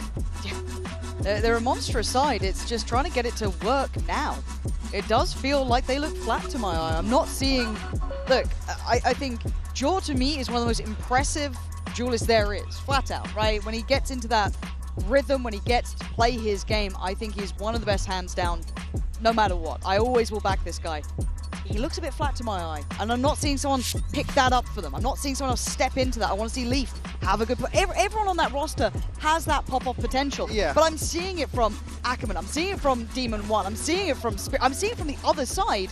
Give me something back here, G2. I don't want to see a lackluster performance. Yes, they're going through the motions. Yes, they're playing, you know, your thinking man's game of run a late default, work the utility. I get it, but give me something on top right now, because 3-2, it's not looked brilliant.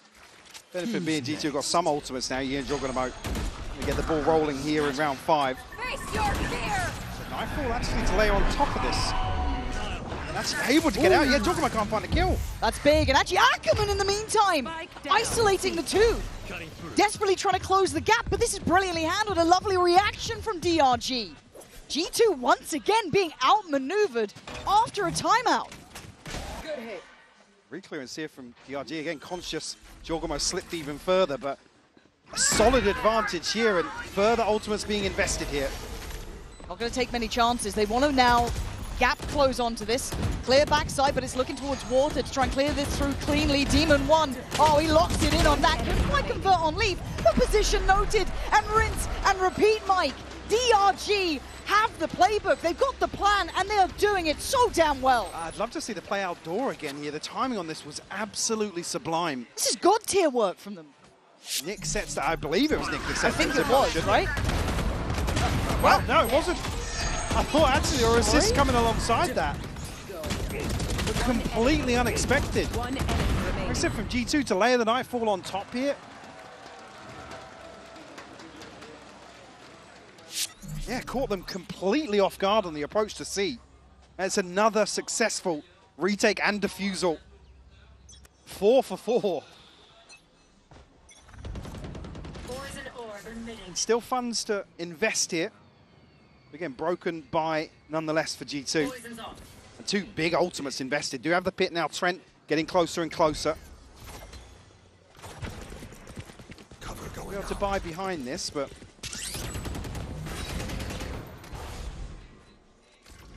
maybe an indicator here of the pace changing ever so slightly in terms of the early round at least. T1 putting up a good fight over here, keeping this map very, at least, known, I feel like. None of the extremities have been truly explored. There's still an eye put towards it from Flex and 2 over towards A in case there is that late lurk. Now, Jonah P could have late presence, but you're still looking at this reclear towards side. This is what DRG have been very good at, but we haven't seen this B side tested. Paranoia goes in, Demon 1 starts to go for the walk. Ackerman already on the side, but it's Flexen this time. Every single one of those DRG players is having their time in the sun. Now Trent still with the ult though. Don't forget about that. Jonah P in a lot of trouble. A bounding player moves forward as Demon 1 taps that spike. No reaction yet. Still trying to draw that utility out. The time is starting to look good for them. Trent doing well on towards Nick here. Demon 1 still though, sitting towards that defuse. Trent tries to do what he can, but DRG every single time outdoing G2. They are looking so well structured in terms of approaching these retakes. This is with a pit, by the way. Trent gets his ultimate up as well. There's so much to convert this post plant for G2. They're like freebie ults sometimes. That feels like it's slam dunk. I mean, I didn't catch it there on the replay. Did Leaf get caught in like an accidental jump off the box? He repositioned so deep within the pit. Oh, this could be legendary, Mike. I mean, I know it's map 1, but you got to think about that mental warfare happening right now. G2 with a shocker of a first game. Yeah, you could context it with the fact that Heretics look revitalized, but But this would be the ultimate vengeance for Demon 1, and Spirit Z1 can be doing the work for him. Takes away Jaw, blunts the tip of the spear, and once again they've got control. They fought over towards Mound. They've got control of Rubble. They're doing everything spot on. Now I think G2 are going to be so worried about giving away openers because they find themselves in disadvantaged positions time and time again. Like I said, getting plants in, having the right ultimates to convert, but unable to stick the landing. Here. Then things will slow down once more. And again, as G2 spread very thin on this default. And I love this kind of then tempo change, right? DRG fight for a lot of the space initially, but then they're happy to shift away, sit a little bit deeper now. They've burnt a lot of G2's utility just trying to get to this position. So still, I think that wall is still there in play. So something to be cleared if they do want to go for this, but Ackerman there, waiting patiently, could call in support easily. It's a 2-1-2. Probably not going to fight for it, but hey, tail to tail. Oh! They can't put a foot wrong. They are walking on water right now. And I can't believe it looks so easy for DRG up against someone like G2, who are meant to play good quality Val, right? Like they're meant to go through those motions, but now they've got to try and hold on to this site with only 3 players here. And diving is Ackerman again, tearing them limb from limb. Mental gameplay. He is absolutely on fire, Lauren. He's loving it. I mean, DRG are just so good at investing their util at the right moment. G2 aren't being given kills ahead of the plant. They're struggling to even scratch the surface of some of these setups. This was meant to be redemption for G2 after a shaky first series that most of us choked up. Timeline. Look at it. Look at it. Because G2 are feeling it. They're feeling every single one of those rounds, and they have no answer to it yet. It just feels like DRG are heaven sent right now. They've got everything going right. They got their ults, they got their money, and they are hitting their damn shots. Already Spirit Z1 gonna back away from this. Already an earlier clear and a faster pace. Yeah, Stingers here, you know, G2 are almost going to run it down at this site. Just to try and swing the pendulum back in their favor. No, Demon 1 able to get away. Doesn't give his life away either. So still we're in the same position here. Tons of util. Yeah, they have a lot still in the tank here, but a fight had on CT. First time G2 have tried to dig deeper, search further, and now an advantage finally to their name. Couldn't quite get the upgrades, but still, they've got so many of them. It's still just sitting back on these Stingers now. And not much damage done. Oh, whoa, does that say that?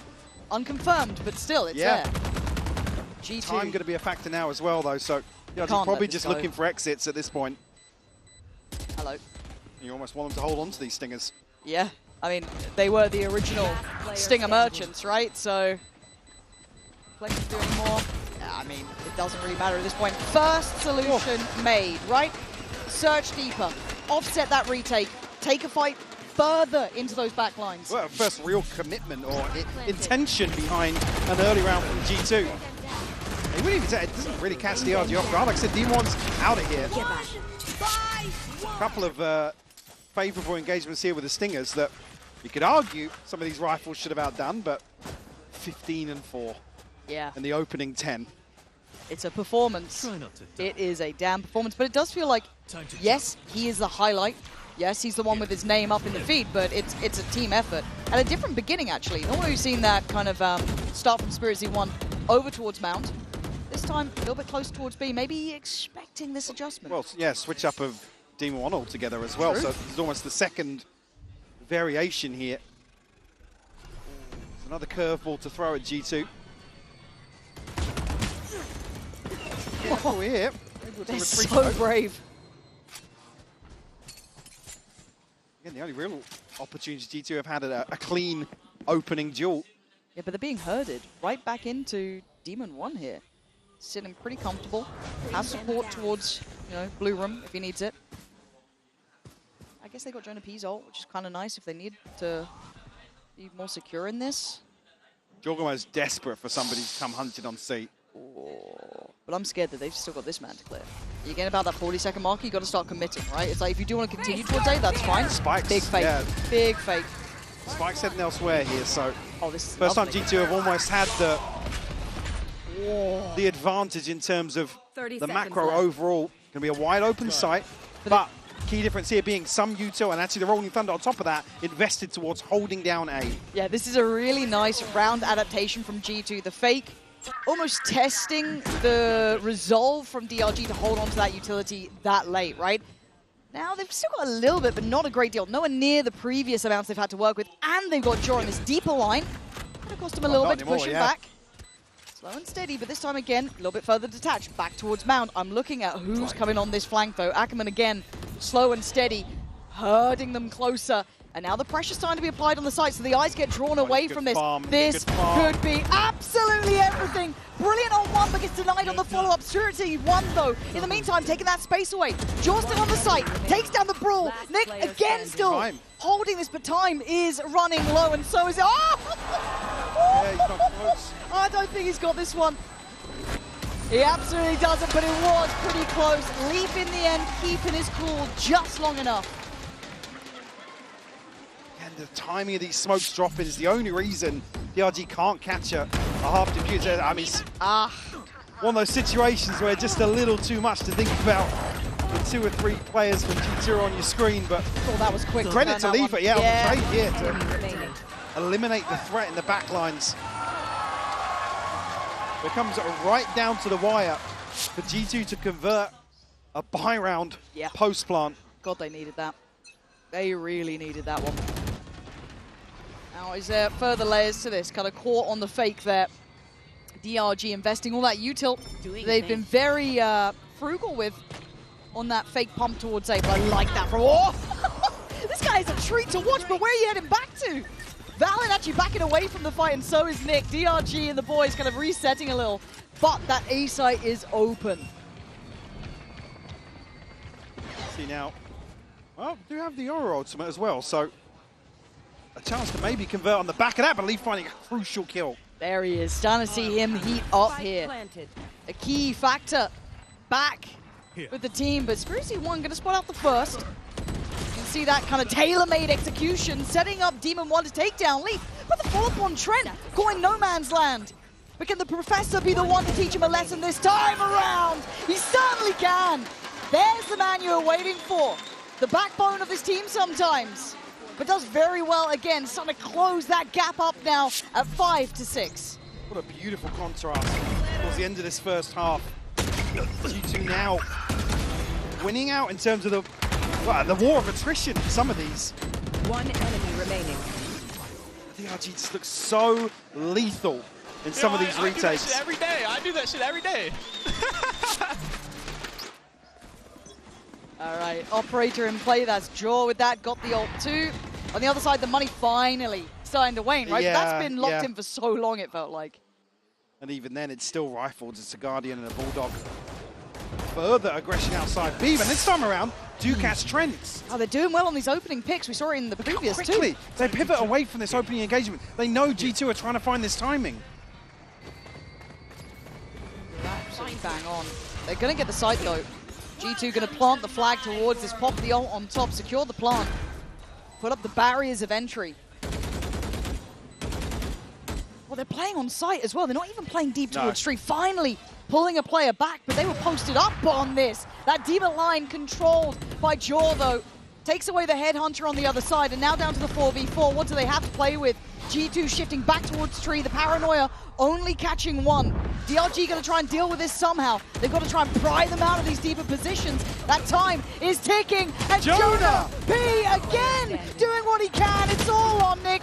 Too little, too late, as G2 recover what felt like a sinking ship. I mean, that is such a fantastic recovery. Yeah, we're getting a chance to look at the timeline ever so briefly there. But to close out these final 4 is crucial to G2's survival here in map 1. Well, they needed it, Mike. They needed that. It was looking rough by all accounts, but credit to them for this turnaround. To be able to stabilize, to be able to find the solutions. Still looking lively. I absolutely can't wait to see how this continues on after the half, obviously. And we have a little treat with Cupid standing by with Lou. Et je suis ravie d'accueillir Cupid pour une interview inside. We have Cupid in Paris player coach, IGL, he does it all. And the first question I wanted to ask you, Cupert, is back in 2022, you used to be coaching 4 of the players on stage. We had the Guards boy and also Leaf on C9. So how was it back then, and are the boys still the same, let's say? I mean, the boys are still the same. If they win today, I've told them everything. If they lose, they didn't listen to me. So it depends how they do today. So it's their fault if they lose, and if thanks to you if they win, right? Exactly. Okay, I think that's pretty good coach mentality. So first question, première question. Du coup, on avait Cupert qui coachait les joueurs de G2 chez The Guard et chez C9 aussi. Donc, est-ce que les garçons ont un peu changé? Comment c'était à l'époque? Et bien, s'ils perdent, c'est de leur faute. Et s'ils gagnent, c'est grâce à moi. En gros, and now that you're back to playing for Team Liquid, I really want to ask you that question. What's the most stressful, playing or coaching, and why? I think day-to-day it's playing, but when it comes to an official, coaching is worse. You just have to sit there and watch your team lose. And which kind of, tactical timeouts were you taking back then? I didn't do much. Ok, fair enough. I think that's pretty solid answer already. Donc, qu'est-ce qui est le plus stressant entre coach et forcément jouer? Bah, il dit au quotidien, c'est peut-être jouer, mais comme ça, dans ces situations-là, en official, on est obligé de s'asseoir, d'attendre un petit peu. Donc, je dirais que c'est quand même coaché. Thank you very much, Keeper. Pleasure to have you here. And now, let's see who handled the stress better between G2 and DRG. The sign, VIP Prius. Come on now. Yeah. Come on now. Foul work. After this performance, no. But Coinbase Econ report here, just going to be checking on the numbers, have a little look through, see if anything stands out to you. But Mike, narrative-wise, I got to just be thoroughly impressed with Aikman, right? This guy had such a belting first half. Yeah. Again, setting the tone so early on. And again, forcing G2, like I said, into these spread very thin, slow defaults. Is so cautious of any aggression because DRG they were mastering the tempo perfectly. Yeah. Like I said, where G2 weren't able to make them sweat, yes, you can force out the wall early on and whatnot, but we're talking about an arsenal of utility they were up against in terms of these post plants. Again, on top of that, when you have a Waylay just running rampant in some of these rounds. Look, the Waylay after the buff looks so good as well. It makes sense. Hopefully you saw that shot call, Pip, there, because I didn't. Now, at this point, Aikman is going to be the one with the Sheriff. So eyes a little on him. On the other side, Frenzy there with Jaw. A couple of ghosts to round it out, but now we get to see how this looks on the attack inside. Again, coming in with that double duelist. Maybe a new problem for G2 to solve. But they learned well, they learned fast. Those last 4 rounds, they absolutely brought this game back within touching distance. So I would have said they were almost just one buy round away from that spiraling out of control. It might sound stupid to say that with the deficit they were at, but it was the stinger round that really put them back on the map in that first half. DRG will find themselves a clean plant here, though. Jonah P unlikely to entertain an engagement ahead of the reinforcements. DRG just itching to get further and further. Cover going out. Now's the time, isn't it? Smoke's starting to be invested, util coming in, but a bit of stall coming out from the utility from Nick. So trying to slow this down and maybe divide them. And flexing, just standing guard. Back-to-back damage, but a fight back from Lee. Big work from him to create space on the site. And Aikman, though, is the danger man. He has been the whole time. Jonah P still alive. No util, just weapon in hand. Up against Demon 1. And he play it just right. Jonah P! Don't test him on this site. It's been his all along, and it may look close, but he's got it all day long. Red Bull clutch here to kick off the second half, continuing that momentum from a string of 4 to come back here. But again, just as soon as basically the green light is lit, there's just a furious exchange of kills. You gotta be quicker than that. I'm an insurance company, come on. And a 3K of his own. It's huge. Demon 1 to find one in the first half for the pistol. Yeah. But a clutch here for Jonah P. And look, I said it, I wanted more from Jonah P, a little more from Jaw, but we're definitely getting from Jonah P here. If we get a couple more like that, I'm all aboard. In back, what's this then? Leave. No, it's free. Devastating for DRG. And VALORANT just kind of closing down the account. Simple stuff, really. G2 not breaking a sweat. Well, if they even need it. Confidence builders. Farm here in round 2. Spike down. Nightmare stuff. boys. Woo! Nate said, I'm getting 3. I'm getting 3. You got 3, baby. Certainly a little more energetic now. Yeah, it's starting to look a little bit more like the G2 we've heard about, right? This Baby Bay theoried G2. The don't worry, we're fine, we got this. We got to check it here for sure, right? Huh? Well, DRG actually calling this timeout, but a chance to check in with Baby Bay. Well, that's true. Yeah, I guess good vibes, guys. Yeah, I can't imagine there's an awful lot to talk about now. But for DRG, A different timeout to the first half, for sure. Yeah, I bet.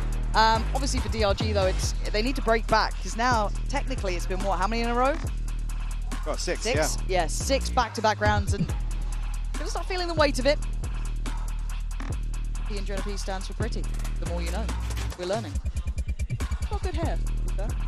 Yeah. Yeah. Not a good judge for analysis. it. Huh? Not a good judge for it, but. Well, the crowd getting a little lively. I mean, it's a close game, but I do need to see an answer back here from DRG. Is it going to be one of those had a chance and then kind of let it slip away? That's what we're going to find out now. Need to make an impact here, but G2 with stingers. Yeah, Leaf holding on to the judge as well and actually rotating towards where the heavier presence from DRG is and the spike. And he's only 2 off the pit. After that round 2. G2 looking a little naughty. Getting interested, getting invested, but Demon 1 actually be able to split ahead of this almost. Slipping through deeper towards the wall on Rubble. Gonna see Jonah P, calls it out of Flexin. This has been well handled. Yeah. I thought there could have been a bit more danger to that, but actually they navigated it well. Oh, he's not cleared by that. No. Like, this isn't... Do they still check it? Oh. Wow. Valorant has to commit to 1, yeah, with a stinger there, there's no chance of him collecting 3, potentially 4. Yeah. But what But can how Leaf do? about this? How about a judge? How do we feel? It's quite hard to clear some of these corners. You don't have prowlers. Oh my god. Okay, it's fine, everything's fine. I wasn't nervous. DRG making it past the bonus, still smiles on their side. Yeah, that's kind of fun. Demon won the first kill onto Trent. Even in the back lines here through the smoke. I mean, he went for the right target, right? You leave the one who's picked up the orb anyway, but damn, he was quick. I said there's just no way, unless you can retrieve one of these weapons, but there's just no way stringing anything else together. But 4 left standing. DRG. Odin out. Right out of the timeout. Where's Jonah P sitting with that? Okay, towards 3. Fair play. DRG eyeing up this C site very quickly. It is only Leaf here on his own, and there was longer rotations. Now they could be there. So just an early glance and an early show of force. Well, maybe some commitment behind this, though. Whether or not there's any deterrent. I mean, drawing out the snake bite very early on. Yeah, I guess we're at, what, 1 minute 15. There's the paranoia, so it is go time. Trent on the fallback, as is Leaf. Jaw now wants to get towards site. Ackerman already going to be taking the space, but does he expect to fight? He spots out Leaf. Ackerman's been chomping at that bit, man. He wants in. Much due around now in this second half. Considering the first, but... And they didn't pin down the kill. No, I thought he was dead. Yeah. Not to be. The RG not willing to fully back away, all playing towards water as well. No one on mound yet. Demon One's having to look back just in case someone might be closing the gap. But now, Flexin still tucked on top of box. Time to play this back through now. G2 need to clear this side. Flexin still standing. Torba gets cleared. Already DRG starting to dwindle in numbers, but a 2v2 and similar HP. But there's literally that Odin coming in, spraying away. But Demon One up against Valen. Oh, he's been outdone again. Valen letting him know, holding his nerve. Similar scenes to what we saw at the start. Another 1v1. Demon One unfortunately fall into another member of G2 here. And again, it almost feels like this takes an eternity for G2 to get onto site, but still relatively comfortable with the half defuse coming through.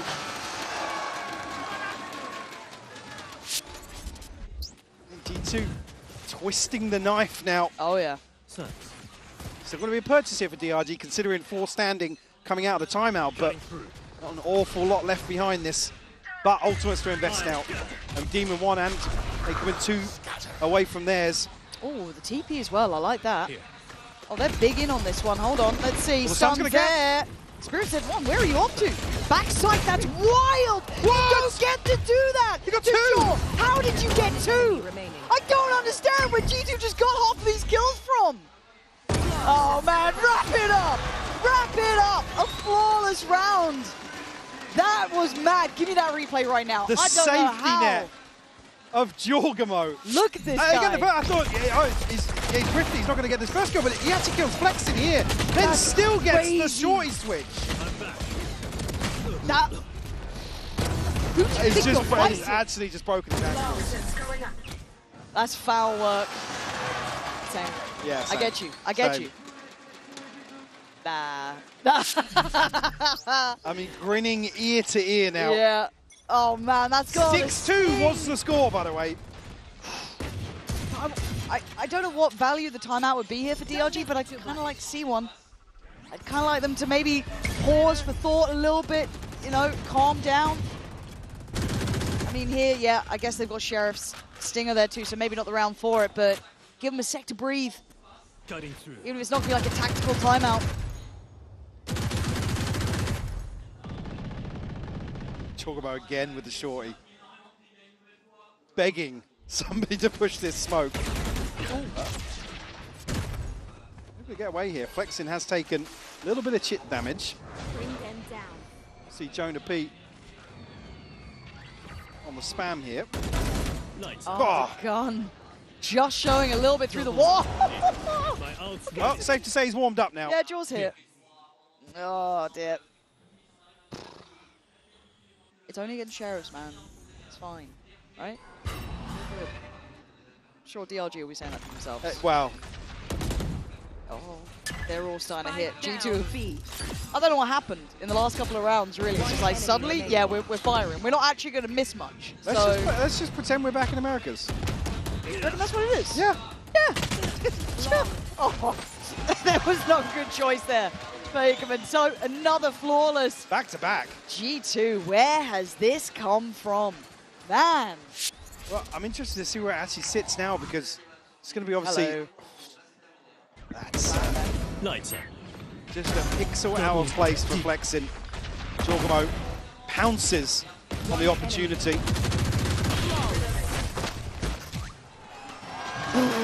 Bro. Yeah, Yo, let him fight. Well, here's the timeout we asked for, yeah. Again, behind this though, Lauren, is G2 up to 11 now. It rides on this round. Unfortunately, they're not going to chip away at the cushion that G2 have. And I was almost going to credit DRG in terms of this ult cycle and how they've stacked up certain ultimates, but G2, Valen, Jorgamo, and Jonah B all have their ults. Trent about halfway to his as well. Yeah, whatever happened on more rounds, like round 9 onwards, G2 woke up. I mean, so what? Since then, it's 9-1, right? Yep. And it's tough for DRG because everything's done very well. I think we were very impressed with what they were doing initially. Now, there's always going to be that level of, okay, how much depth do they have to go to? Right, they're a team with a standard. You know, we hold them to a fair standard. And they've done very well, mechanically looking solid. Some very brilliant rounds in those early couple, but since then, that depth of G2 has started to arrive. It scares me, man. Yeah. This is certainly the pedigree we talk about. Yeah. When discussing G2. DRG, a little bit concerned to see that they want to slow things down, actually. They're looking very well choreographed in the first half, but unable to really replicate the same sort of thing here in the second. G2 basically have total freedom here. At least outside C and B in a very safe hold between Jonah P and Lee. Jonah P now just questioning if anybody has drifted silently forwards, but we can obviously the back of the drone clearing outside B, actually. G2 going to make a massive rotation here. Yeah, the flank is coming in though as well, but the site already being secured, it looks like. Eggman does well to take away Jonah P, but they still know that there's a lot of presence here. Backline now threatened. Where do you go if you're DRG? You don't have comfort on the site, you don't have a way to really rotate out. You're pretty much stuck here. Jaw takes back front site as well. Flexin trying to stay alive by the smoke, but for DRG, they're living and dying basically. Well, Flexin was actually spotted on the way past from Jorgamo, so he knows that they have this contingency. It's pretty work from Jaw. Yeah, we're seeing G2 looking a lot better now. After a shaky start, it kicked up a gear and then some.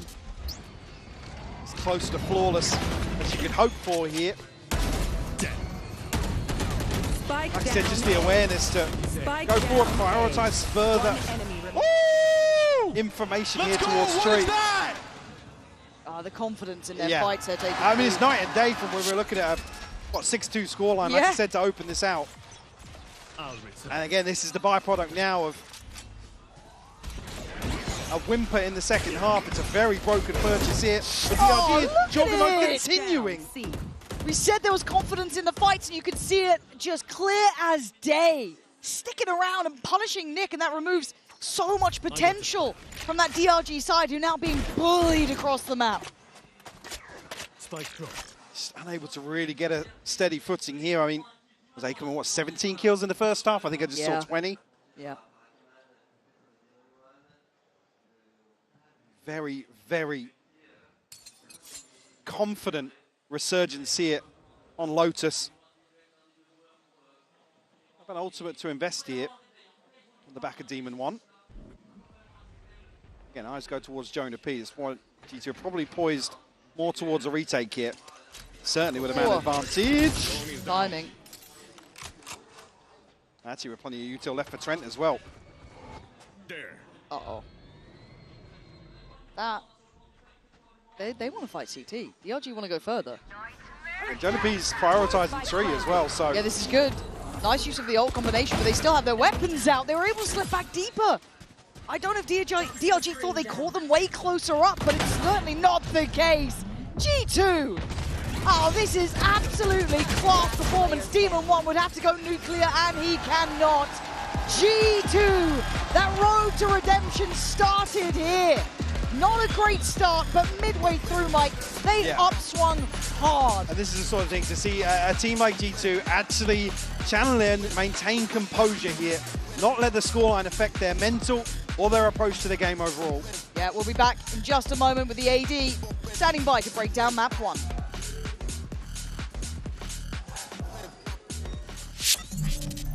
Get his ass, boys! Woo! Nate said, I'm getting 3. I'm getting 3. He got 3, baby. Good shit, baby. Jonah got this. Look at his face. Bro. He said, bro, I ain't mean that, bro. Yo, let him fight, guys. Bro, Jonah, bro. Look at his bro.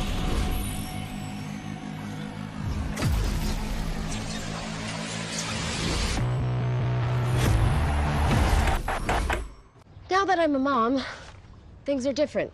Verizon's different too. They let everyone in my family choose different plans. We get what we want and we save money. Love that for me.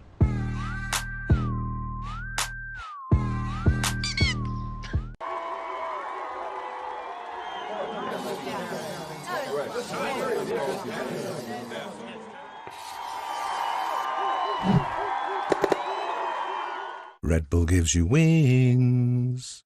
Esports World Cup, where we are starting off with VALORANT. If you want to win, you have to win against the best. So looking for revenge.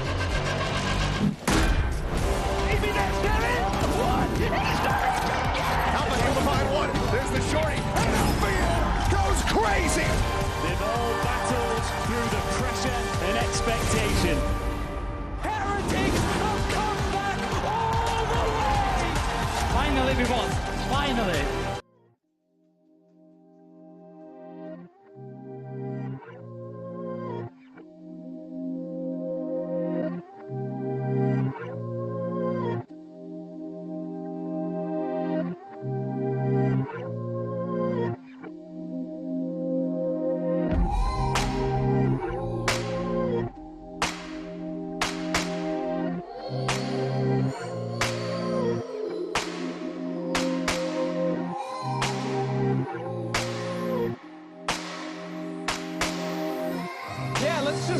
everything on rainbows and happy thoughts.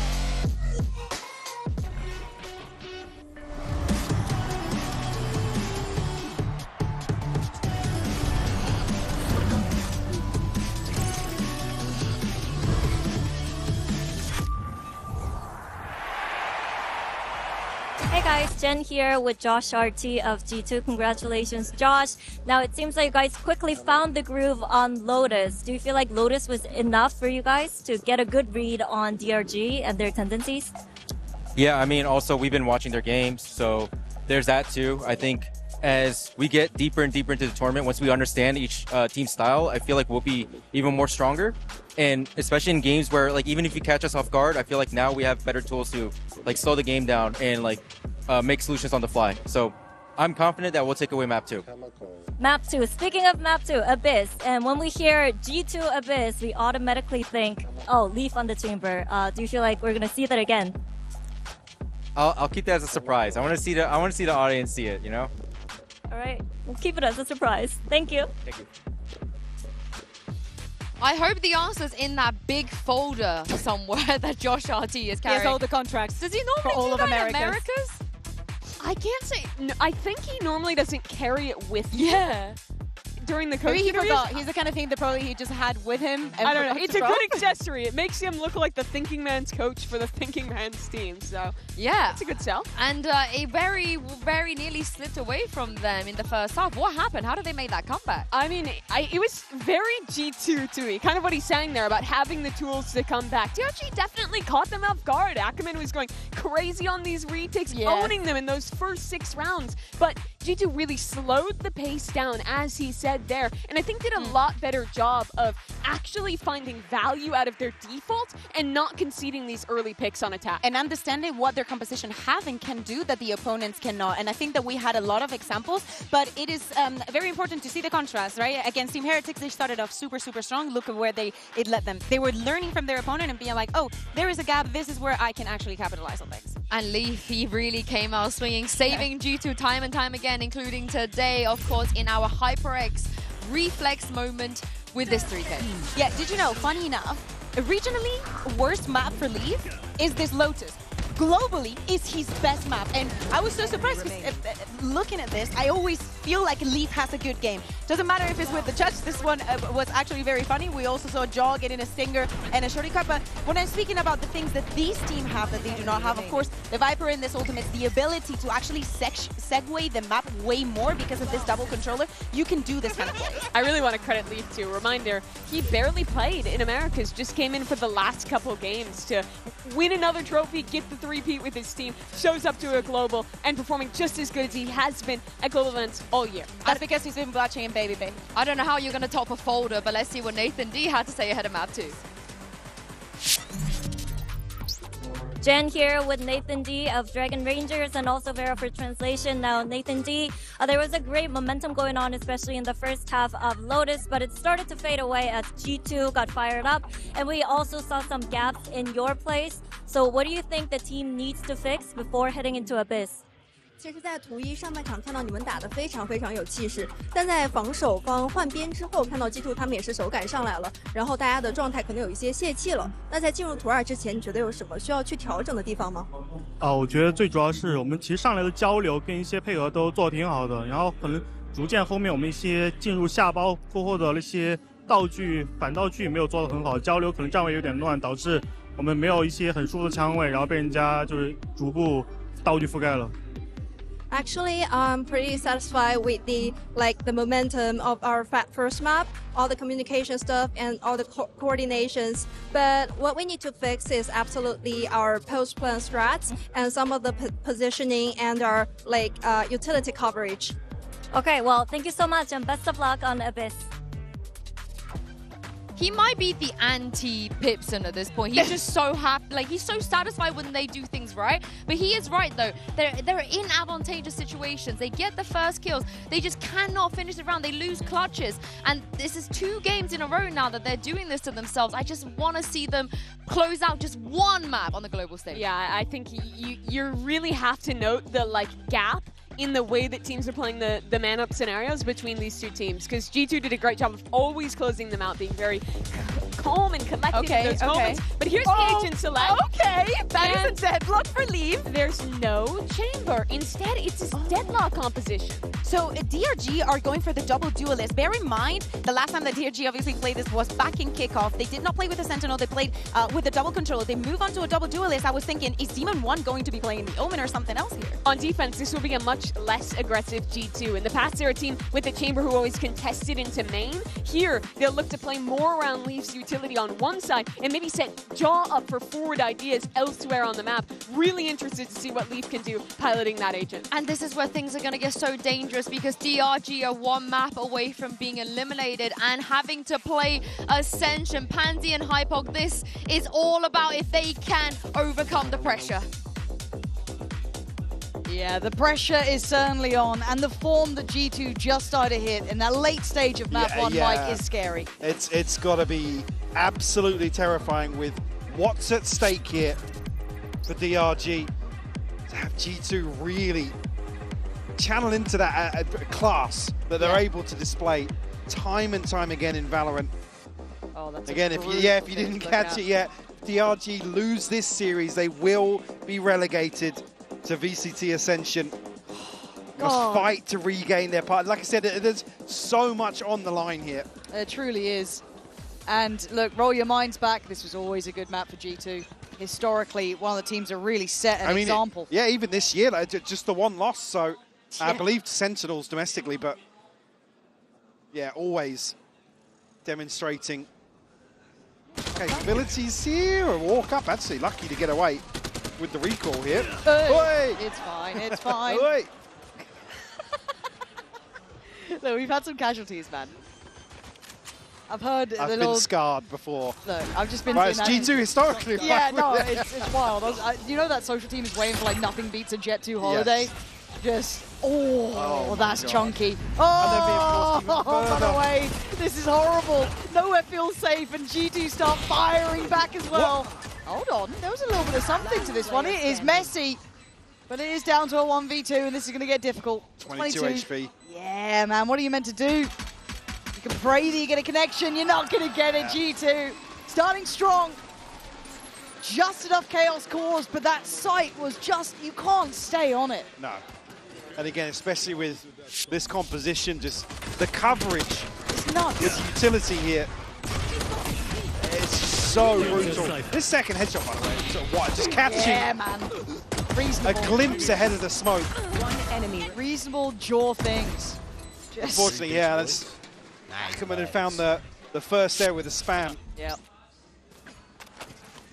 Oh, you kind of wanted to see them get the ball rolling early, because they've certainly been, with how map 1 started, yeah. and how it ended. You know, that downpour of rounds on them was, oh, it's carrying on.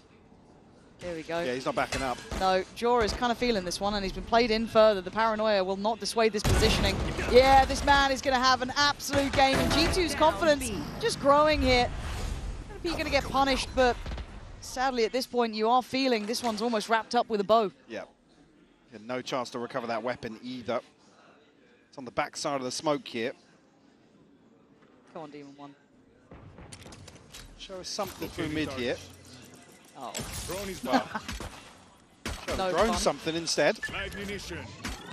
Leaf's closing in. Just toying with his food.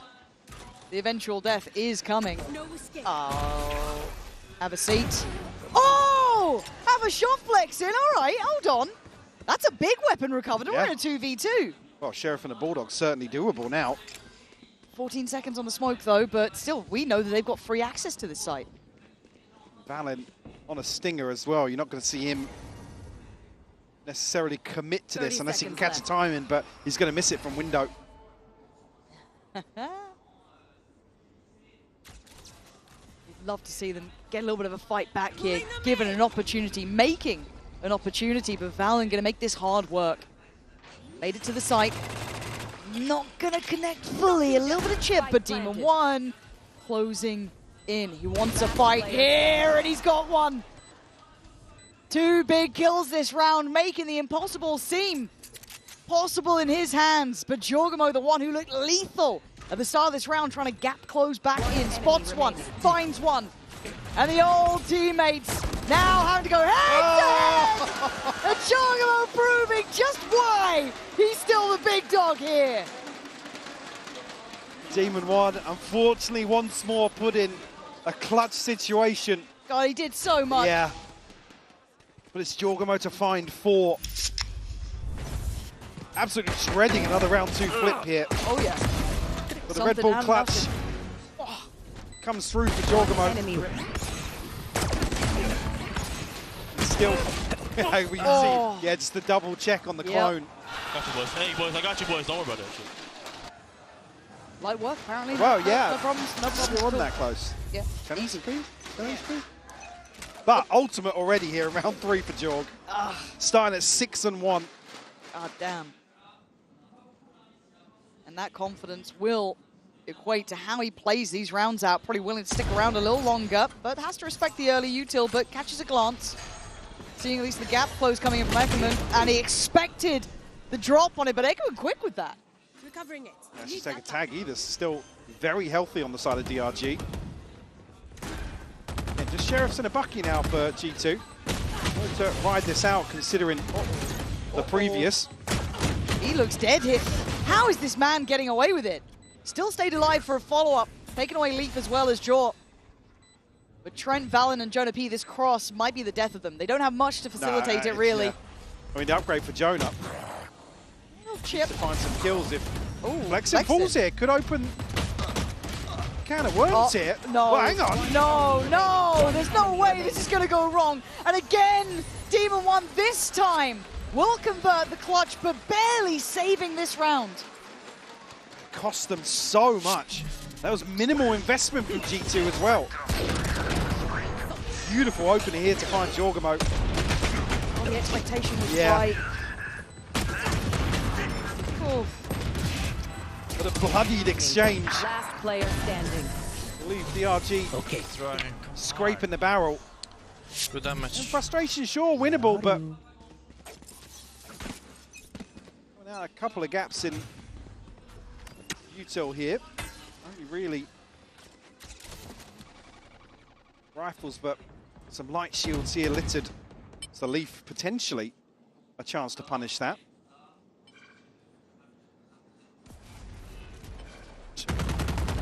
this orb never feels good. No. But it has been collected. They can take the tour around. Don't have to be in a massive hurry. And they haven't really explored on towards the A site kind of during regular play and round. It was obviously in that second got a little bit more dicey, but that late investment of the wall coming in from Leaf is going to add a couple problems here. Feels like it starts to herd you, but Demon 1 could have cracked that open towards middle. But safe play in the end from Jonah P, shifting back a little bit deeper. Stall here. G2 should be potentially opened up here, but doesn't look like it will connect. Oh, the timing on that. Slowing them right down, but actually still going to be going for this one. Spots out at least one on CT, but they're refighting on the space. Spirit Z1 does well, but there's the instantaneous answer. Smoked off towards heaven, the plant could be in play. Demon 1 a mile away, and the TP coming in, but the loss. Demon 1 was meant to secure this. He's out on an island here. He can't commit to the plant. Oh no, this has gone terribly wrong. And look who's closing in. Jaw wants him dead. Buys his time though, doesn't go on his own, waits for the support. Flexen has to stay alive. He has to buy time. And he's trying to, but that smoke's not giving him too much cover. Jogamo with the removal of him opens up the chance for the defuse. Ackerman's position doesn't really complement the plant either. It's too far away. And I think G2 have done this just brilliantly. I mean, almost worried that G2 was so cautious about the approach. There you can see Jogamo with the flash. He's like, I'm not going to commit just yet. Conscious. Again, held at the front door here. Fast TP, Demon 1 unfortunately just caught completely off guard. Boys, let's go, boys.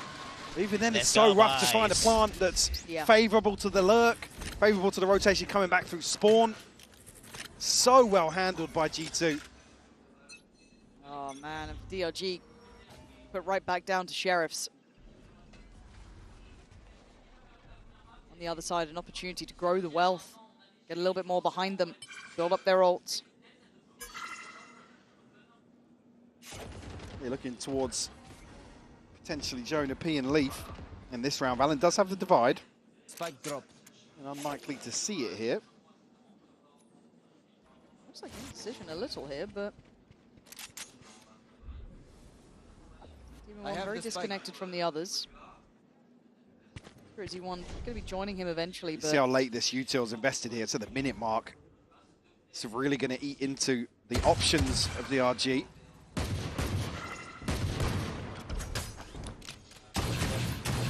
Have to deal with it to maybe allow themselves some breathing room. Jura on the other side tried to take a glance. I don't know if he spotted anyone, to be fair, and it doesn't look like it, considering the rotation. Cover going out.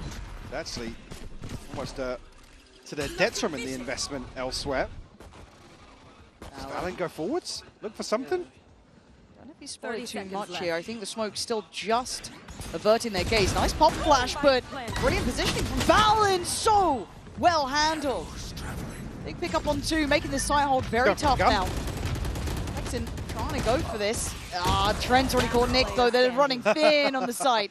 G2 all too aware of what they would have wanted, and Demon 1's positioning now becoming a bit too obvious. Sure, actually did the hard work in terms of pulling the rotation here, but 2 huge kills from Valen. Again, doesn't drop to sight, so that rifle's unretrievable. Even with a TP, a bold attempt. Unable to really crack through. And I'd like to see DRG potentially explore a little bit towards middle, try and punish a bit more in that actively, rather than just a very passive lurk. Get maybe a little bit more involved in that, set that tempo a touch. Timeout called quite early this time for DRG, however. We didn't see this so much in map 1, but happy to see them check in here. You don't want to let this game get away from them. Some very possible rounds. They had a really confident response from one of their timeouts, so he come out and really caught G2 off guard, but with how this one's started, almost actually replaced the names. We've got 4 back-to-back defusals here for the round wins for G2. DRG unable to stick the landing just yet here on Abyss. Yeah, I'd like to see a little bit more from Spirit Z1 if he can get going in this. Obviously, Jogamo kind of setting the tone very high. Yeah, well, ults will come online now when they're going to have rifles, so again, really looking towards Nick and Spirit's one in that regard. In terms of options, they've not had much. We're trying to invest Demon One so heavily into these lurks. Yeah. Kind of tough as well. You know, the communication does become an element that you have to discuss. Obviously, if you are on those lurk timings, trying to get that tempo right. So I'd like to see a bit more pressure towards middle. Obviously, that is quite the obvious answer, so G2 might already be considering that, because it has been absent of active pressure during the kind of opening starts of these rounds. Well, yeah. I mean, if you want to continue to commit Demon One to this, they need to be winning out some of these opening engagements, or at least drawing blood somewhere on the map. That's cage trigger. Well, first mid take's not looking too good off rip here. Hold on. There's a lot of info though. Don't think you're going to spot Trent there, but you are going to take towards site. Maybe a couple of gaps in the information, but where's he committing to? Demon One does very well towards middle. This is much better. An earlier insertion towards it, and a great follow-up fight. Dividing and conquering towards this B site, and the plant now allowed. This is much better tempo from DRG. Now G2 trying to pull up the retake with just 3 alive isn't going to be easy, but with VALORANT doing that, that certainly sets the stage. Well, the divide as well here. And also a chance for Leaf to kidnap somebody from the back lines of DRG.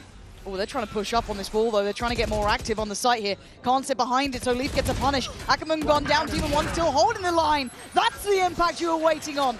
That's the man who could be a problem. Much better tempo on that mid-take. Absolutely. Coming out of a timeout once more with a pace change.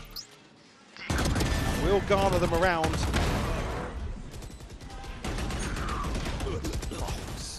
Unlucky here, but Valen crucial to find that kill. Yeah, I mean, it's still just... you hop into the POV of Demon One occasionally, it's just like, yeah, man, this is still so talented. He's still a treat to watch. You know, that's one of the things. I will always be a fan of this man, regardless of role, team. It's hard not to be, right? Showman through and through when it comes to the in-server performance.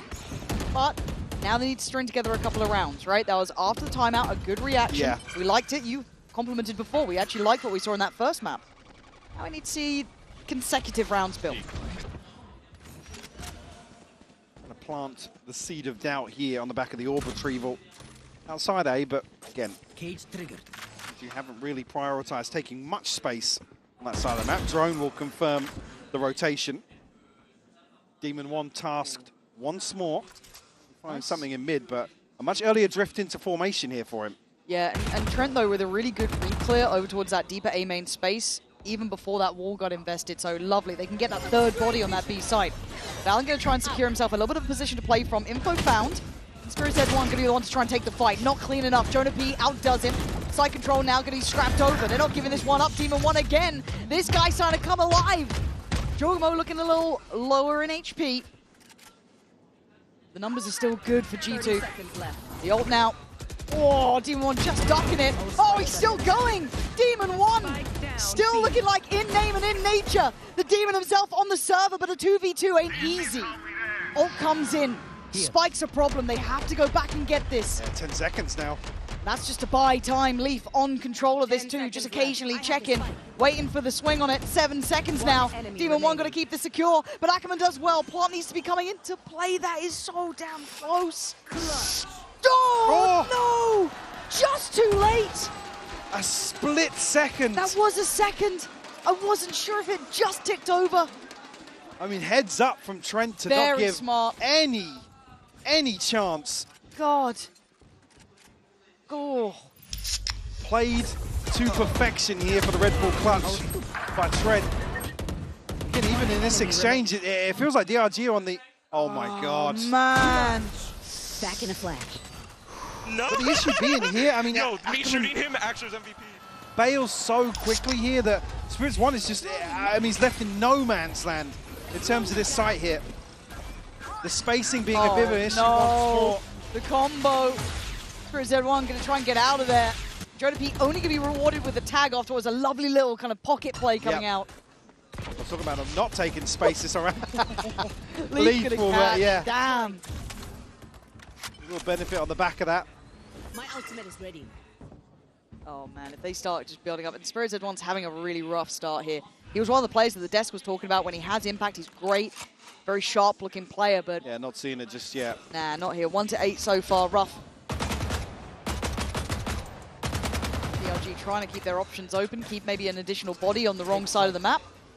It's been a minute since our drones have commanded the attention of 3. Certainly here you see as well. It's looking as if they might rotate the spike this direction. Now second guessing that, but further hesitancy from the side of DRG. No connection here, but Trent and Valen going to respect this. Well, as I say that, disrespecting that smoke. Willing to take a little bit of a brawl on it, stay out a little bit deeper. Demon 1. Is this your time?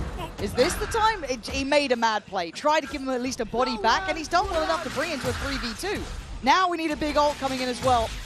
Not going to find, because look how far G2 are on their progress already, and you know where their ults come from. Nick's options are foul here. Jonathan would be the first. Oh my god, okay.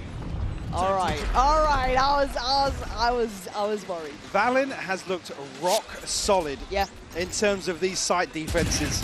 That kill was foul as well.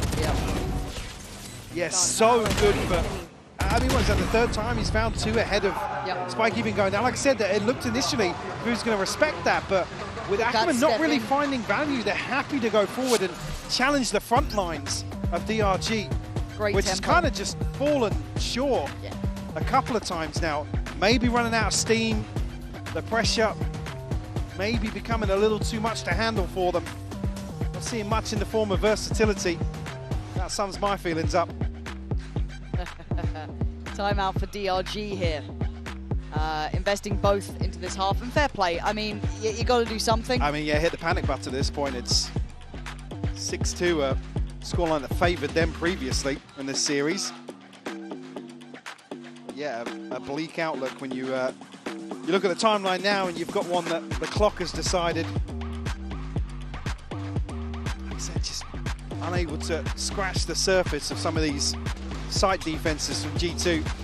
And it's between the Waylay and the Yoru, to be honest. Like I said, there's some weird spacing. Ackerman's just so cautious. He spots somebody and he's immediately retreated, and then what, you committed to a TP on site, and then... We haven't really seen them explore this A site. Wow. Leaf has been command in this space, man. It's not going to be a pretty purchase to throw out, but I'm sure Leaf will welcome the challenge.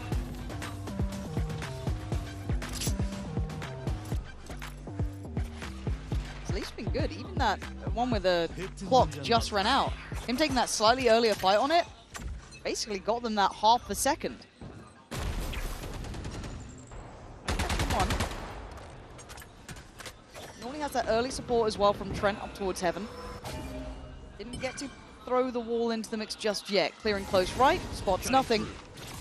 But this site here is not going to be pleasant already. Oh, much better. Melting Trent though. Didn't expect that pressure coming his way potentially, and that's worked really well. Now Leaf actually has to respect this. Retreating all the way back towards spawn. Waiting for the reinforcements, but an advantageous position now, and Leaf will fall. Okay, back yourself a little here. Spirit doing wondrous things, and still doubles into that, taking away Jaw too. This is looking perfect. Having fights. Being aggressive, a bit of confidence to this, digging way deeper. Almost a roll of the dice to actually gamble on finding a 1v1. It's Trent to fall. Jonah P just has to watch this one conclude. I've got to say, DRG after a timeout. Yeah. They do look good. Yeah. In the rounds that actually G2, historically, I mean, anti-ecos and sort of pacey rounds, they've got a couple of players that will... Yeah, they'll go forwards, they'll hold the front line and find 2 or 3 kills, but Paranoia didn't even connect here. It's One enemy. A little bittersweet to see Stingers used like that against G2. This is exactly what the doctor ordered, and G2 doesn't want any of that momentum to carry on, do they? Yeah, this is definitely one of those psychological timeouts. To maybe catch their breath. I don't know if there was anything that maybe was spotted from the outside from the coach booth. Or a vibe check, more likely, with Baby Bay in the booth. Baby Bay in the booth. see really if DRG can string anything together, because that has been the concern out of these round wins following a timeout. It's felt fairly limp-wristed.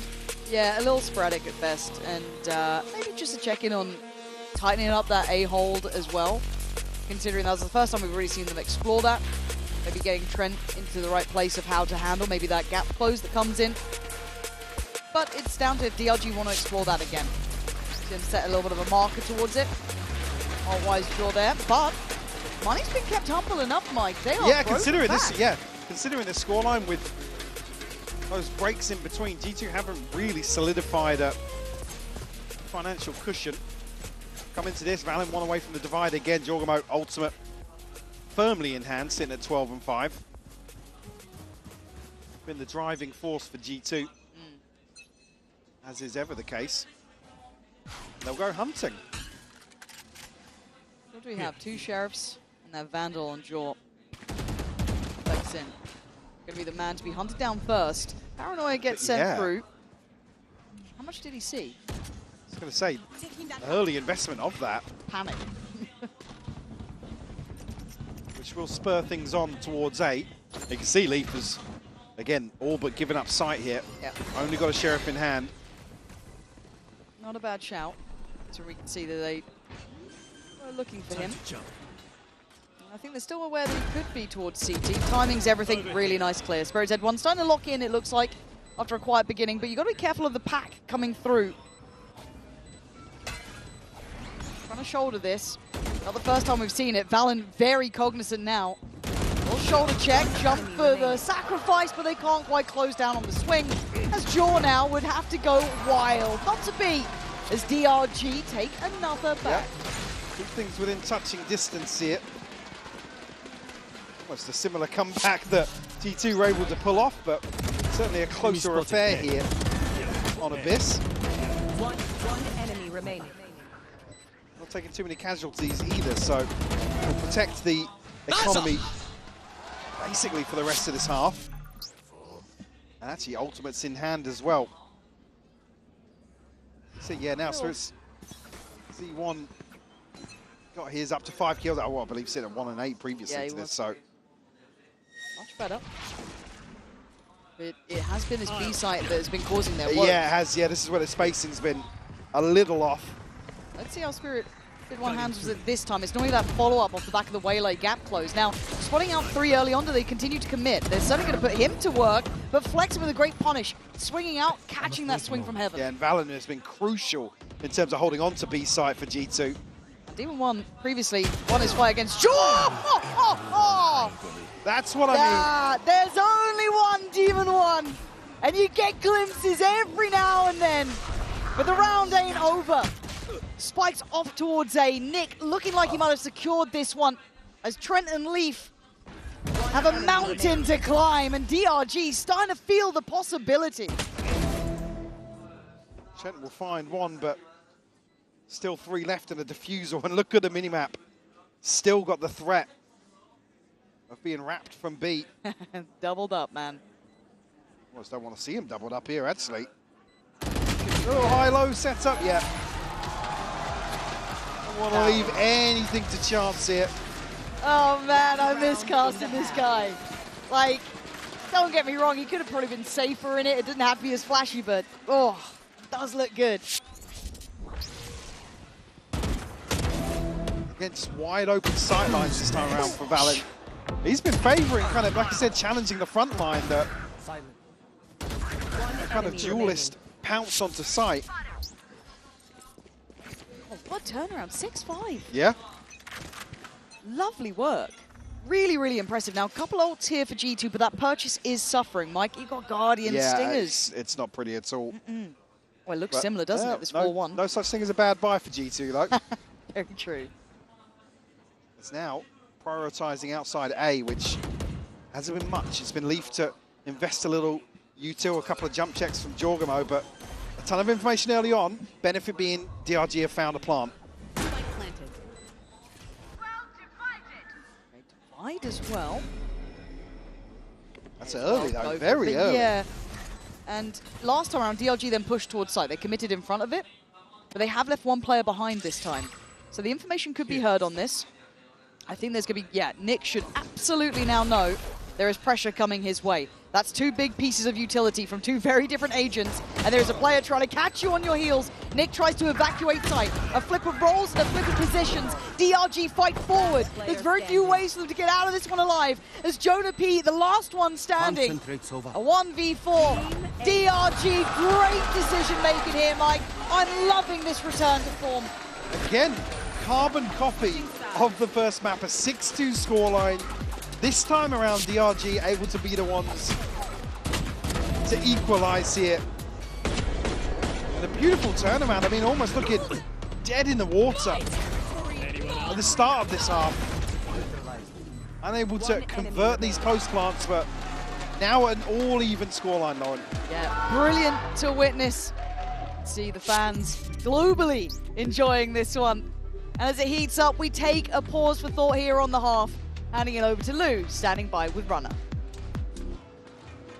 Et un autre joueur de VCT, Amiel, m'a rejoint. Runner, GX player, is now with me in Paris. So welcome, first of all, Runner. And you know, you've been able to witness the support of the French community back in the days with Vitality, the Spanish community in GX. So, you know, which role does it play for a player having people cheering for him in this kind of arena? I think having fans cheer for you means a lot. It changes a lot. You get that motivation on stage and you just go full out, make them happy and enjoy the moment.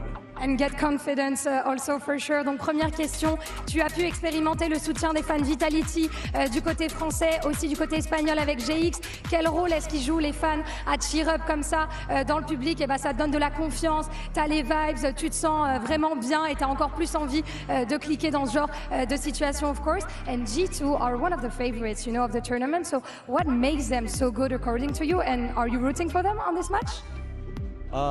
They're probably the favorites because they have insane team play. It looks like they always have a plan, like they know what they're doing, they're on the same page. And of course I'm rooting for them. I'm rooting especially for Leaf. Let's go Leaf. Leaf, your boy. Let's see if we can do good on this map. Donc deuxième question, G2 sont les favoris du tournoi. Qu'est-ce qui fait qu'ils sont si forts? Eh ben, ils sont lucides, ils sont toujours sur la même longueur d'onde et ça se voit sur le serveur et aussi en dehors. Et évidemment, je les soutiens et notamment mon gars Leaf. So let's see if we can do good. Thank you very much, Runner. We hope to see you back on stage very soon. And before that, let's see if G2 can take the win on Abyss. Well, the way the last couple of rounds went, it got much closer. 6-6, Mike. You can't split them apart. No. Like I said, it's almost a repeat of map one here. Yes. So we check in with the Coinbase Econ report. No surprises to see. Obviously, check in here. Demon 1, the person to, time and time again, put up a fight at least. Keep them in some of these rounds. Deliver a couple of multi-kills, as he's famed for. Oh, yeah. And like I said, there's still, you glance in at a couple of clips of him and it's just like, damn. Yep. Yeah, I wish we had him back as a mainstay. It would be fantastic to see. Because again, look on the other side. Yeah, Jorgamo. God, just as talented. Some real talented players in this server. But again, to me, to stand out in a lobby like this is why you can't help but enjoy Demon 1. Again, for Jaw, though, he plays his role so perfectly. Demon 1, you know, it's a very different position. Mechanically, we'll always enjoy it, but Jaw is still so clean. Now we get to see the side swap, right? So let's see how this looks on the other side. G2, historically exceptionally strong on this map. One of the first to truly get a beat on it. Their time now to set the tempo. Get a fast take towards B. It's DRG. Also on the other side, though, have explored mid aggressively. Actually, Jonah P going to get, well, not what he wants at the top of the rope here. No, certainly brought down. Balin wants to go. Oh, they look a bit caught in their ideas. So they fight forward, do they fall back? And right now the choice is made for them. Spirit Z wants to send them back to watching the rest of the team fall down. Trent and Jaw, the last two standing. Burn out. Util nice and early here. Jorgamo has to go huge with the frenzy. Oh, that paranoia could not have been better, though. Quelling some of that aggression. Still sticking around, but these last two... Oh my God! No way! There is no one like him! Absolutely unthinkable form! You write him off, and God were we wrong! He has absolutely no business. That is just perfection. from Jorgamo for the Red Bull clutch. Do not test this man.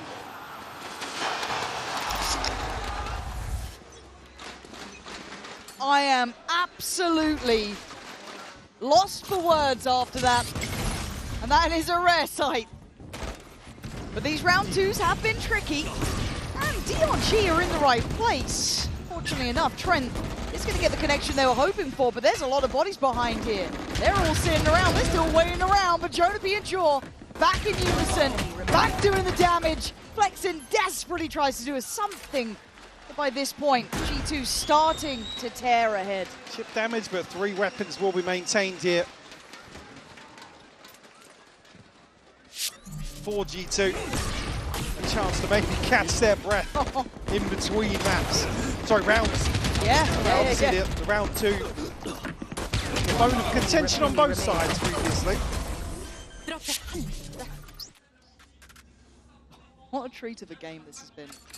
The start of the second half here again. Yeah. Unable to really replicate G2's run after a comeback in the first. Jorgamo 1 away from his ultimate already. Just the fact they can dig deeper just keeps impressing me over and over again. DRG, most wrote them out. You know, most didn't see the potential there. And to an extent, you can understand the doubt when you have a stand-in, but that all in mind, still bringing a brilliant game here to G2. Making them sweat. Oh, yeah. Again, forcing G2 to make decisions. Not necessarily freedom here on Abyss. So we're walking towards A site once more. Time to jump. 2 members, whether or not they're going to commit to some of these engagements on the way in. Nothing off the tripwires, so Team 1 going to wait this out now. Spike planted. Okay, Spike's in, so time limit set now. Team 1's got to be careful with how he steps about this. Angles are lethal, as are the players on the other side. John wants to be a little deeper, sticking around. They take a body with him. First couple of cautious steps being made, but Gola time is now. Jaw gets cleared. Did 1. Trying to set the stage here. Nice swing, not clean enough. Leap a little better. Does lose his life, but takes 2 with him. Now you're starting to see G2 deeper in this post plant. Ackerman's still sitting on this. He's not getting up. The fuse is coming in just in the nick of time. Everyone will fall. 2 last members of G2 will get their upgrades. The defuse right under their noses. And a bold approach here from DRG, but they're just outside of the gravity well. That's the assumption, is that they're not able to actually stick through. Nice, guys. 8-7, keeping it within touching distance. Sure with that ult though. There's the investment right off the rip. Yeah, look at DRG out of that.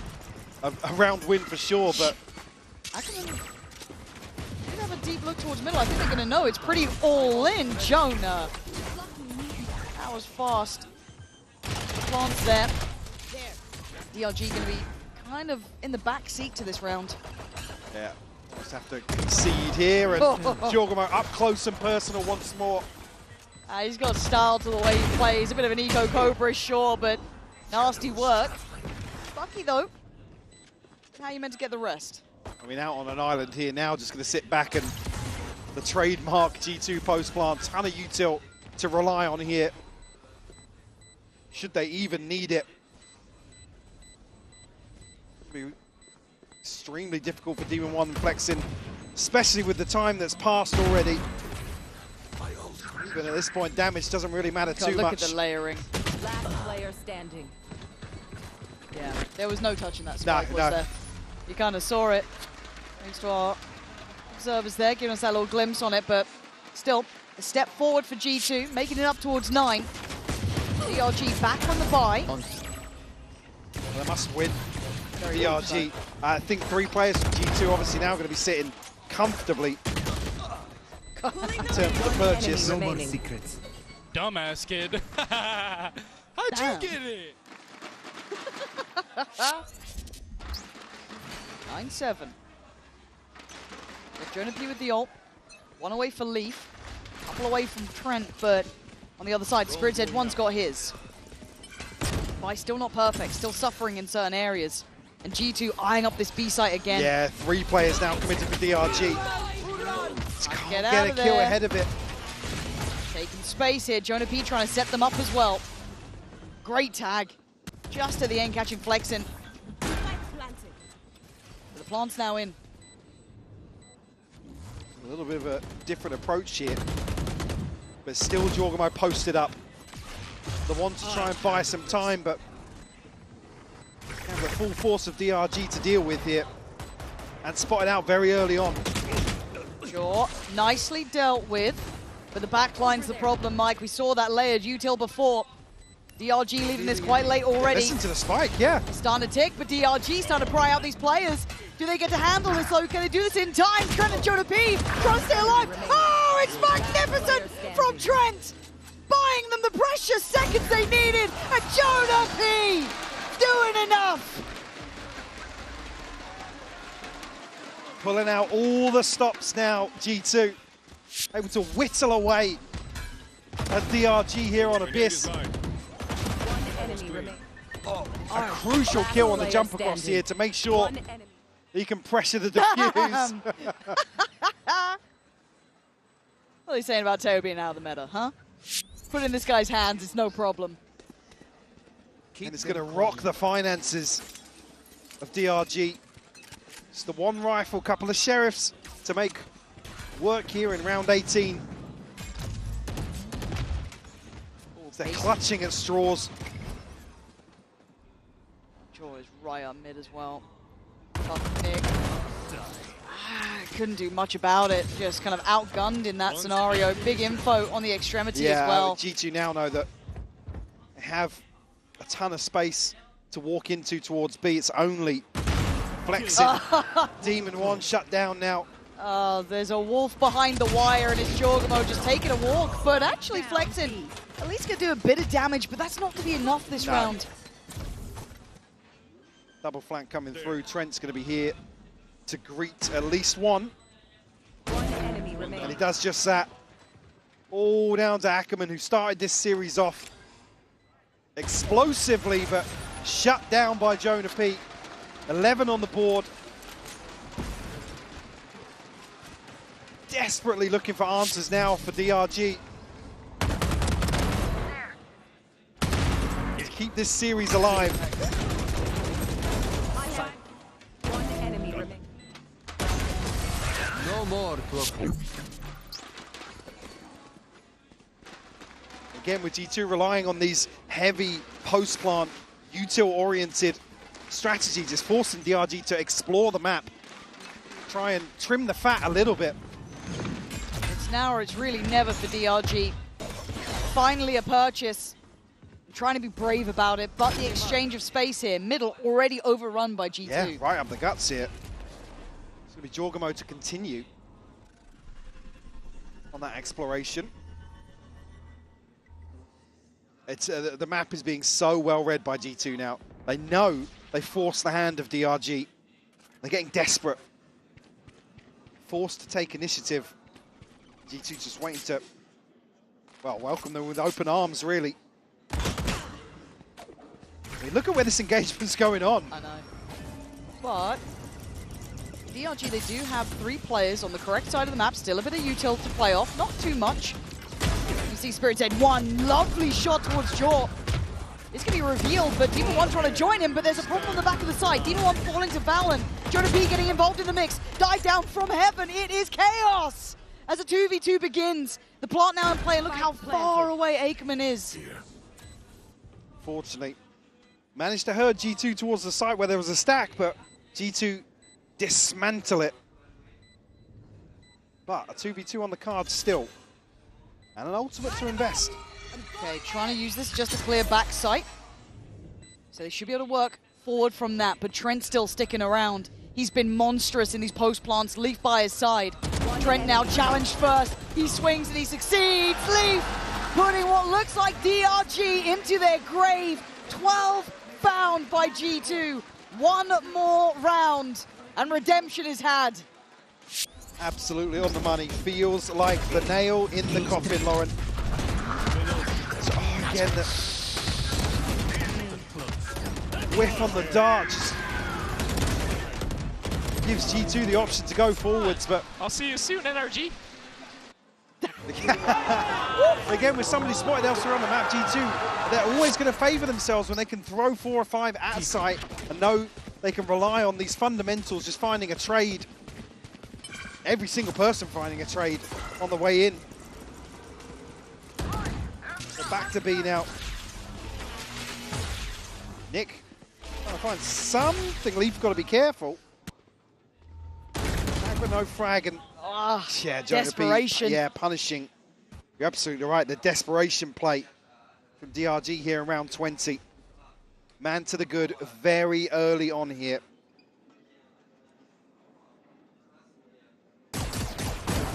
Oh, hang on though. What? Valen removed from the rope by Ackerman.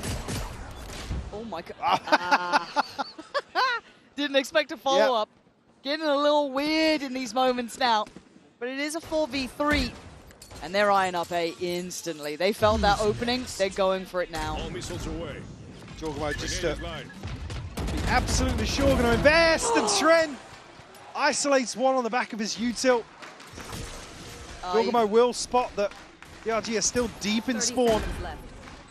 Starting to feel those stars align here. Demon 1 and Nick, the last two standing to try and take on the 4 from G2. Round by round, this team has looked more and more deadly, scarier and scarier.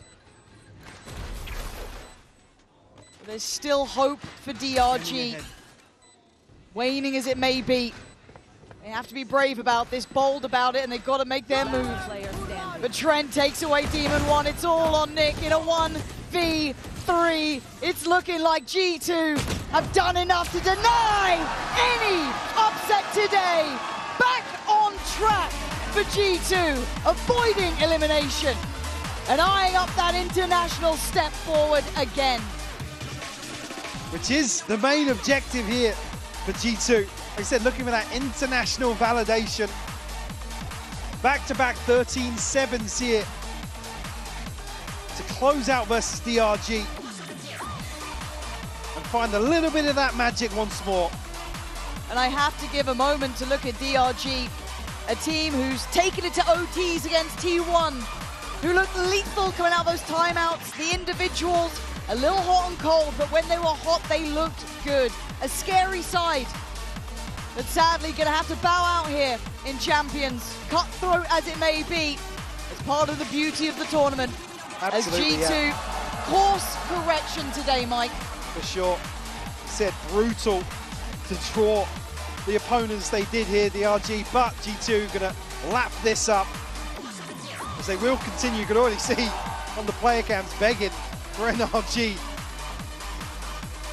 I'd be scared of NRG. They look pretty tasty right now, I'm gonna be honest. But more familiar opponents for sure. Oh, absolutely. Which is where G2's comfort zone is. That's true. That is, God, what a prospect that is. Tantalizing, those next couple of games. The true new vibe merchant with the boys as well, Baby Bay down there. The man who kind of brought them back, it felt like, with a little bit more spark to them. But someone who brought them through that second map. Jorgamo will be standing by for the post-map Verizon interview down on the stage. G2 sont toujours debout. G2 are not done yet. Joe, I'm gonna have to borrow you for a second. You have so many things to sign, so many fans, but I have to borrow you for a second for a quick interview. So first of all, we were a bit scared, you know, that this loss against TH would kind of break you guys, but it didn't seem like it today. So what was the medicine for such a speedy recovery?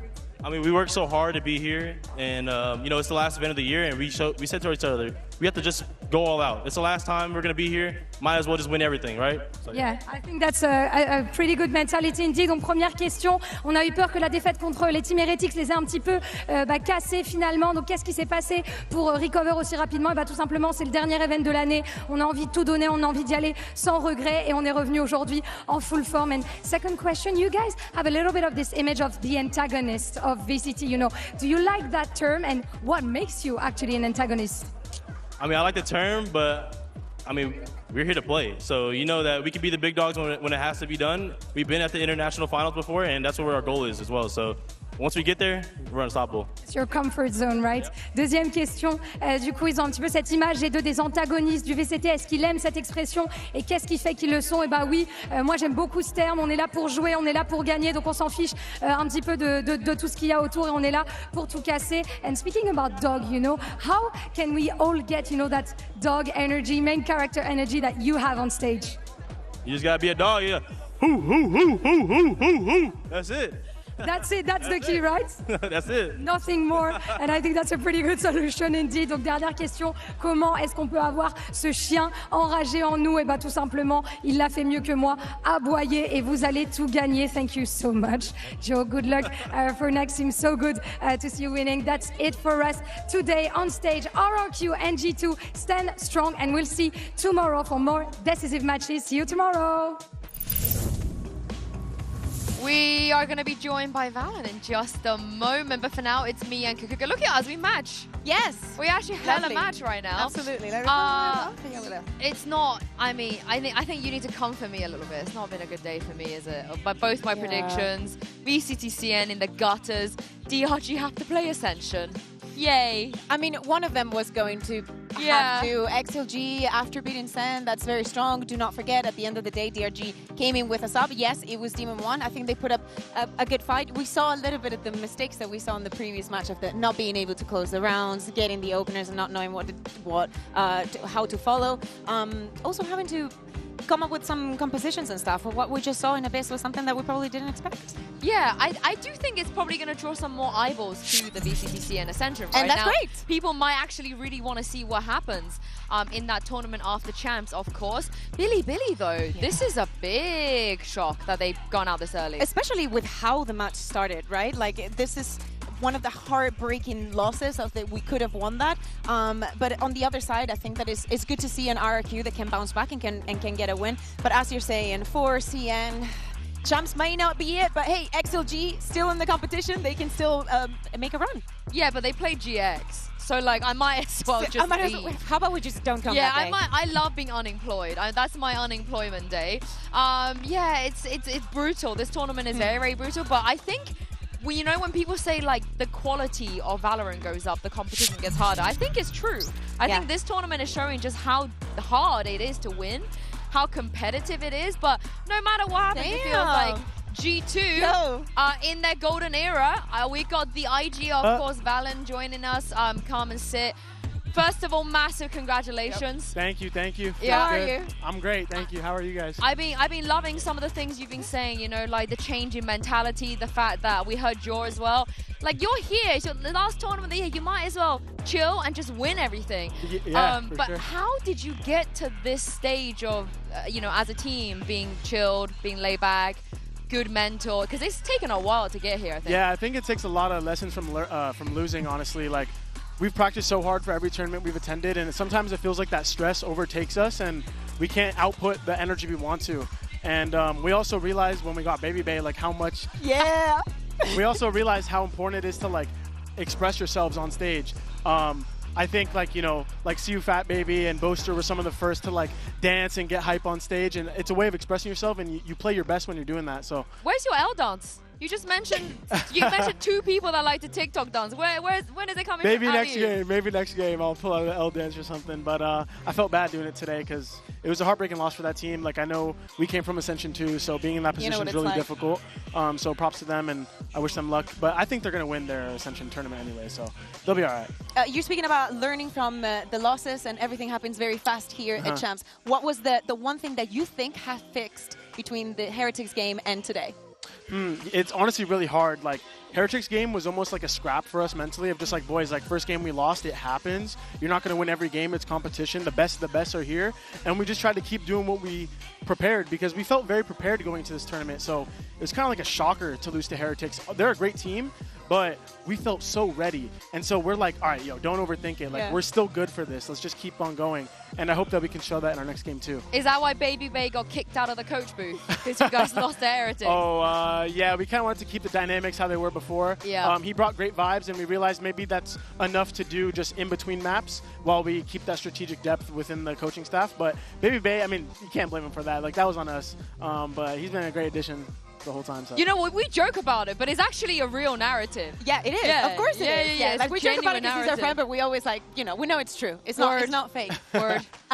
Bet. Speaking about today, Abyss. You bring a new composition. Let's talk about it also because of what you saw on the other side. Tell me a little bit about the thought process because we're seeing so many different compositions on Abyss. Why did you decide to go for the Deadlock and the Dejo? Yeah.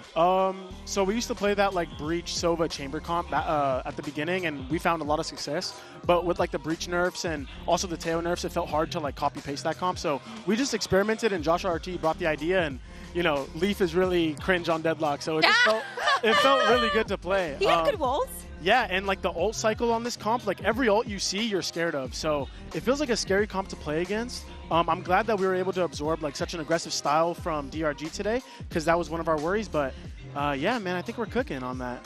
I like it. I really liked it. Yeah. What do you make about the meta? Because as I'm saying, like, there's a lot of people that play various different things. Do you think that there's one that is above it, or is it just like whatever fits your team? It's hard to say. I think the winner of Champions will dictate that. You see a lot of like Asian teams running the double duelist. I think more of the NA styles like single duelist. I think maybe MIBR plays double duelist on some maps. But yeah, I think the end of this tournament will tell.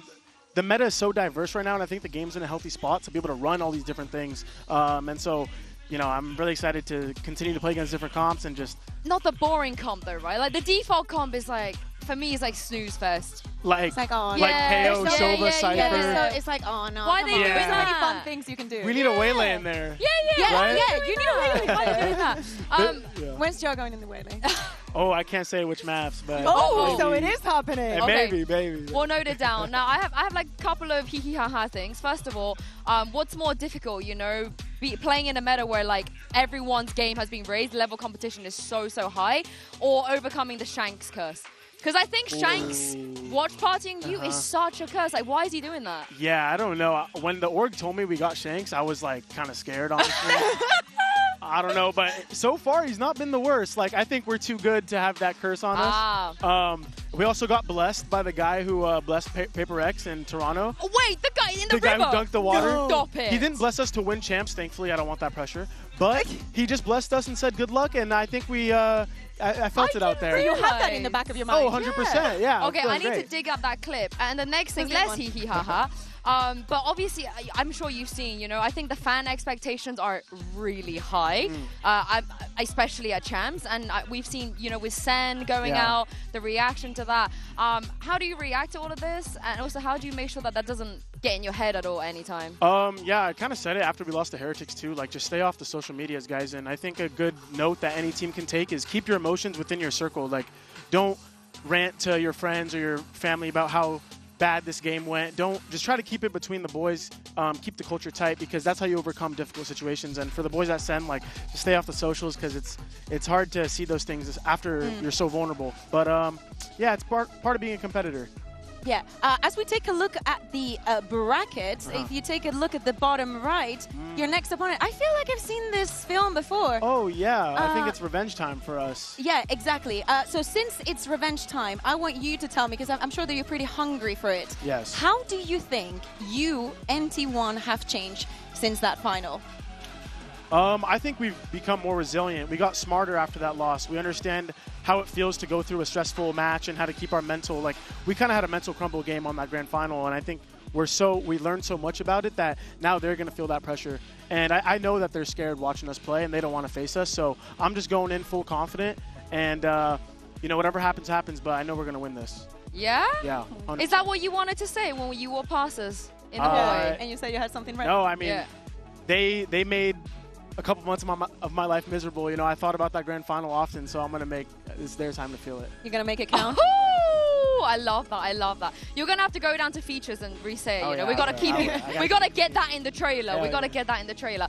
Very quickly, while I have you here, predictions: DRX versus Liquid, GX versus XLG. Who you got your money on? Ooh, some banger games. I'm gonna go with DRX here. Ooh. Liquid have been looking good, but I think DRX have like a unique comp and style, and I'm gonna go with Giant X as well. Noah. He's a Noah. He's a Noah. I thought that yeah. he was going to go fully against TMEA for some Oh, reason. No, Giant X are actually pretty good. Yeah, that's a great pick. That is a great pick. But thank you very much for joining us. Thank you guys. Yeah, I Congratulations. appreciate it. Thank you so much. Thank you, Bear, as well, for My pleasure. Our outfits matching. We will be back with more action tomorrow, of course, starting with DRX versus Team Liquid. Have a lovely evening, and we'll see you then. Today is all about survival, but also a chance for redemption for Bilibili and RRQ. No one is going to remember how they started this tournament if they can just make it out of groups. Back in, Cushy trying to hold it down, is back against the wall. His only option really to try and power through, brute force to play. But again, the timing taken against it, the fight's all going away. Oh, Billy. It's going to be Hunter's Fury to try and push them back, and that's a double connection here. Could be some bodies dropping and falling onto the floor. Livius happy to play off that chaos. No one can stand up against them. 13-7 for our opening map here. The spam coming through now. Crazy Guy just trying to hold them all the way back, but he's just down to 6 HP. Whoa. And a dream. Jemkin's sticking, and the faith is rewarded. There's blinds on either side here, but being held for that rainy day, but a stray shot into the dark does land onto the Mar target. Retrievable really as well if they wanted to go for those rifles. What is that? Oh, that spam lineup. Still a guessing game in terms of where Cushy could be playing. Peek out wide, Cushy opts into the fight. Unreal. That fuse is going to be burning down, whittling down, and do you dare step into this one? What a rocket! One yet rewarded. Nade's going to be following up as well, and just as those timers tick down, it's desperation for Bilibili. You have to opt into it, you have to go for it now. But in a 2v1, one yet time has been bought for him to really pop off and play his life well. Damage done, ace at the end. What a way to finish and take us to Abyss. Most of these players just trying to vacate most of the area, now fighting all the way back in. Jemkin! They can't be stopped! Can't be doing this to the man! The Thorns are trying to find a way in, but they are getting picked to pieces, pulled apart! The choke points will not stop them whatsoever. RRQ lights out for the finish. 13-4, and they will continue their run of champs. When they talk about a David versus Goliath match, this is what they're referring to. America's #1 seed, the tournament favorite, playing against CN's team that is fighting for VCT just to stay alive. Winning here doesn't even guarantee you playoffs. You're not going to fight for it, but a tail's a tail. Oh, they can't put a foot wrong, but now they've got to try and hold on to the site with only 3 players here. And diving is Ackerman again, tearing them limb from limb. In back, please. No, it's 3. Devastating for DRG. Valen just kind of closing down the account. Simple stuff, really. Akron does well to take away Jonah P, but they still know that there's a lot of presence here. Backline now threatens. Yeah, Flexing was actually spotted on the way past from Jorgamo, so knows that they have this contingency. It's pretty work from Jorg. Let's go. You ready for Ascension or not? G2, that road to redemption started here. That paranoia could not have been better though, quelling some of that aggression. Still sticking around, but these last 2 go. Oh my God! There is no one like him! They're going for it now. He's absolutely sure going to invest, and Trent. They have to be brave about this, bold about it, and they've got to make their move. But Trent takes away Demon 1. It's all on Nick in a 1v3. It's looking like G2 have done enough to deny any upset today. Back on track for G2, avoiding elimination and eyeing up that international step forward again.